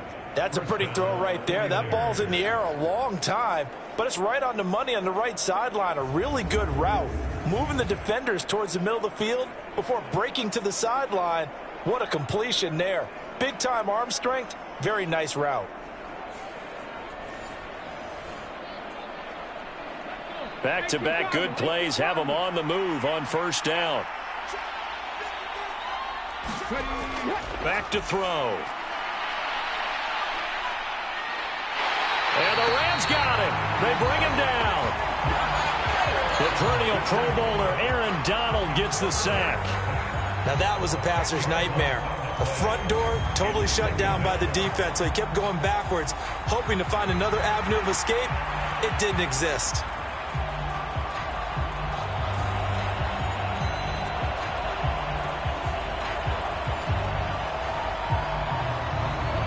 So now 20 yards to go on second down after the sack. Work to be done. The play action fake. They'll look to throw. And this one almost intercepted. Far too loose with the football. Nearly a fourth pick of the ball game. An incomplete pass on that last play, and that means they'll need to come up with something here on third down. He'll look to throw. Nowhere to go here. He lost the football. Oh, and one of the linemen on the other side has got it. Much like a running back going through the line, quarterbacks have to be aware of protecting the football as well. He left it exposed that time, wound up having it knocked free, but fortunately, had an alert teammate who was able to get it.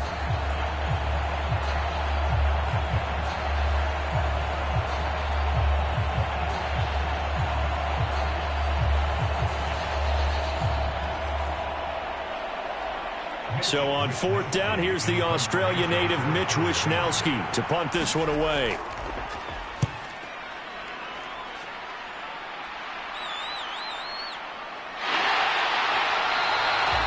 It's a 44-yard punt, just 3 on the return. And now out on the field, here comes Los Angeles. Defense got the better of them last series, forcing a punt. See if they make a few changes in the game plan here and try to get points out of this drive. 1st and 10.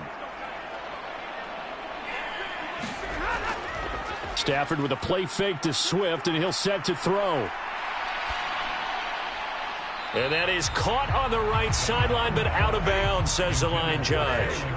The throw took him a little too far. It's 2nd down. Stafford now to throw. Complete. Jefferson the target. And they'll wind up getting this to the 37. Gain of 9. The offense on third down tonight, it's been a problem. Just 1 for 7 thus far. They need just a yard here. It's 3rd and 1. And he's going to have the first down at about the 38. Well, that was big right there because they're in the bottom 5 in the league in converting on third down. They needed that pickup in a big way. There were 2 things they said they wanted to win in this game. One, the turnover battle, and the second, third down conversions. So they got one there.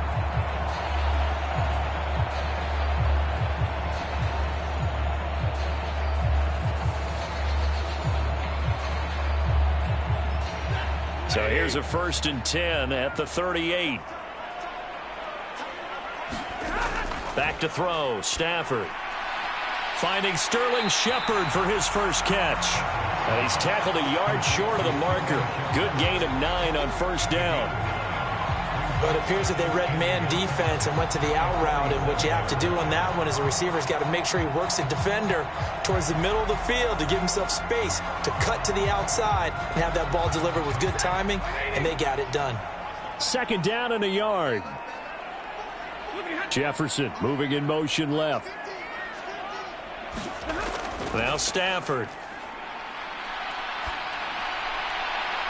That'll be caught. It's Cup. And this will move the chains again as the tackle's going to be made at the 49ers' 32-yard line. A gain there of 21 yards. And as a quarterback, you always want to exploit gaps in the defense, and he finds one here. Crossing route, working from right to left across the field. And once you get defenders going in the wrong direction, it is awfully hard for them to pivot back, and you end up getting the first down. So from inside Niner territory now, this is 1st and 10 at the 32-yard line. Back to the running game with Swift. And he'll get this just inside the 30-yard line. The passing game's been working quite well so far, but the running game's been a little bit of a struggle, and that's a surprise to me. Typically, when you can throw it, you've opened up lanes for your runners.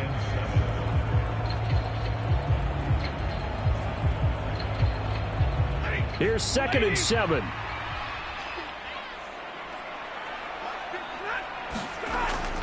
They'll stay on the ground with Swift. They had 3 yards on 1st down, just 1 yard there. I do know from experience that when you slow down someone's running game, you're now doing the dictating on defense. And guess what? Now you're getting ready to tee off on their quarterback because they have to throw it all the time. But you still have to be alert for the draws and other plays of that nature to make sure you don't get hurt. He will have the first down and a bit more. And this will move the chains again as the tackle's going to be made at the 49ers 14. It's a gain of 14 down to the 14. So he turned to a trusted, familiar face in that third down situation. It paid off. Yeah, you go to your veteran receiver in that spot, so you can't underestimate him when he's on the field defensively. Make sure you know where he is because he understands how to get open in key situations. Here's a 1st and 10 at the 14-yard line. Stafford going to give it to Swift. He's going to get 4 out of this as he's down to the 10-yard line. 2nd and 6 from the 10. Motion left, Kupp. He'll get it here on the jet sweep. It's a 6-yard run, leaves him with about a foot or so here still to go to hit the marker with 3rd down coming up. Looking to throw. Stafford. Nothing open downfield, so he'll throw it away. They'll break the huddle here and go for it. This is 4th down. They snap it to Stafford. Touchdown, Rams. Tyler Higbee from 4 yards out. And the Rams' decision to go for it pays off with 6 points. And that touchdown ends a streak, for lack of a better word, of 3 field goals that they put on the board previously. They finally cracked the code. Yeah, they've been down there. They've been in enemy territory, as you said. They just hadn't been able to punch it in until that point.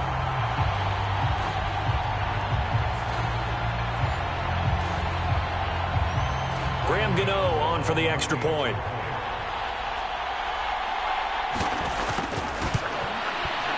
And that makes it a 9-point game. So that drive, 12 plays in length. And the result for the Rams, a touchdown.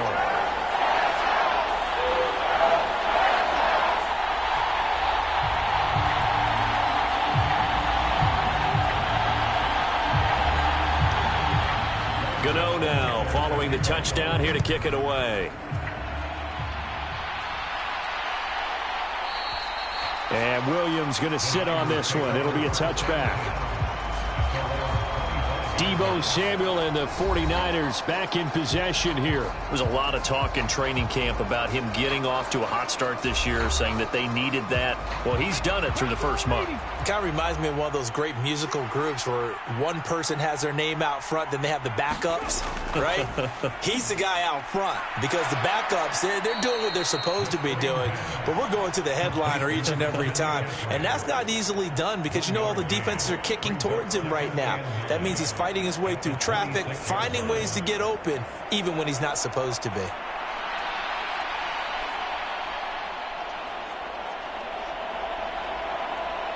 The last play got just a yard. Here's 2nd and 9 from the 26.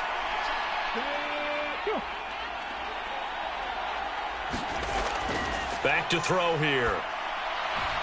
This one caught by Kittle. And he'll be taken down, but not before they work it across midfield. That'll wind up a gain of 27 on the catch and run. And that was good protection there. No, that was great protection there because it allowed him to lock in on his receiver. Although I think he was looking for his tight end on the corner route all the way. Nice connection there for a really nice gain.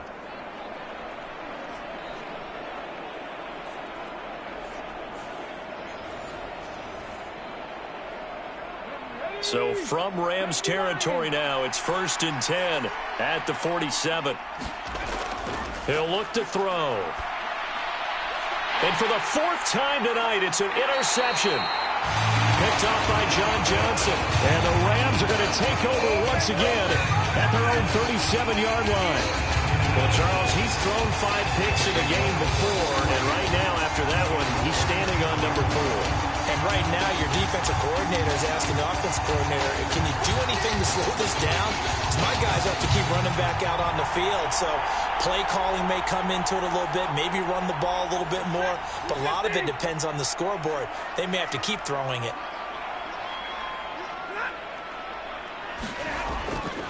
On the ground, it's Swift to start the drive. And he is met in his tracks behind the line of scrimmage.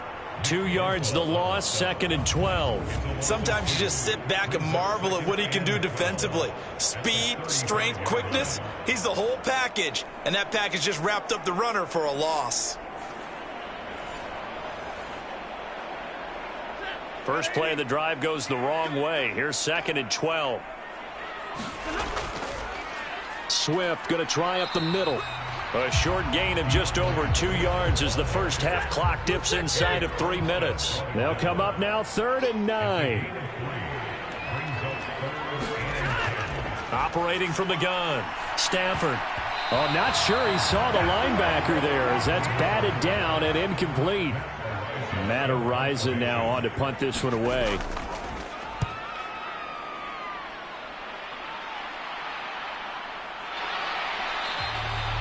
So possession goes over here on the punt.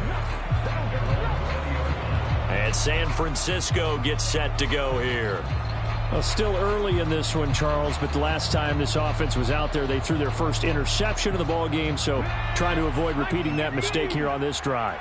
And to put a positive spin on it, at least it happened in the first half and not in a close game in the fourth quarter. But you're absolutely right, partner. One of the last things this offensive quarterback wants to witness again in this game.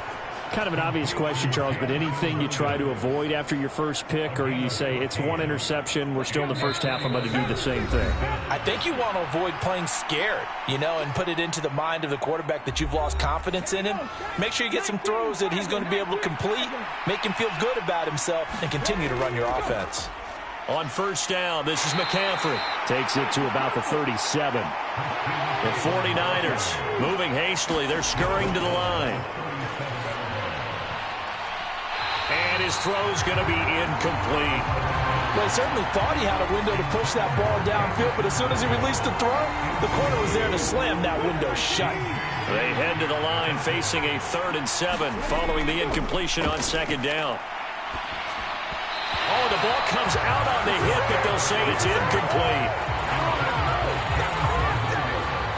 I hate to say it, Charles, but the way that he has played in this first half, you just kind of hold your breath every time he drops back to pass. Yeah, you might be holding your breath, but those guys on the defensive side of the ball, they've got big smiles on their faces. He's handing out picks like the people just leave the candy out at Halloween and you take what you want. They're having a blast out there playing against him today.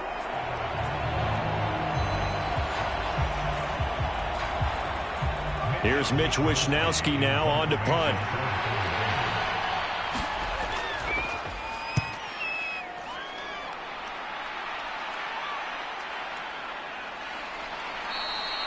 That'll be a 41-yard punt, just 1 yard on the return. And they will take over 1st and 10.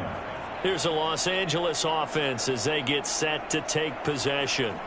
Still more than a minute to go, so there is time if they want to mount something here. Not only time, but they have 3 timeouts at their disposal as well. So that changes everything that you're doing here. Without those timeouts, you can only work the sidelines, hoping to get out of bounds. Here, the middle of the field's still available because you can call timeout and regroup. He couldn't get rid of it. He takes a sack for a loss of 6 to bring up 2nd down. So that now 4 first-half sacks. This pass rush has been unrelenting. And, partner, you hear that sound of paper being ripped to shreds? That's the game plan that they've had so far because they've got to say to themselves right now, we have to do something differently. Sacks, a growing theme in this first half. This is 2nd and long.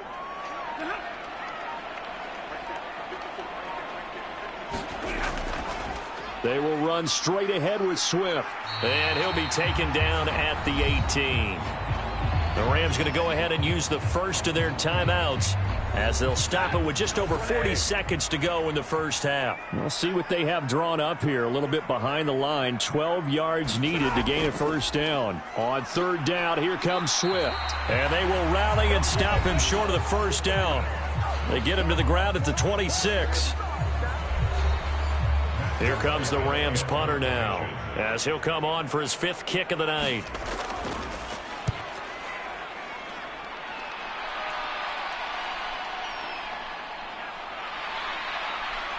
And he'll be out of bounds right at the 40. A good return there, 17 yards. The Niners ready to go on offense for the final time of this first half. And with time quickly fading here in the second quarter, not sure how aggressively, offensively they want to play this. I think we'll find out just how much they trust their guys in this situation if they decide to take a shot. They'll come out throwing here on first down. And that's going to be incomplete. Too tough to hold on to that one. It's second down.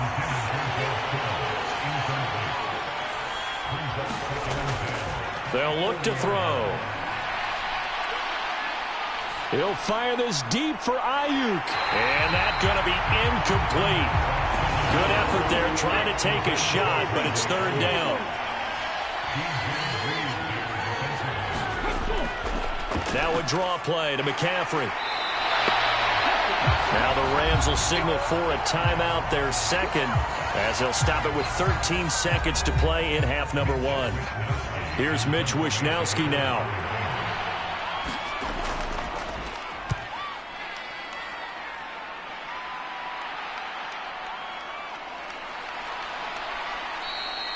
It'll be a 41-yard punt, give them 5 on the return. And there'll be time for maybe one final play before halftime. And with time running down, they go down to a knee.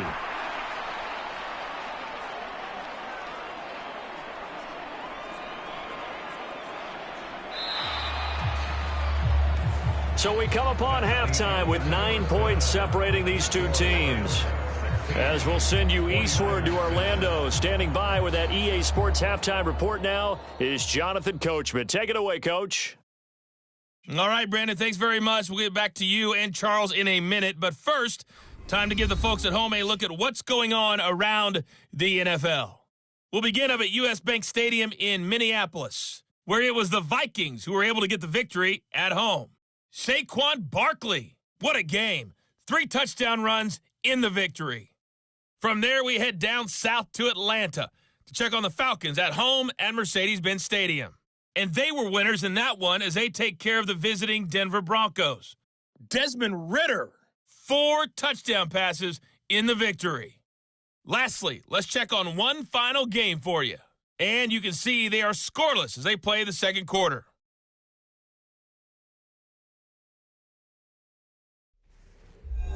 We saw a vintage first half from the veteran Matthew Stafford. He had a touchdown pass in that first half, helping his guys to a halftime advantage.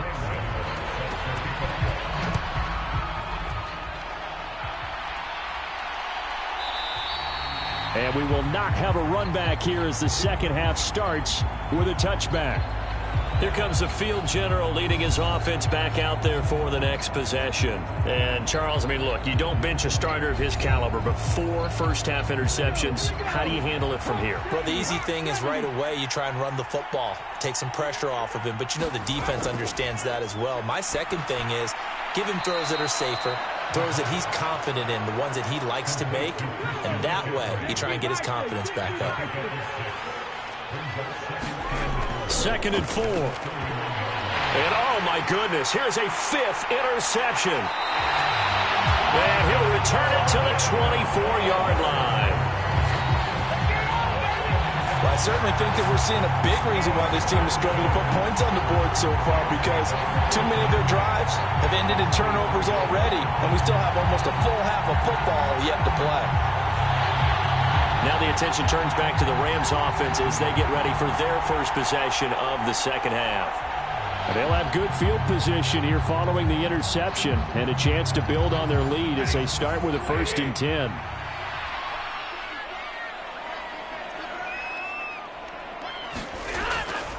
They'll fake the give. Now Stafford. And that's complete to Shepard. And they work this near the 5. He'll be stopped at the 6. 18 yards the gain for number 18. And now we get into the psychology of the whole thing, because a lot of teams with a 2-score lead in the third quarter, they almost become defensive with their offense, just playing not to lose. I think with this team, you got to figure at this point, this is a great spot for them to go into attack mode, really try and put the hammer down and finish this one off.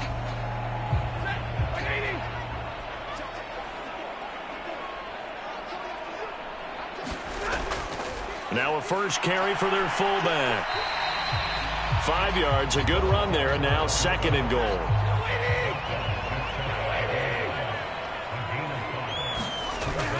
Swift is going to take this one in for a Rams touchdown. Sometimes offenses can get too cute down near the goal line, but there's nothing fancy about this one. As Coach Lombardi would say, we get a seal here, and we get a seal here, and we run this play in the alley. And that's good work to hit the hole hard and finish in the end zone.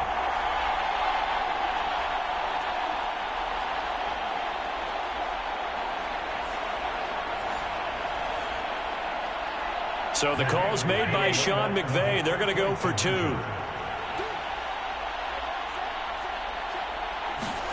Stafford's going to try and throw for it. And he's got it. So the try for 2 successful. And that bumps their lead up even further. And around the goal line, especially on 2-point tries, sometimes the QB's best friend is that big target, the tight end. I love how you described it because you know he's going to have some length and some catch radius as well as a big body to keep people away from the football. Gano now following the touchdown here to kick it away. This fielded right at the goal line. And up to about the 26-yard line, just across the 25. Out on the field now, here come the 49ers. I kind of feel like they've reached a do-or-die point in this game, Charles. If they're going to try to pull off an impressive comeback, it has to start right here, right now. Yeah, now they've got a final chance to get out of this situation, but they also understand they've got to move the ball and move it fast. In addition, they need to save as much time so they can get 2 more possessions. And the Rams got it. They bring him down. Sheldon Rankins abruptly ends that play with a sack. What a quick start to the drive, but not for the team that really needed it. In only a few seconds, the opposing QB found himself on the turf, and the defense is celebrating 2nd and long. Protection certainly going to need to be a bit better here on 2nd and 16. They'll set up to throw. And he'll dump this off to his running back, McCaffrey. And he'll get to the 29-yard line, brought down there. They'll wind up getting 10 back as that sets him up for 3rd down. And we see another pitch and catch there to the running back. This position just continues to evolve.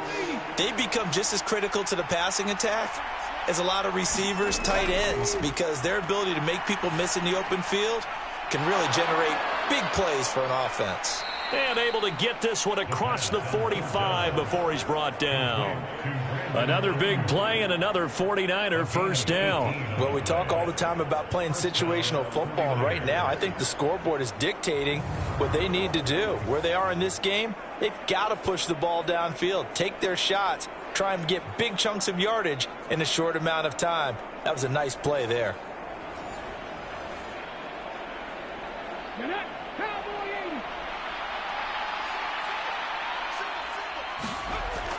Up the gut, McCaffrey.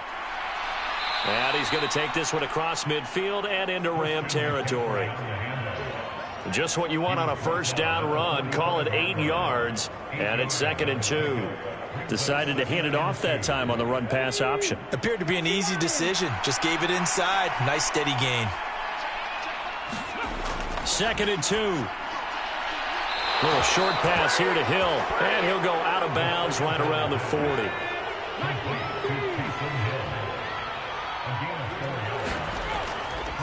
Now a play fake here on first down. That's caught downfield by Kittle. And he gets this one inside the 15, just a yard or 2 shy of the 10. He got 29 yards that time.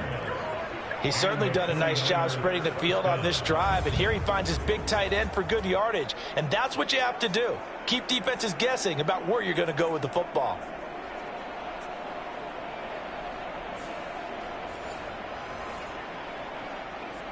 Now a 1st and 10 at the 11.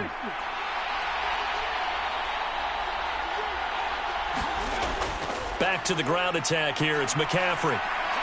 And he couldn't quite get there. Tackled down at the 1. 10 more there and another first down. For a lot of guys playing this game, there's no better feeling than running right through a tackle. He's able to lower his center of gravity and churn his legs for a really nice pickup.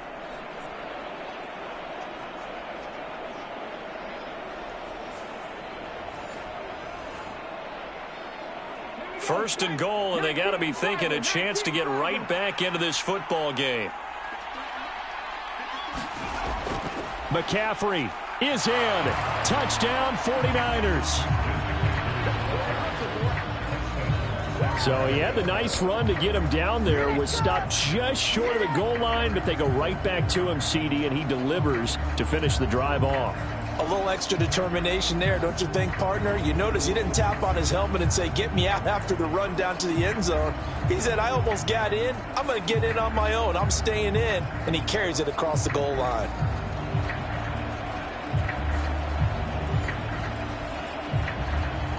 Now Moody for the PAT.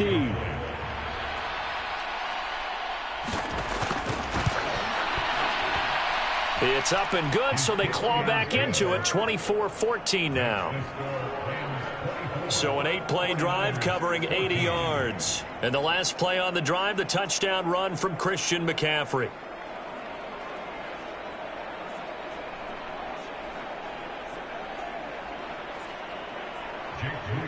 So here's Moody back out there now to send this one away.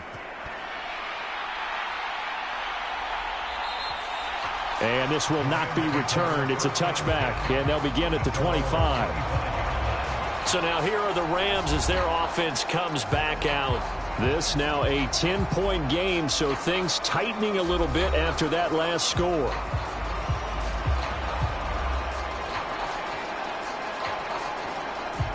Stafford and the Rams come up, 1st and 10. At their 25-yard line. They'll try and start this drive in the air. That's complete to DeAndre Swift out of the backfield. So he'll be stopped here for no gain. And it's 2nd down.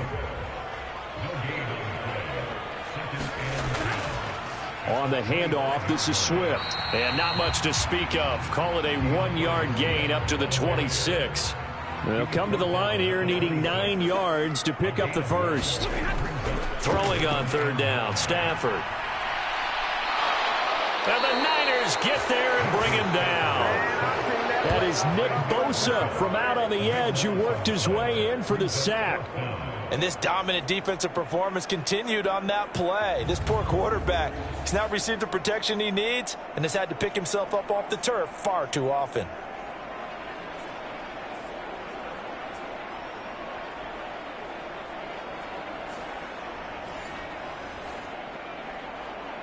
Here comes the Rams punter now as the drive goes backwards, so he's on to punt it away.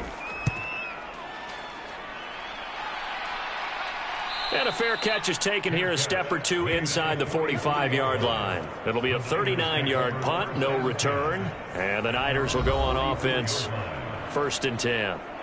San Francisco set to go on offense once more. A strong showing their last time out. They scored the touchdown, but, Charles, they look up, and they're still down double digits, so you feel like just to keep pace, this drive probably needs to end in the end zone as well. Yeah, and I think the best move for them is to not worry about how far they are down on the scoreboard, but to just remember the last drive and how it ended. Go ahead and try and repeat that. Then you can look at the scoreboard and see where this game is. They may want to go back to that one. First play of the drive, good for 15 and a 1st down. Now that was pretty. They executed that curl route versus zone coverage, and that changes things a little bit because against man, it's often a tight curl, tight, sharply run route. Against zone, you're just looking for that open spot, that dead area, so you may curl it a little bit wider just to get to that place. And usually a tight window. He fired a bullet in there for the completion. Now a nice throw here right side. He hauls it in. And they'll wind up getting this one all the way down inside the 20. It's another 1st down as they bite off 23 more on that one. Not only have they completed a couple on this drive, but they peeled off some pretty good chunks of yardage, too. Absolutely. Great start. 2 nice plays in the pass game. Now can they continue to feed off that?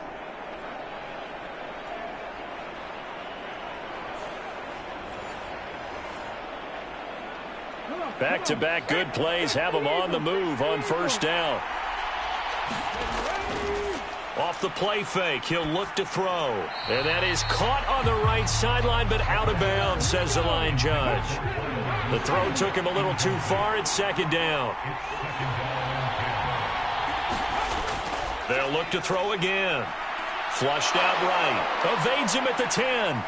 And he will be brought down at about the 6-yard line. And we're going to stop play here, at least momentarily. It looks like there is a 49er who's in some discomfort.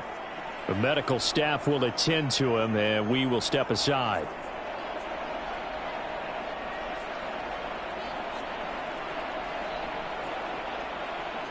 First and goal, and they got to be thinking a chance to get right back into this football game. First throw now for the backup Trubisky. Able to get away. And he's going to take it in. Touchdown, San Francisco. Mitchell Trubisky, his first touchdown on the year. And the Niners are back within a score. Hey, you're down on the scoreboard, but now your offense is in close, and this is where, as a quarterback, you say, I've got to make a play here. Doesn't matter whether it's a pinpoint throw or a scramble like this one. He takes matters into his own hands and delivers a touchdown run.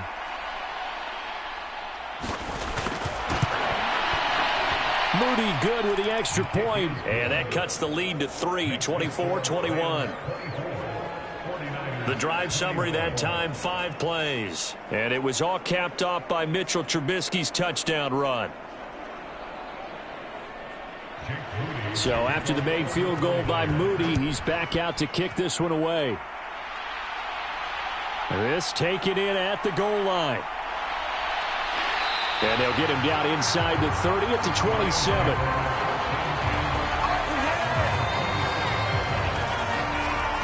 LA set to take over again on offense.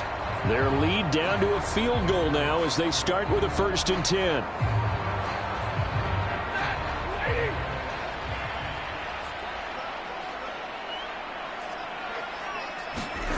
Stafford.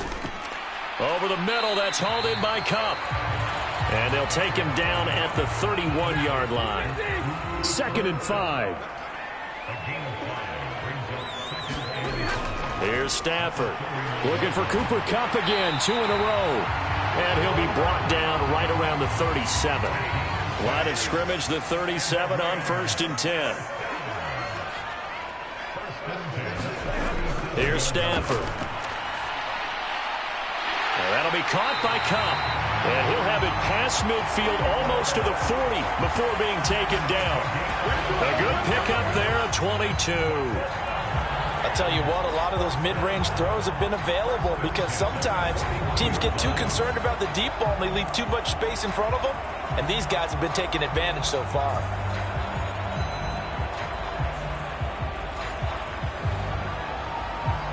So from inside Niner territory now, this is 1st and 10 at the 41.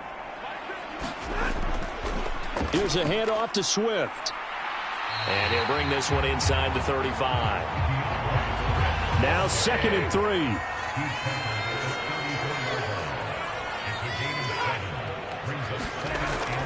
3. They'll fake it. Now Stafford. That's into the hands of Tutu Atwell. And this will move the chains again as the tackle's going to be made at the 49ers 16. First target, first catch, and a 1st down. Boy, everything clicking on this drive. He's 4 for 4 now, and that throw, maybe the best of the bunch. This offense is really humming, and they pick up another 1st down.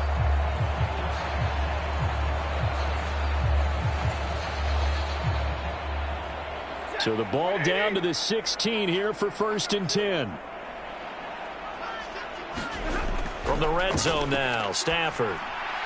Over the middle and complete to the tight end, Higbee. And the Rams are looking at 1st and goal as he's tackled all the way down at the 2-yard line.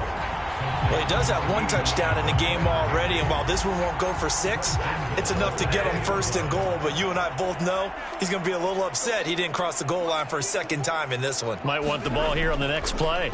They'll let the fullback try and take him home. And he takes it across for a Rams touchdown. It's the fullback.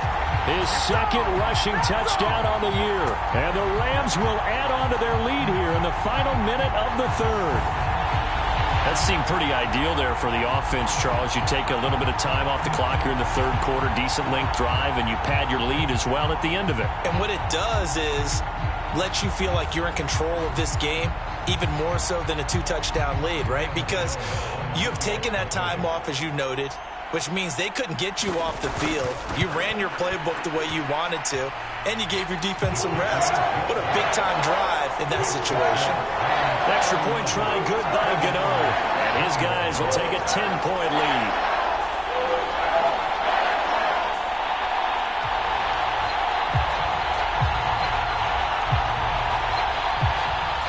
Gano now following the touchdown here to kick it away. Williams now on the return. And able to take it past the 25 and up to the 28-yard line. San Francisco's offense returns to the field.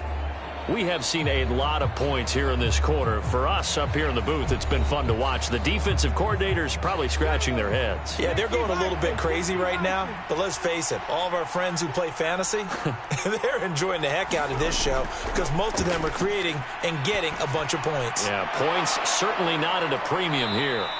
And they'll get it up just short of the 45 at the 44. 16 yards right off the bat and a first down. That's tough to play zone defense when they can just curl up right there in front of you. Yeah, absolutely. Well, we talk about finding the soft spot. Defensively, how do you make sure they don't find the soft spot like they did there? Tough to do because what they normally will do is run routes that'll pull you out of that spot they want to get into. That's what we call not taking the cheese, right? Don't go for the mousetrap. But it's hard to do because when you see a guy cutting that in that direction, you tend to go towards him. Options galore here. Second and a few inches. They'll drop to throw. And this throw incomplete. And the defender all over him that time, and it's going to lead to third down. They'll try and pick it up with McCaffrey. And he is going to lose yardage here. A 5-yard loss there is going to bring up fourth down. I think it's pretty evident. We can say what a difference a week makes. Last week, he ran pretty much wild, didn't he? Did pretty much what he wanted to do.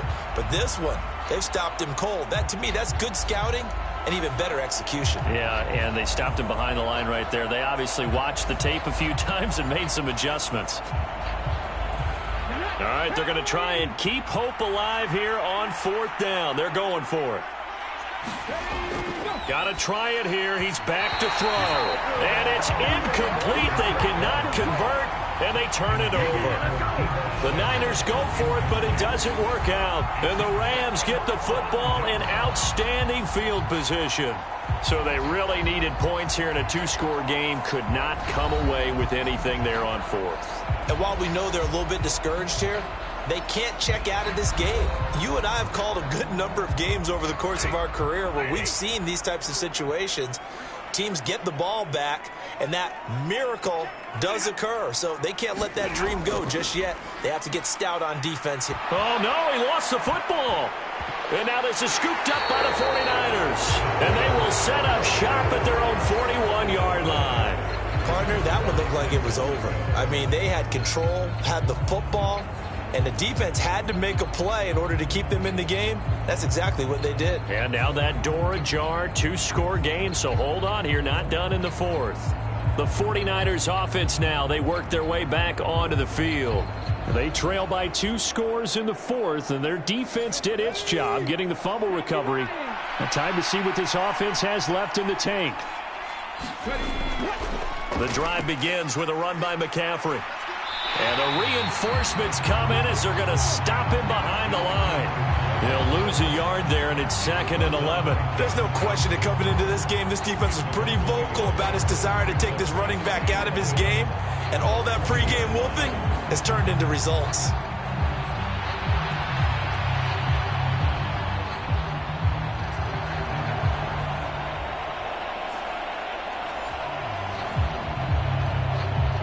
After the loss to start out, here's 2nd and 11. He'll drop to throw.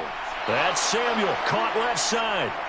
And they'll get to him after a gain of 7 to the 47. The Niners on third down. It's been a problem, just 1 for 7 thus far. This is 3rd and 4. They'll set up a throw. And this pass broken up. Excellent coverage there on third down, as that was not an easy one to hold on to. As expected, they're going for it to keep the drive alive. And down he goes, but the stiff arm utilized effectively there, and it helps him move the sticks. The time to pull out the stops is now, and they convert there on 4th down. Felt compelled to go for it there on 4th down, trailing in the 4th quarter. They got it done. And there's always a lot of pressure on a 4th down call. Doesn't matter the distance. You stop to get it done, as you noted, and they did. They'll stick with the passing game as he looks to throw. Throws out left. It's caught by Williams. And he is tackled inside the 40, not quite to the 35. That'll be a pickup of 10 as they try to recover from this 10-point deficit. Well, every drive from here out is definitely crucial and critical. They know that they need to get at least 3 here to get it back to a one-score game. But I can't imagine that in their huddle that they're thinking at all about getting a field goal. They want to get into the end zone and then try and get the ball back again. Again, he'll drop to throw. Connects with Kittle underneath. And they'll get 8 out of this before being stopped at the 28. Now a 2nd and 2.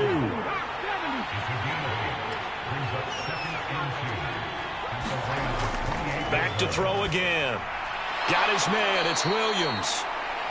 And they just keep marching right along. 1st down on a pickup of 8 there. They're going to look to throw. He'll get this to McCaffrey out of the backfield. And he gets it inside the 10 to the 9. 1st and goal, and they got to be thinking a chance to get right back into this football game. He'll look to throw. Looking middle, and that's complete. Nice gain of 8 that time, but it's 2nd and goal. Nice rhythm throw there on 1st down. He located his tight end, made it a nice easy pitch and catch. Hoping he could break a tackle or two. Wasn't able to do that there, but still good yardage. From the 2 now, 2nd and goal.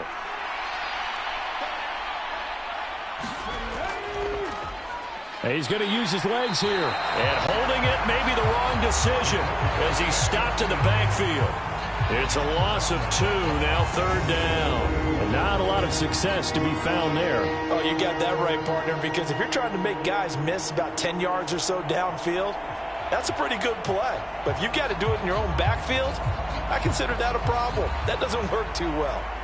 A lot of tired bodies on that field, but this is a big play, 3rd and goal. Back to throw. And it's complete. In the end zone, touchdown 49ers. Ray McLeod from 4 yards out. And the 49ers have made it a one-score game again here in the 4th. On those slants, everything happens so quickly. What makes it work? The timing between the passer and the receiver. In this case, a slant route ordinarily is probably about 3 steps before you go on the slant. In this amount of time, I think it was a 2-step deal. Boom, put his foot in the ground and got inside for the pass. Got inside for the pass, got inside for the catch and the score. Moody good with the extra point. And now things get a bit more interesting here in this 4th quarter. So following the touchdown, here's Moody back out to send it away. And he won't return this one. He'll go down to a knee, and they'll start at the 25. The offense for Los Angeles returns to the field. Now, Charles, of course, you got to remember, last possession they fumbled. It led to a touchdown. One-score game here. Got to be careful. And this is where coaching and training really comes into play, doesn't it? What does everyone say after an error? Next play, move on, next drive. That mantra has to come to the front. They've got to take care of business right here and act like the last series just didn't happen.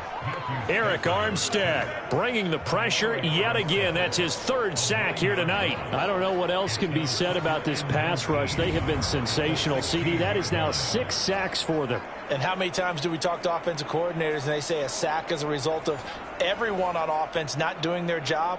But let's be honest about this one. This is the offensive line unable to counter the pass rush. They've been teeing off all game long. Back to throw, Stafford.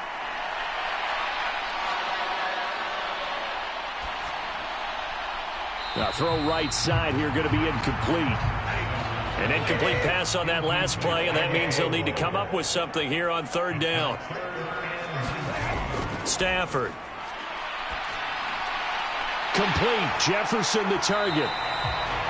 They'll wind up getting 7 on the play, and that's going to make it 4th down. I hate to surrender the football when you're nursing a slim lead, but they're going to have to punt it away. Trust that defense. It's the right play at this stage of the game as well. You don't need to press it here because you do have that little bit of a cushion, and you count on your D to make it stand up. On 4th down, the punt team is on as this is sent away. Fair catch called for and made at about the 32-yard line. A 40-yard punt, no return. And San Francisco gets set to go here. Their defense accomplished step 1 of the mission. They forced the punt. Now they'll look to erase that deficit and take a 4th quarter lead. They start on the ground with McCaffrey. And he'll be tackled just past the 35 at the 36.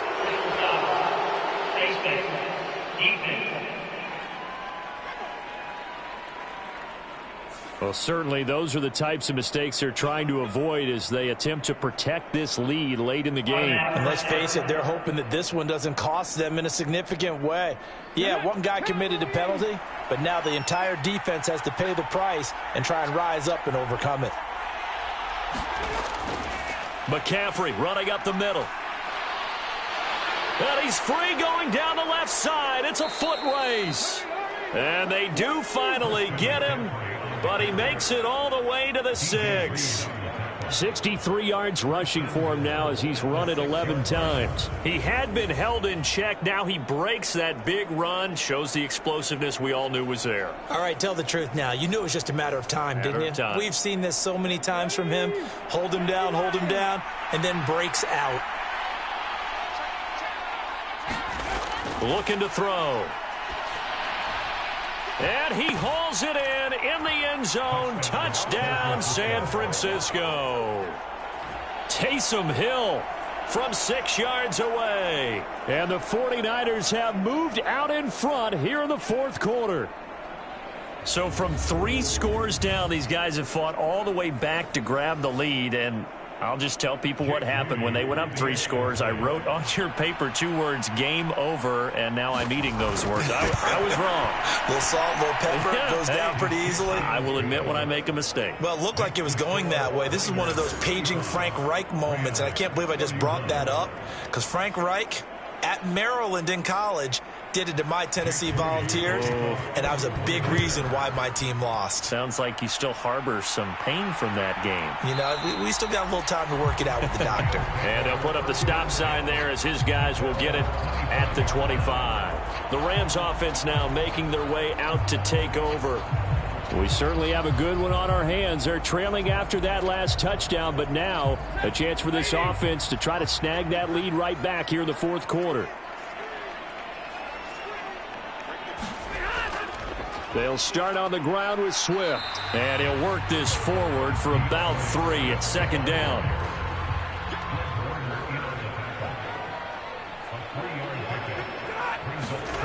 Now it's Stafford. This is Shepard on the catch. So give him 5 yards there on the pitch and catch. And 3rd and 1 now.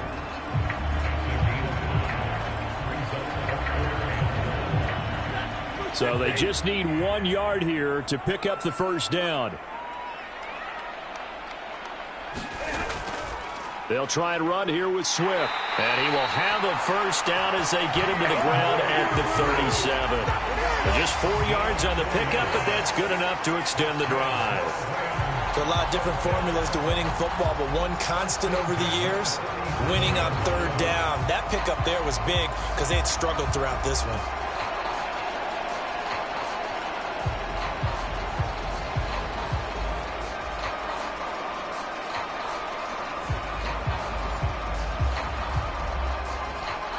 Line of scrimmage, the 37 on 1st and 10. From the gun, here's Stafford.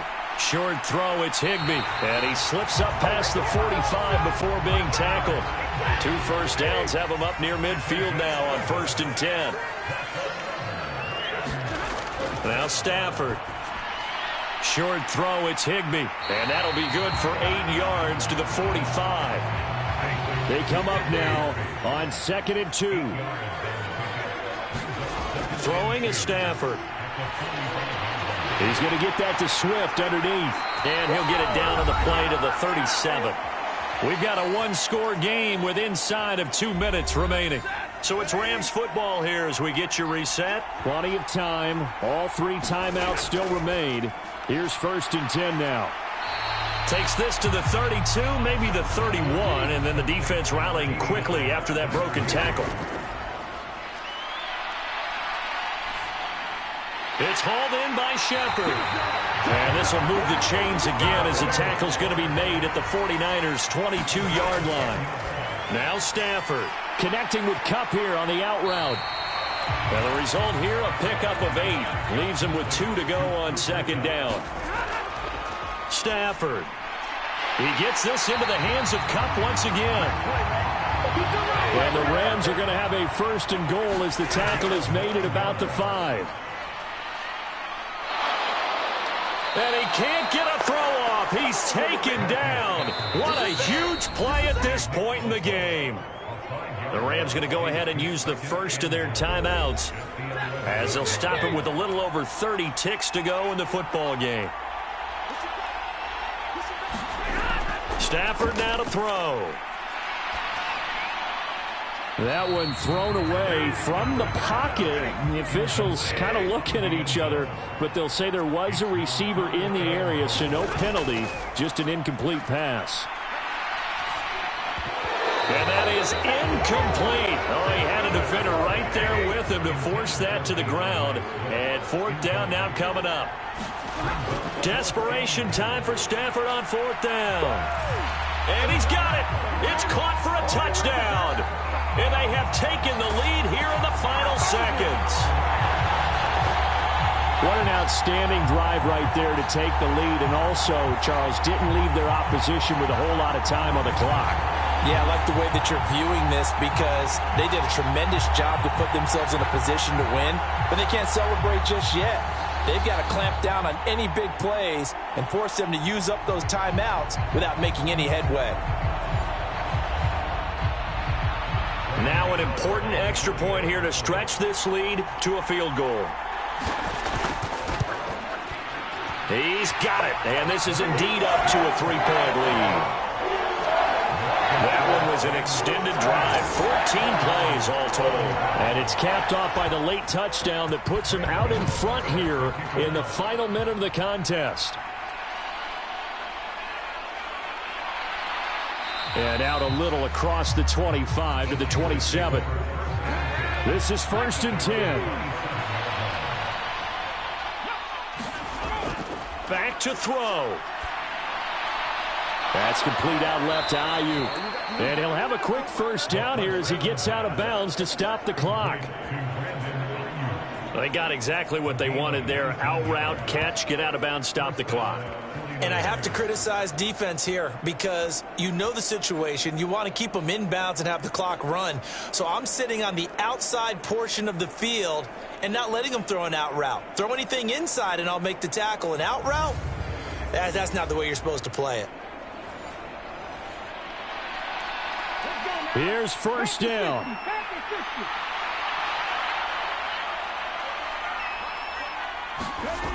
He's back to throw.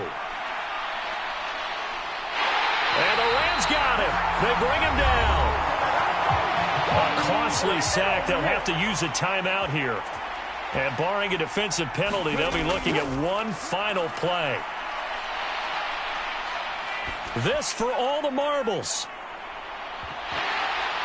And this is incomplete. So no miracles here on the final play.